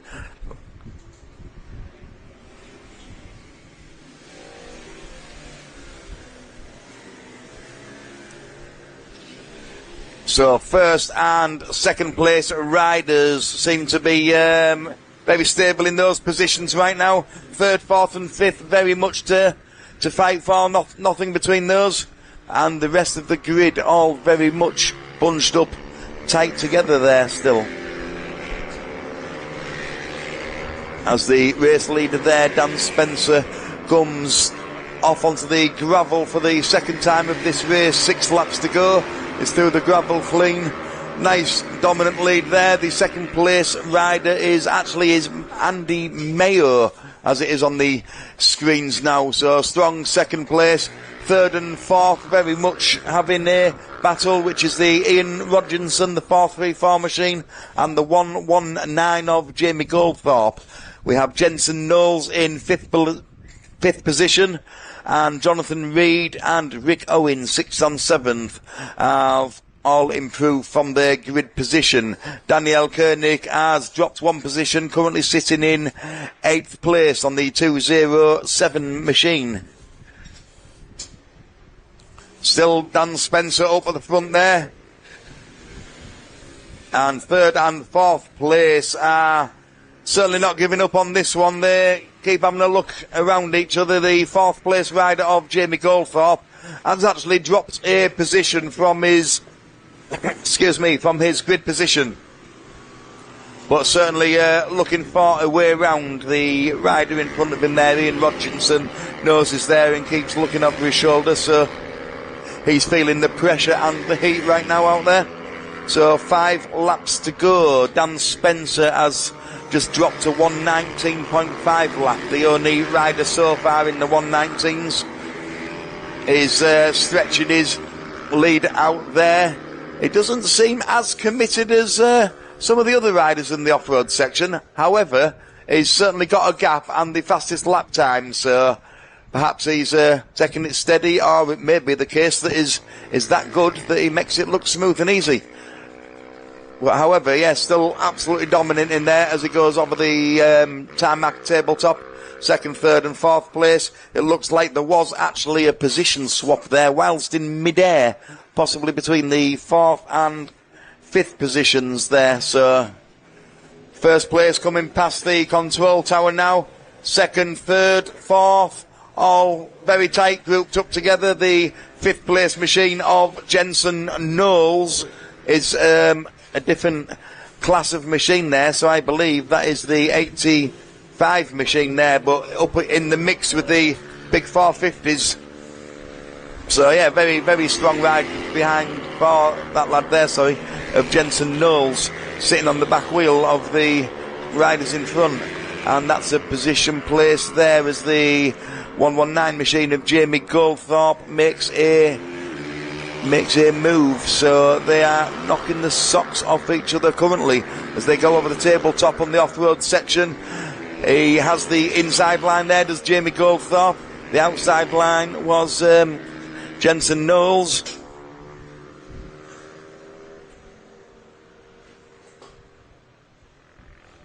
And they join back on the tarmac. So back into their original positions as the riders hit the tabletop. That's 2nd, 3rd, 4th and 5th place, all clean over the tabletop. Back round into a few switchbacks left and right. The 119 machine there of Jamie Goldthorpe having another look on the 3rd place. Round the right-hander into the tight left. Seems to be looking either side very, very strong there on the tarmac from the 137 machine of what was Andy Mayo on my timing screen, but I believe that may well now have dropped. So I believe Andy Mayo has dropped from second down to third, which will be confirmed as they go past the next sector split times. It does. So the current fastest man on track there is Jamie Goldthorpe, the 119 machine. Just moved up a position there into third, and he's lapped at 1:19.464, making him the fastest man on track so far. However, all of the top four riders, there's fractions between them, all lapping at 1:19. So we have Dan Spencer leading the way with Andy Mayo, the 137 machine, in second place. Jamie Goldthorpe, 119, in third place. Ian Rodginson, 434, in fourth place. And Jensen Knowles, the fifth place rider, and Jonathan Reed, sixth. Rick Owen, seventh. Our commentator Danielle Koenig in eighth place. Ty McKeel up positions into ninth place. Lily Rhodes has dropped her position from the grid, but is currently rounding out the top 10. Tom Nutter 11, Philip Rigg 12, Danny Walk and Stephen Winter having a good ride there, up a position, rounding out the top 14. Excuse me, they have 3 laps to go as the front rider Dan Spencer is approaching the start-finish straight, so he now has 2 laps to go. And according to my timing screen now, Tom Nutter, the number 19 machine, has just put in the fastest lap with a 1:19.403, so 100th of a second quicker than Dan Spencer, currently running in first. That's a fantastic lap there by Tom Nutter, and he is up positions, currently sitting in 9th position on the 19 machine. Still Dan Spencer out in front, Andy Mayo, Ian Rodginson. They're the top 3 positions, your podium finishers. 1.5 laps left to go, so they are all very much running out of time to be able to do anything. I believe first place and second place are looking pretty secure, but only a 0.1 second gap there for Ian Rodginson, so that position is absolutely not secure with just over 1 lap to go, 1.25 laps to go, shall we say. Big bunch of riders going through the off-road tabletop together there, so they're still challenging for positions as they come past where the checkered flag would be shown, when only 1 more lap to go. So now on to the last lap. Still Tom Nutter, the 9th place rider, with the fastest lap of 1:19.403. Dan Spencer still out there in the lead, and Ian Rodgerson up position from his grid, so a very strong second place so far. Andy Mayo, 3rd place. That's rounding out your top 3, the podium positions. They're about a third of the way around the lap. We have Jensen Knowles, Jonathan Reed, Jamie Goldthorpe. So that's your top 6 positions. Rick Owen, Tom Nutter and Danielle Koenig still holding on to a top 10 finish there, currently sat in 9th place with, I believe, quite a gap down to 10th of a 4-second gap, I believe, back there into 10th place. So they are approaching about 4/5 of this race distance is the race leaders. 3rd and 4th place are about 3/4 of the way around. 3rd, 4th, 5th, 6th and 7th, all very close to each other, so things could happen as the race leader Dan Spencer goes over the finish line. Big long look over his shoulder as he exited the last corner, but I don't believe he felt the pressure in that race, only the heat. So that's Dan Spencer, the race winner, and Ian Rodgerson in 2nd place. Jensen Knowles, 3rd place, so fantastic ride there from Jensen on the 85 machine, I believe. Excuse me, it is Andy Mayo, 4th place, Jonathan Reed, 5th place, Jamie Goldthorpe, 6th place. So Jamie didn't have the best of the last couple of laps there, but however brings it home in 6th place. 7th place is the 351 machine of Rick Owen, and 19th place is Tom Nutter, who did lose the fastest lap of the race there. He gained a position into 8th, but the quickest lap of the race and the only rider there in the 118s with a 118.709 was Ian Rogerson. So a fantastic lap there on his last lap as well. So perhaps he felt the pressure there from the 3rd place rider, which was Jensen Knowles. So yes, Tom Nutter, Daniel Koenig in 9th, Danny Walk in 10th, and Philip Rigg 11th. 12th place we have Stephen Winter, 13 Lewis Hyam, 14 Simon Billum, and rounding out the top 15 was Gary Butler. So fantastic stuff. That is the last of the Group C solo riders.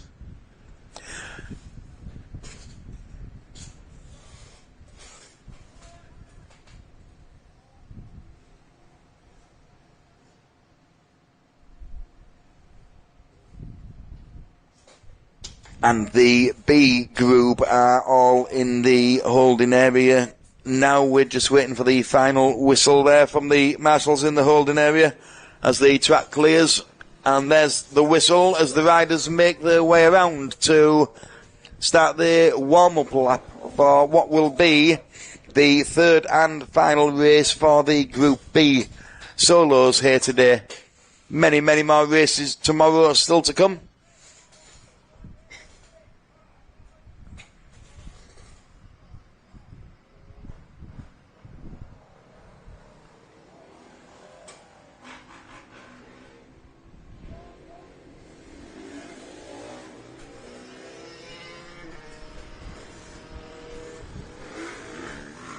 So some of the riders having a slightly slower exit from the holding area as the marshals call out individual numbers and send them out onto the track, presumably in what will be the grid orders, or certainly closer to that.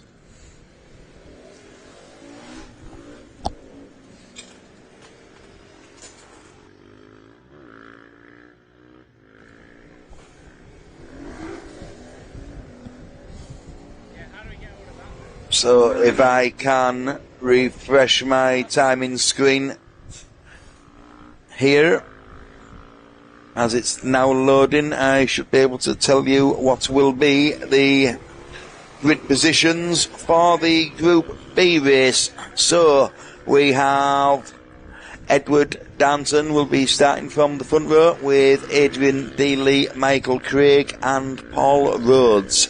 That's the top 4 riders, which will be the front row of the grid. And then we have the 126 machine of Chris Bick, the 97 machine of Dax Armand, 303 machine Sean Rogerson, and finally the 98 machine of Jamie Wigglesworth. That will be the first 2 rows on the grid. So the last of the machines just leaving the holding area now, as other bikes I can see around the track at various positions. They were very much staggered there, leaving the holding area, so this grid will take slightly longer to form on the grid line, but they are all out on the track, so a few moments we will be ready to be starting this race.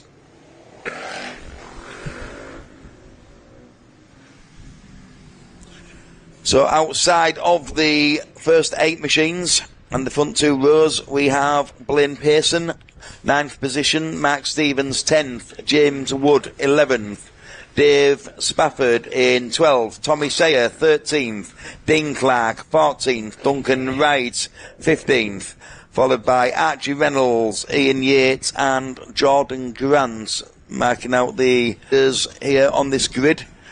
So half the grid is formed already. So after Jordan Grant, Jason Ramshaw, Simon Bentley, Max Rhodes, Neil Mellon, Kevin Crothers, and Jamie Wilson, Paul Reynolds, Jackson Bennett, Dean Smith and Stephen Haig. As I move my cursor up on the timing screen, we go back to the front of the grid. So that's Edward Danton, Adrian Dealey, Michael Craig and Paul Rhodes making up your front row. They just look to be finalising the grid positions, as we can see now on anybody watching on the live timing, or who can see the grid position from wherever you may be spectating from around the race circuit. Couple of last minute alterations as the other marshals make their way away from the grid, leaving just the race start marshal. So we must be seconds away from the third and final Group B race of today. So let's see who can get this whole shot. So the marshal makes his way a few paces forward, raises the red flag in the air, gives it a wave. All lights are going to be on the start lights, and it is away. So that is two riders there, absolutely wheel to wheel, side by side. Very, very late braking there by the number 4 machine. Very late braking as he takes the whole shot clean through the off-road section. Second, third and fourth place riders all over each other. Good move there from the rider currently sitting in second place, but he does have to take the long way around as he hits the off-road section for the first time. Welcome back, Danielle. How did you enjoy that race? What have I missed? So it looks, let's have a little look here out of the off-road. So who's that currently leading us? Let's have a little look. Number 4. So not currently showing on our timing screen as of yet. That looks like Dax Almond there in second. So Dax was one of our riders of the day up in Scotland for round 4. He's come on again. One of these riders, I know Dave Dearden jokes that it was quicker to time Continental Drift, which I think is a little bit harsh, but he's certainly come on massively from when he started with us a few years ago.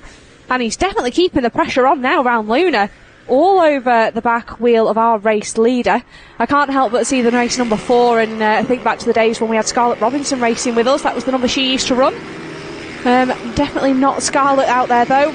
It is Jamie Wilson, so he's having a great ride. And it is Dax Armand, the 97 machine, who has indeed just made a move. You can see him looking there all over the back wheel. He did slot it in on the inside, braking quite significantly later really into the right-hander, and did secure that position there.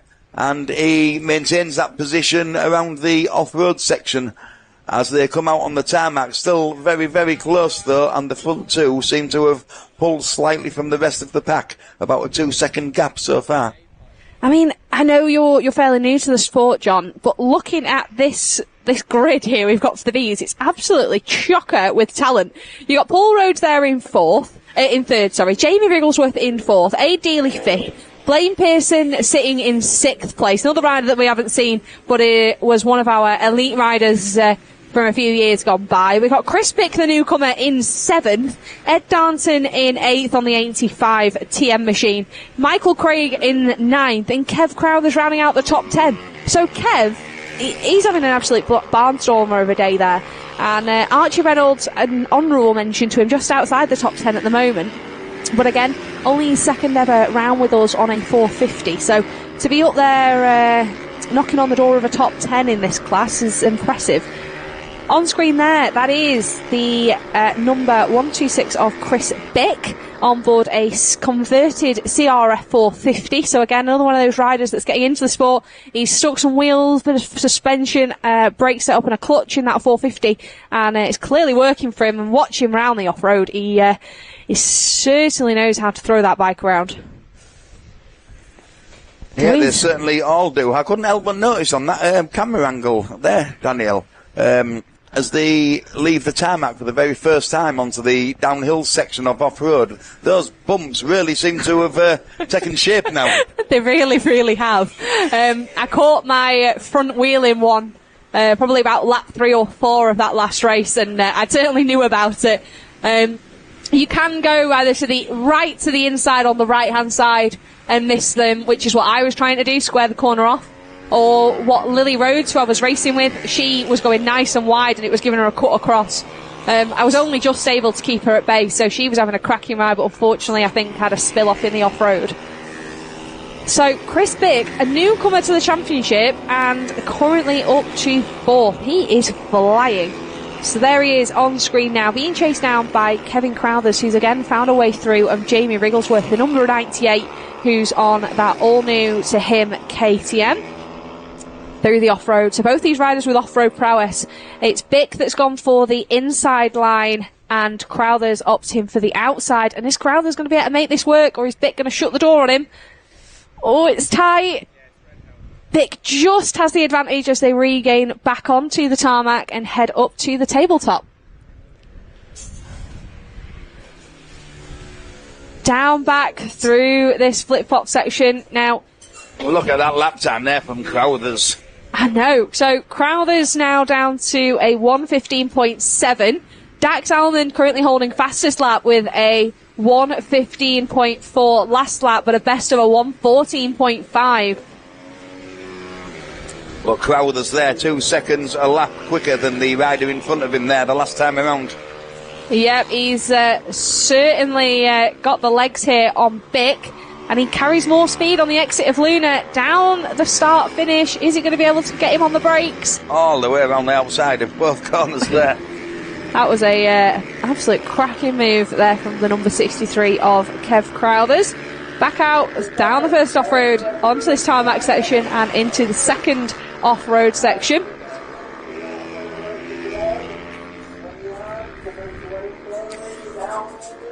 So 4 laps to go, so they are about a third of the race distance, and it is still Dax Armand there, the 97 machine in first place, and the only rider to be lapping in the 1:14 bracket with a 1:14.254.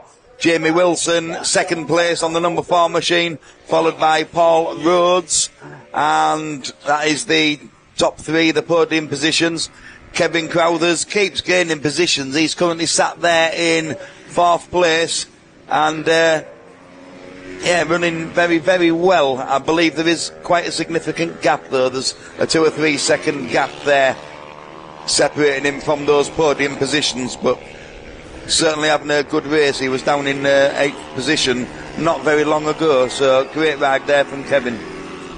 Yep, Dax Almond out there with an advantage of over 5 seconds now over the number 4 of Jamie Wilson. And then on your screen now is Chris Bick, who's been demoted back down to 5th place. And Edward Darnton seemingly on the move there on the TM League UK 85. There he is, just heading over the tabletop. So he'll be looking to chase down Bick. And on his last lap, he was lapping almost a second quicker. So that 1.5 seconds that Bick had will surely be eaten into quite quickly by the youngster. On screen now, there is your race leader, the number 97 of Dax Almond, and one of our Automotive Solutions team riders. So that team run by Paul Reynolds, fondly known as Pekka, here in the paddock. And as I mentioned, Automotive Solutions Superlight Championship for a number of years.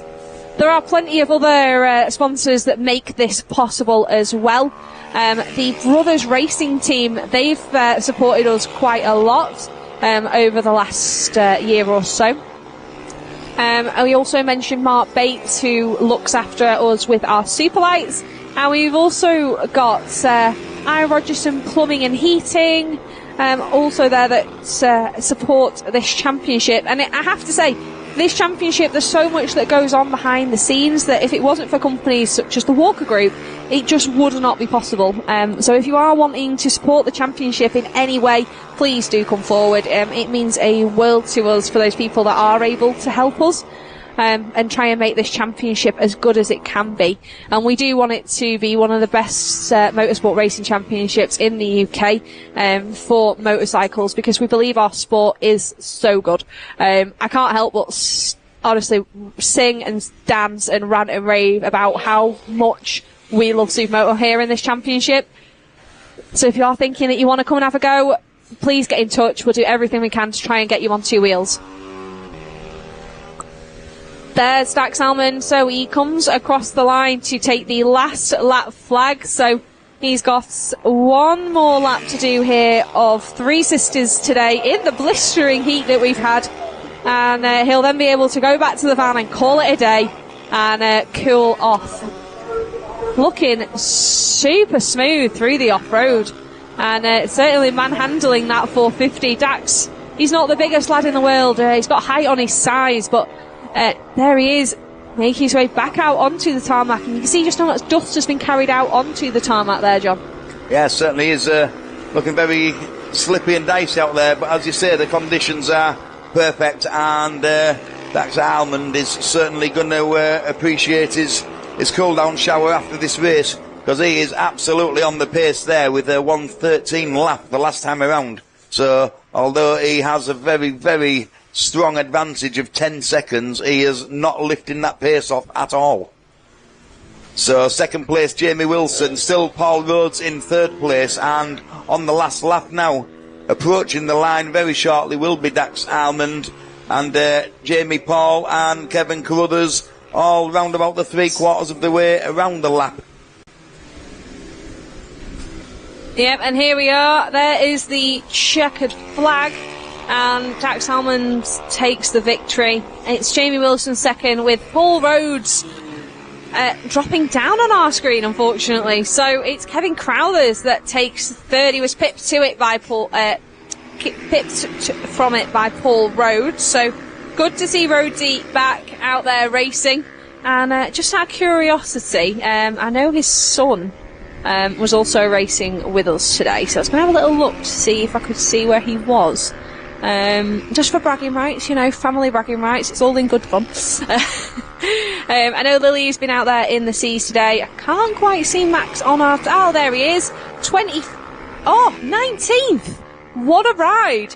So Dad's still got bragging rights there in the Rhodes camper this evening. But a good ride there from Max Rhodes. To be up there in 19th after throwing a 450 round all day, for only the second round this year. So, a huge well done to him.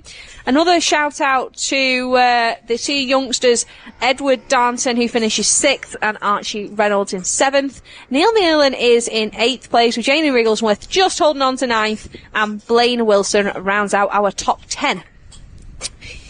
It's also worth mentioning that in the races that we have today, we do have some subclasses. So for people watching at home, and for you, John, a little bit of background. So some of our riders, not only are they racing in either S1, S2, S3, formerly known as Elite, Clubman and Novice, they also ride in the subclasses such as our Under-21 Championship. We also have the Women's, of course. We have the Over 45s and a Supervet Championship. Now, if you look at these grids, yes, we're all mixed and we're all combined, which I think makes for great racing on track, but there are also little nuances and little battles that are happening here and there. So the fact that Edward Darnton finished in front of Archie Reynolds, that's additional points for the under-21s. So really good racing from those guys. But coming up next, it is our A grade riders.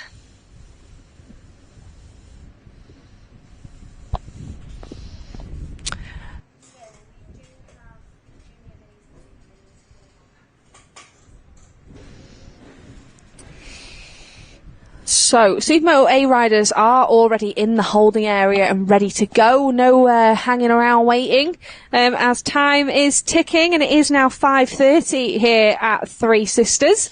We're all right for time on the circuit. We do get a fairly good curfew here at Three Sisters, I believe. So we are trying to just get through these as fast as we can. But it will be the number 11 of Max Ingham heading out onto the track to take up pole position. And there you go, there's the starting grid on screen. It'll be Max Ingham, Alex Mullaney, Lee Williams and Jamie Duncan on row 1. Row 2, we'll see Richard Sharp, Dean Hillier, Ryan Kringle and Blake Wilson. Row 3 headed up by the 42 of Oliver Holmes, alongside him teammate Richard Blakeman, the 155 of Chris Walker and the number 61 of Andy Mitchell. 13th is awarded to Matt LeBrun on the grid. Alongside him will be Chris Lambourne, Harley Sharp and Dan Billum, who's having a good day. Next row, it will be the 666 of Darryl Pennington, the 255 of Kyle Eccleston, the 58 of Craig Forshaw, who came up from our B's earlier this morning, and then Peter Bennett in 20th. We'll then see a few more of our promoted riders from the day. We've got Luke Armitage, we've got Jake Sayer, Paul Groom, Simon Burgess, Harvey Ward, Byron Johnson, and Luke Helm rounds out this group. So we'll just wait for all the riders to make their way back round to the start finish, and there's Alex Mullaney leading them and making his way past us here on the commentary tower. And we'll be racing again. Ooh, I'm sure they'll put a bit of a barnstormer on for us, final race of the day, put on a show. Well, I've just been enjoying one there, Danielle, as you were speaking. I was watching the riders, even on the warm-up lap. So crossing the bikes up, going over the tabletop section, certainly adding some style there at the end of the day. Yeah, these riders definitely have style for miles. One of the most stylish riders that I think you'll see out there, keep an eye on the 217 Richard Sharp. If you want to see classic Supermoto racing style, Richard Sharp's your man. He's just gone past us out of our coming back window, actually. Honestly... So we're talking back in the bike, into corners, back end sideways in there, elbows out. Absolutely. Good stuff. There's some great photos and videos of him back in that KTM in. Unfortunately for us, we're using that first off-road section. Typically we'd use turn 1, which our mini bikes are using, and watching him back it in completely sideways into that corner, poetry in motion. Absolutely poetry in motion. If someone says they want to see what classic Supermoto looks like, there it is. Just go and watch Richard Sharp.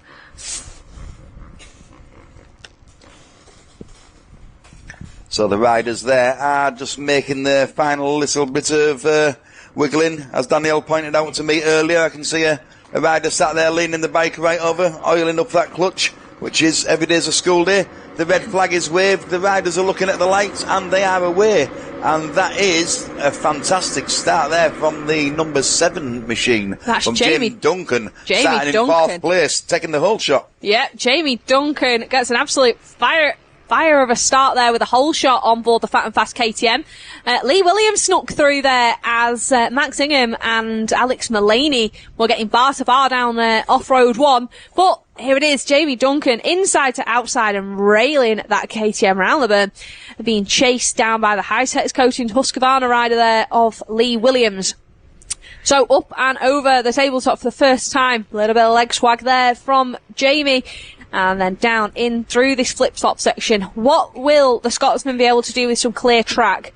Will he be able to get his head down and pull away, or is he going to come under pressure from the riders there that have been at the front?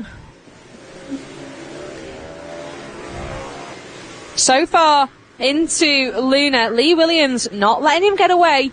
He's there or thereabouts. Couple of bike lengths separate them. So flat out now, down onto the start finish. So Duncan looking over the shoulder quite a lot. I think he's feeling the pressure. He certainly is, and that gap has considerably closed there. So the current second place rider is absolutely all over him. He's they're absolutely side by side over the top of the tabletop there.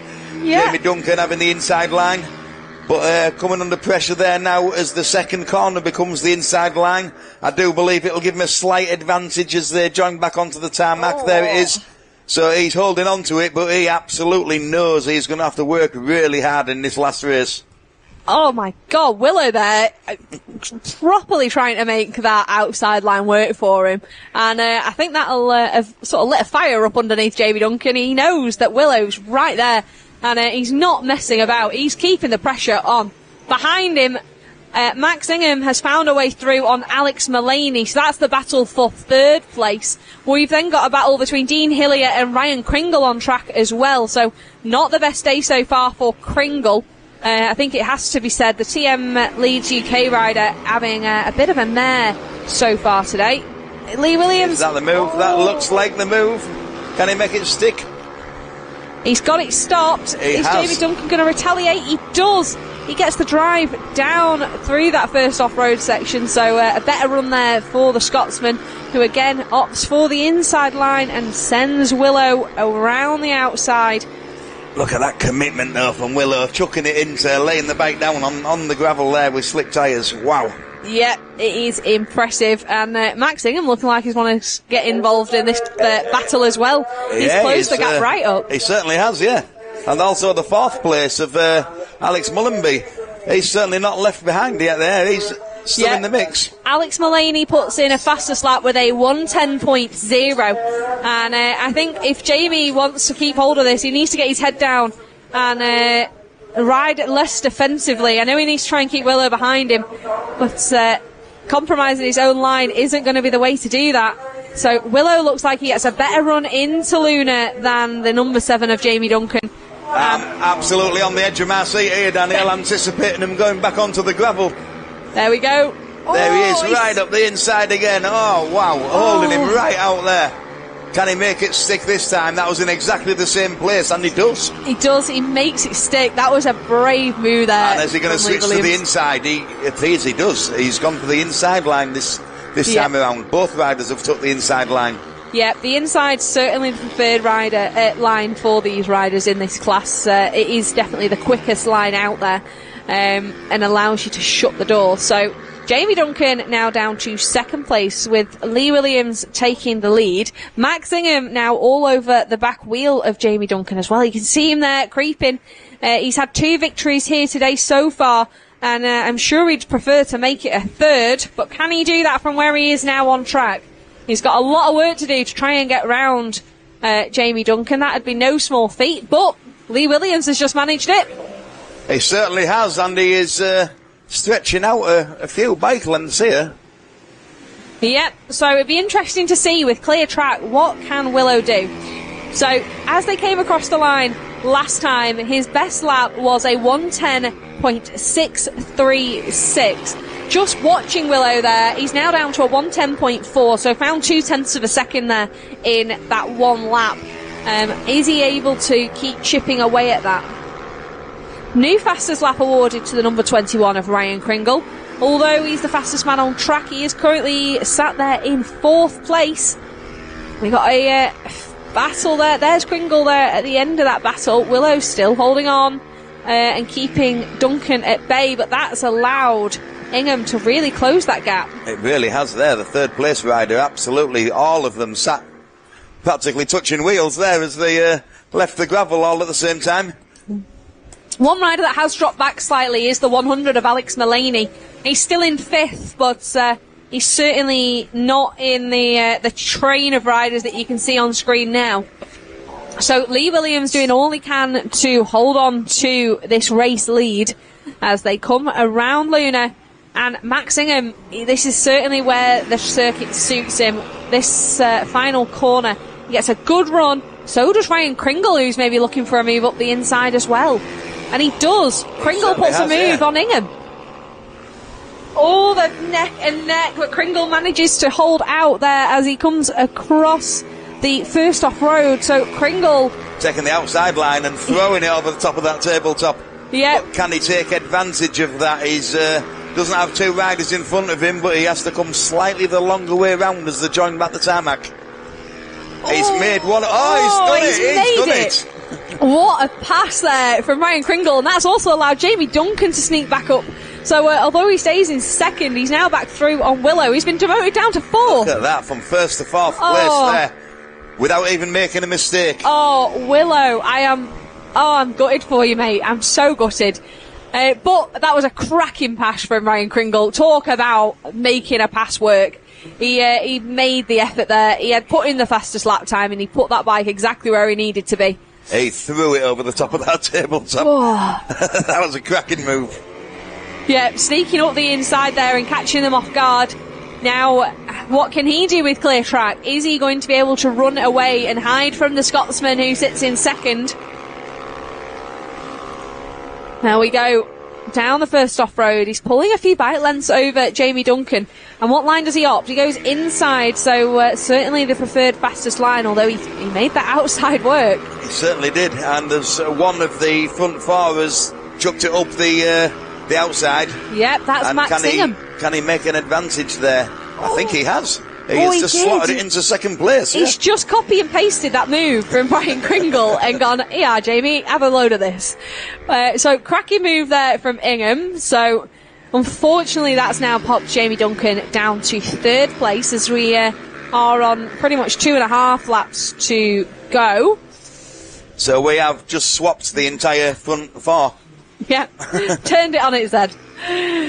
And that's, again, something I love so much about Supermoto. There's no riding around in a procession like you see in some other forms of motorsport, F1. These guys are out there battling bar to bar. A look over the shoulder there from Ryan Kringle to see who it is that he knows he needs to keep off, and it is the fellow man from the Isle of Man, so both these two Isle of Man boys at the front. So it's Kringle who puts in a fastest lap of a 109.7 over Max Ingham, now in second. There he is, inside line, chosen by all of our top 5 riders, I think that was, because I won't forget about the 100 of Alex Mullaney in 5th. Having a consistent ride from Alex, which is what we like to see. As much as I love seeing Alex up at the front, he does sometimes have a tendency to get a little bit carried away. But none of that so far this weekend. He's looking like he's steady away, got his head screwed on and going really well. Just needs to find a way through these guys.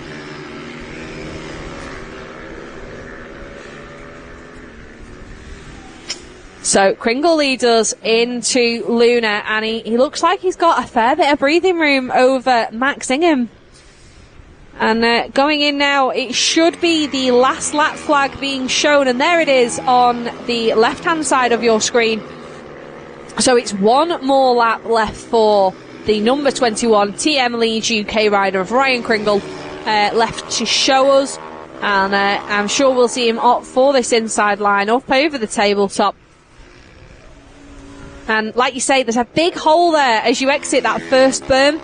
Big hole, and then the actual berm itself around the outside is quite bumpy. Really a bit of a bone rattler out there today. Covers the inside line, up over the tabletop. Ingham closing in slightly, but I just don't think he's going to have enough laps to be able to make a showing. So they're about halfway around the lap, so he's certainly running out of corners. It's looking like it's Kringle's race to lose at this point. It's got a big enough gap. It is, although we are coming up on some lapped traffic, so hopefully it'd be a shame to see a back marker decide the fate of a race. Hopefully that's not the case. So Kringle there, knee down style on that TM 450, takes the checkered flag and a race victory here today. After what has been a fairly tough day for Ryan Kringle, I'm sure that will have sweetened it up for him. A race win here at Three Sisters for round 5 of the National British Supermoto and Superlight Championship. Max Ingham takes second place, with Jamie Duncan having to settle for third. Alex Mullaney did find a way through on Lee Williams up to 4th, so Lee, after holding his own at the front, ended up down in 5th, which is a shame. It's still a good position, but he was holding that first place for a couple of laps there, so... Oh, I think he'll be kicking himself. Yeah. I think he'll be kicking himself. Well, Willow, that was a great ride from him. I was willing him on. Well, congratulations to all of the riders, but the front four there certainly had me on the edge of my seat. And interestingly, when given a slight gap, every rider picks the inside line. But however, when there was the pressure of an overtake, two of the best moves I've seen all day was in that race, and it was throwing it over that tabletop, really committing to the outside line and actually making it work. Yeah, absolutely. So that was Ryan Kringle and Max Ingham, who both used that alternating line through the second off-road, made it work, made a pass stick. No excuses of it's hard to pass around here today. That was some fantastic racing here at Three Sisters. There are our provisional race results on screen for you now. So a quick rundown. It was Kringle, Ingham, Duncan, Mullaney and Williams in the top 5. Blakeman, Wilson, Hillier, Sharp, that's Richard Sharp, and Chris Walker round out our top 10. So, coming up next, and our final race of the day, John, it's our Junior Minis and Super Minis. So Byron Johnson, who, let me have a little look, where did Byron finish? He finished in 20th. So after starting at pretty much the back of the grid, Byron Johnson came through the pack up to 20th in an S1 race. He's now got to jump off and jump on his 85 and go out and do it all again. What a day. Honestly. Get the man an ice cube ready. Yep, get him, I'd say get him a drink, but it'll be a fruit shoot, won't it? So, again, another busy class is this one. We should see 19 riders out on track, but it has been the number 96 of Caelan Ratcliffe that's really dominated in this class so far today. Taking 2 from 2 so far today. Can he make it a hat-trick, I wonder? He would certainly be hoping so.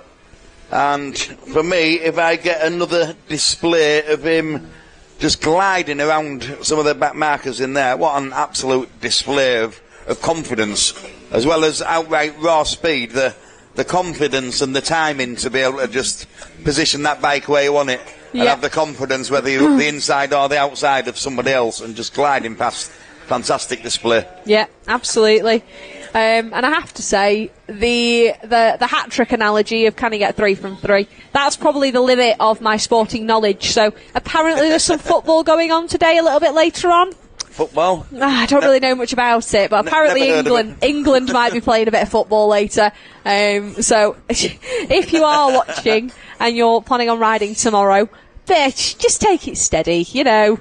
It's not like it's coming home or anything. Although after the last performance, I mean, I'm increasingly optimistic. No, I'm not a huge fan. I can't do all the diving. It's just not a sport for me, I don't think. So before this race starts then, Danielle, have you any idea how old Caelan Ratcliffe is? I don't. I'm not 100% sure on his age. He's definitely a very young man still. Very young man. He is. Yeah. Our academy class is usually, I believe, up to 14.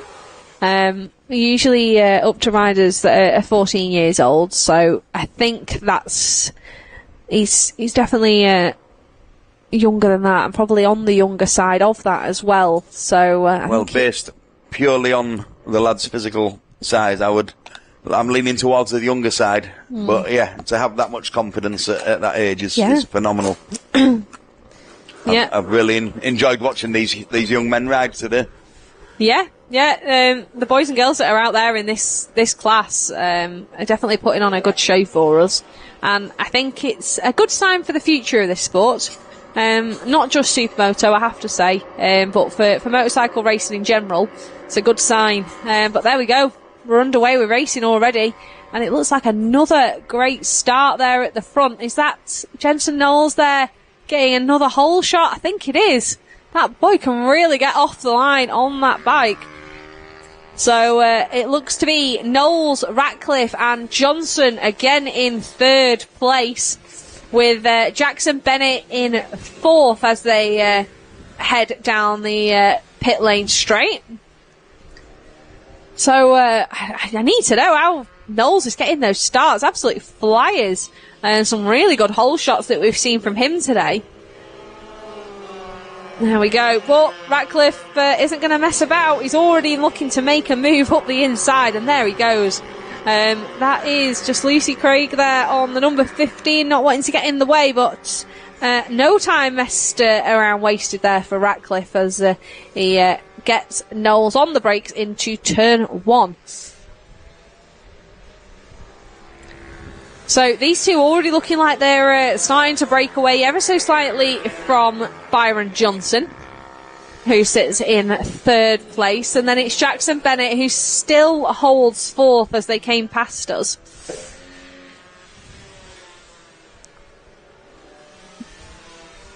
So there we have it. Ratcliffe carries so much speed on the exit of Luna. Look at the advantage he's already pulled. So last time he came across the line, he was in 2nd. He's now pulled an advantage of 0.7 of a second and put in a fastest lap of a 55.6. So those lap times already at race pace. They've definitely taken no time to settle into this one. And it is the final race of the day here at Three Sisters. So I have to say a huge thank you to the circuit for having us. And a reminder again, if you are able to come and visit us tomorrow and come and spectate with us in person, it is fantastic racing here. And there's nothing like being in person at a motorsport event. Absolutely nothing like it. It's fantastic. And I'm sure you'll get to see more of these boys and girls out on track as well tomorrow as we line up for our ACU championship tomorrow. There he goes, wasting no time there, making the pass up. I believe that was George. Who was that he just nipped through on? One of our back markers. I'm sure he's already lapping up plenty high enough.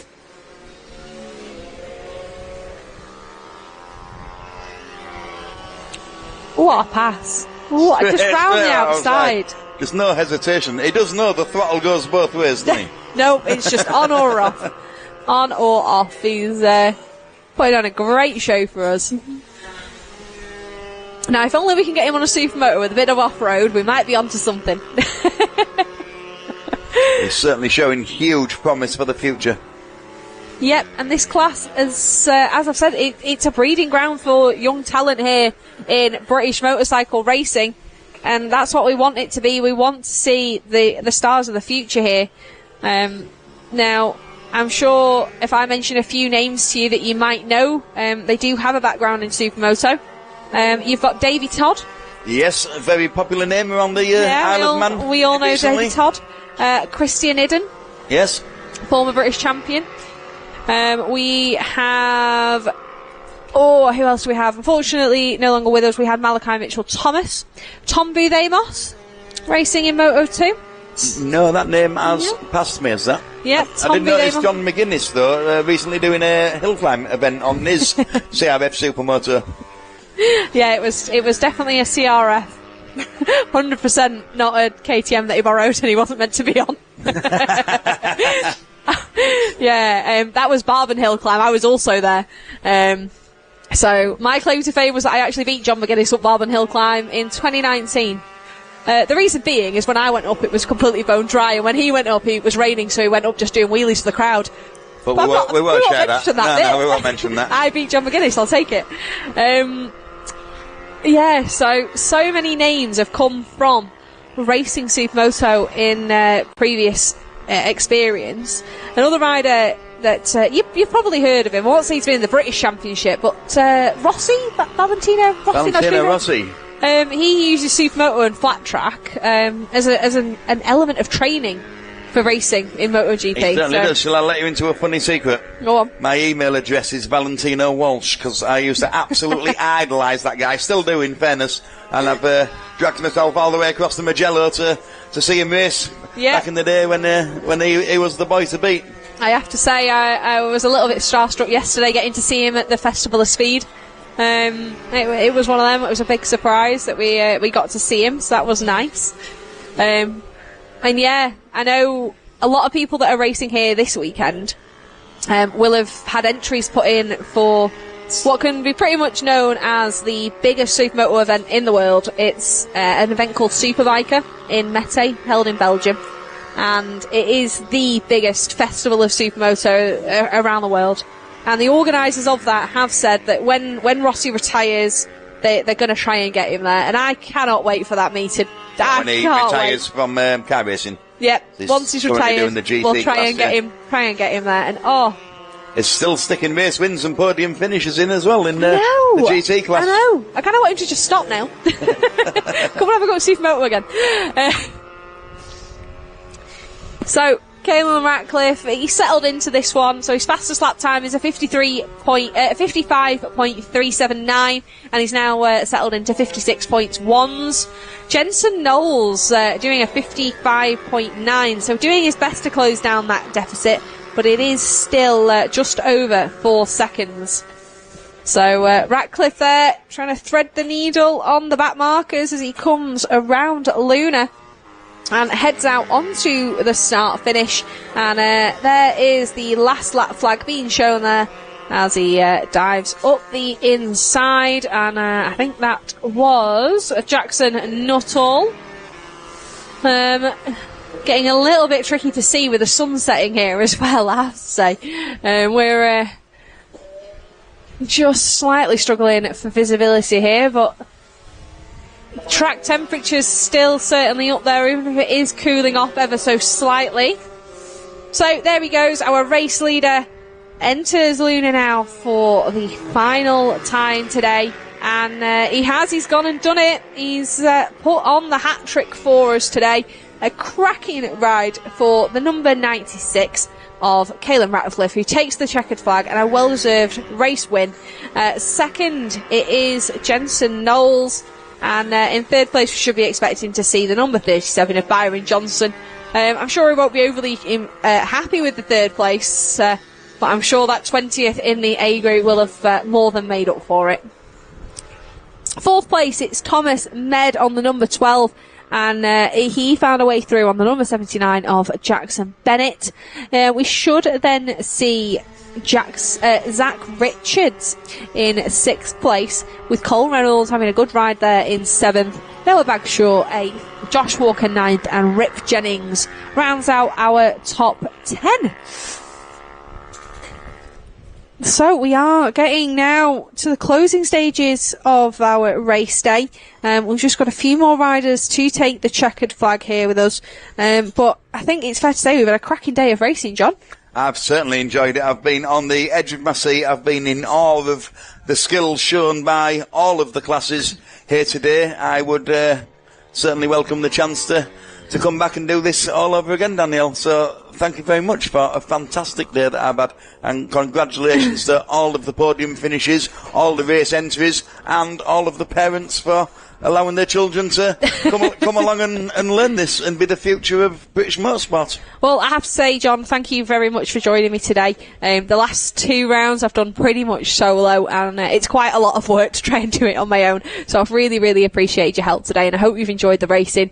I appreciate you were pretty much thrown in at the deep end this morning, but I think you've done a fab job, so thank you so much. I think that's just the start of my thank yous for closing out today. We've got to say a huge thank you for Three Sisters Circuit for having us today. A huge thank you to all our marshals and NORA officials that have been out there in the sun and the dust today, making it even possible for us to be able to go out and race. So a huge thank you to that Orange Army. And then a big thank you to everyone at home for watching. I hope you've all enjoyed the racing that we've had here today at Three Sisters. And I think that's all from me, John. So I think we're about ready to wrap up. If you are at home, make sure you've got it in your diary for round 6. We will be at Oliver's Mount over in Scarborough on the 22nd and 23rd of August. But thank you from me, and also thank you from myself to Danielle and all of the people she's mentioned there. And really, you have to feel the heat here today. To massive respect to those marshals. Yeah, a huge thank you to everyone that's made today possible. And I think we'll wrap that one up. Thank you for joining us, and we hope to see you at the next one.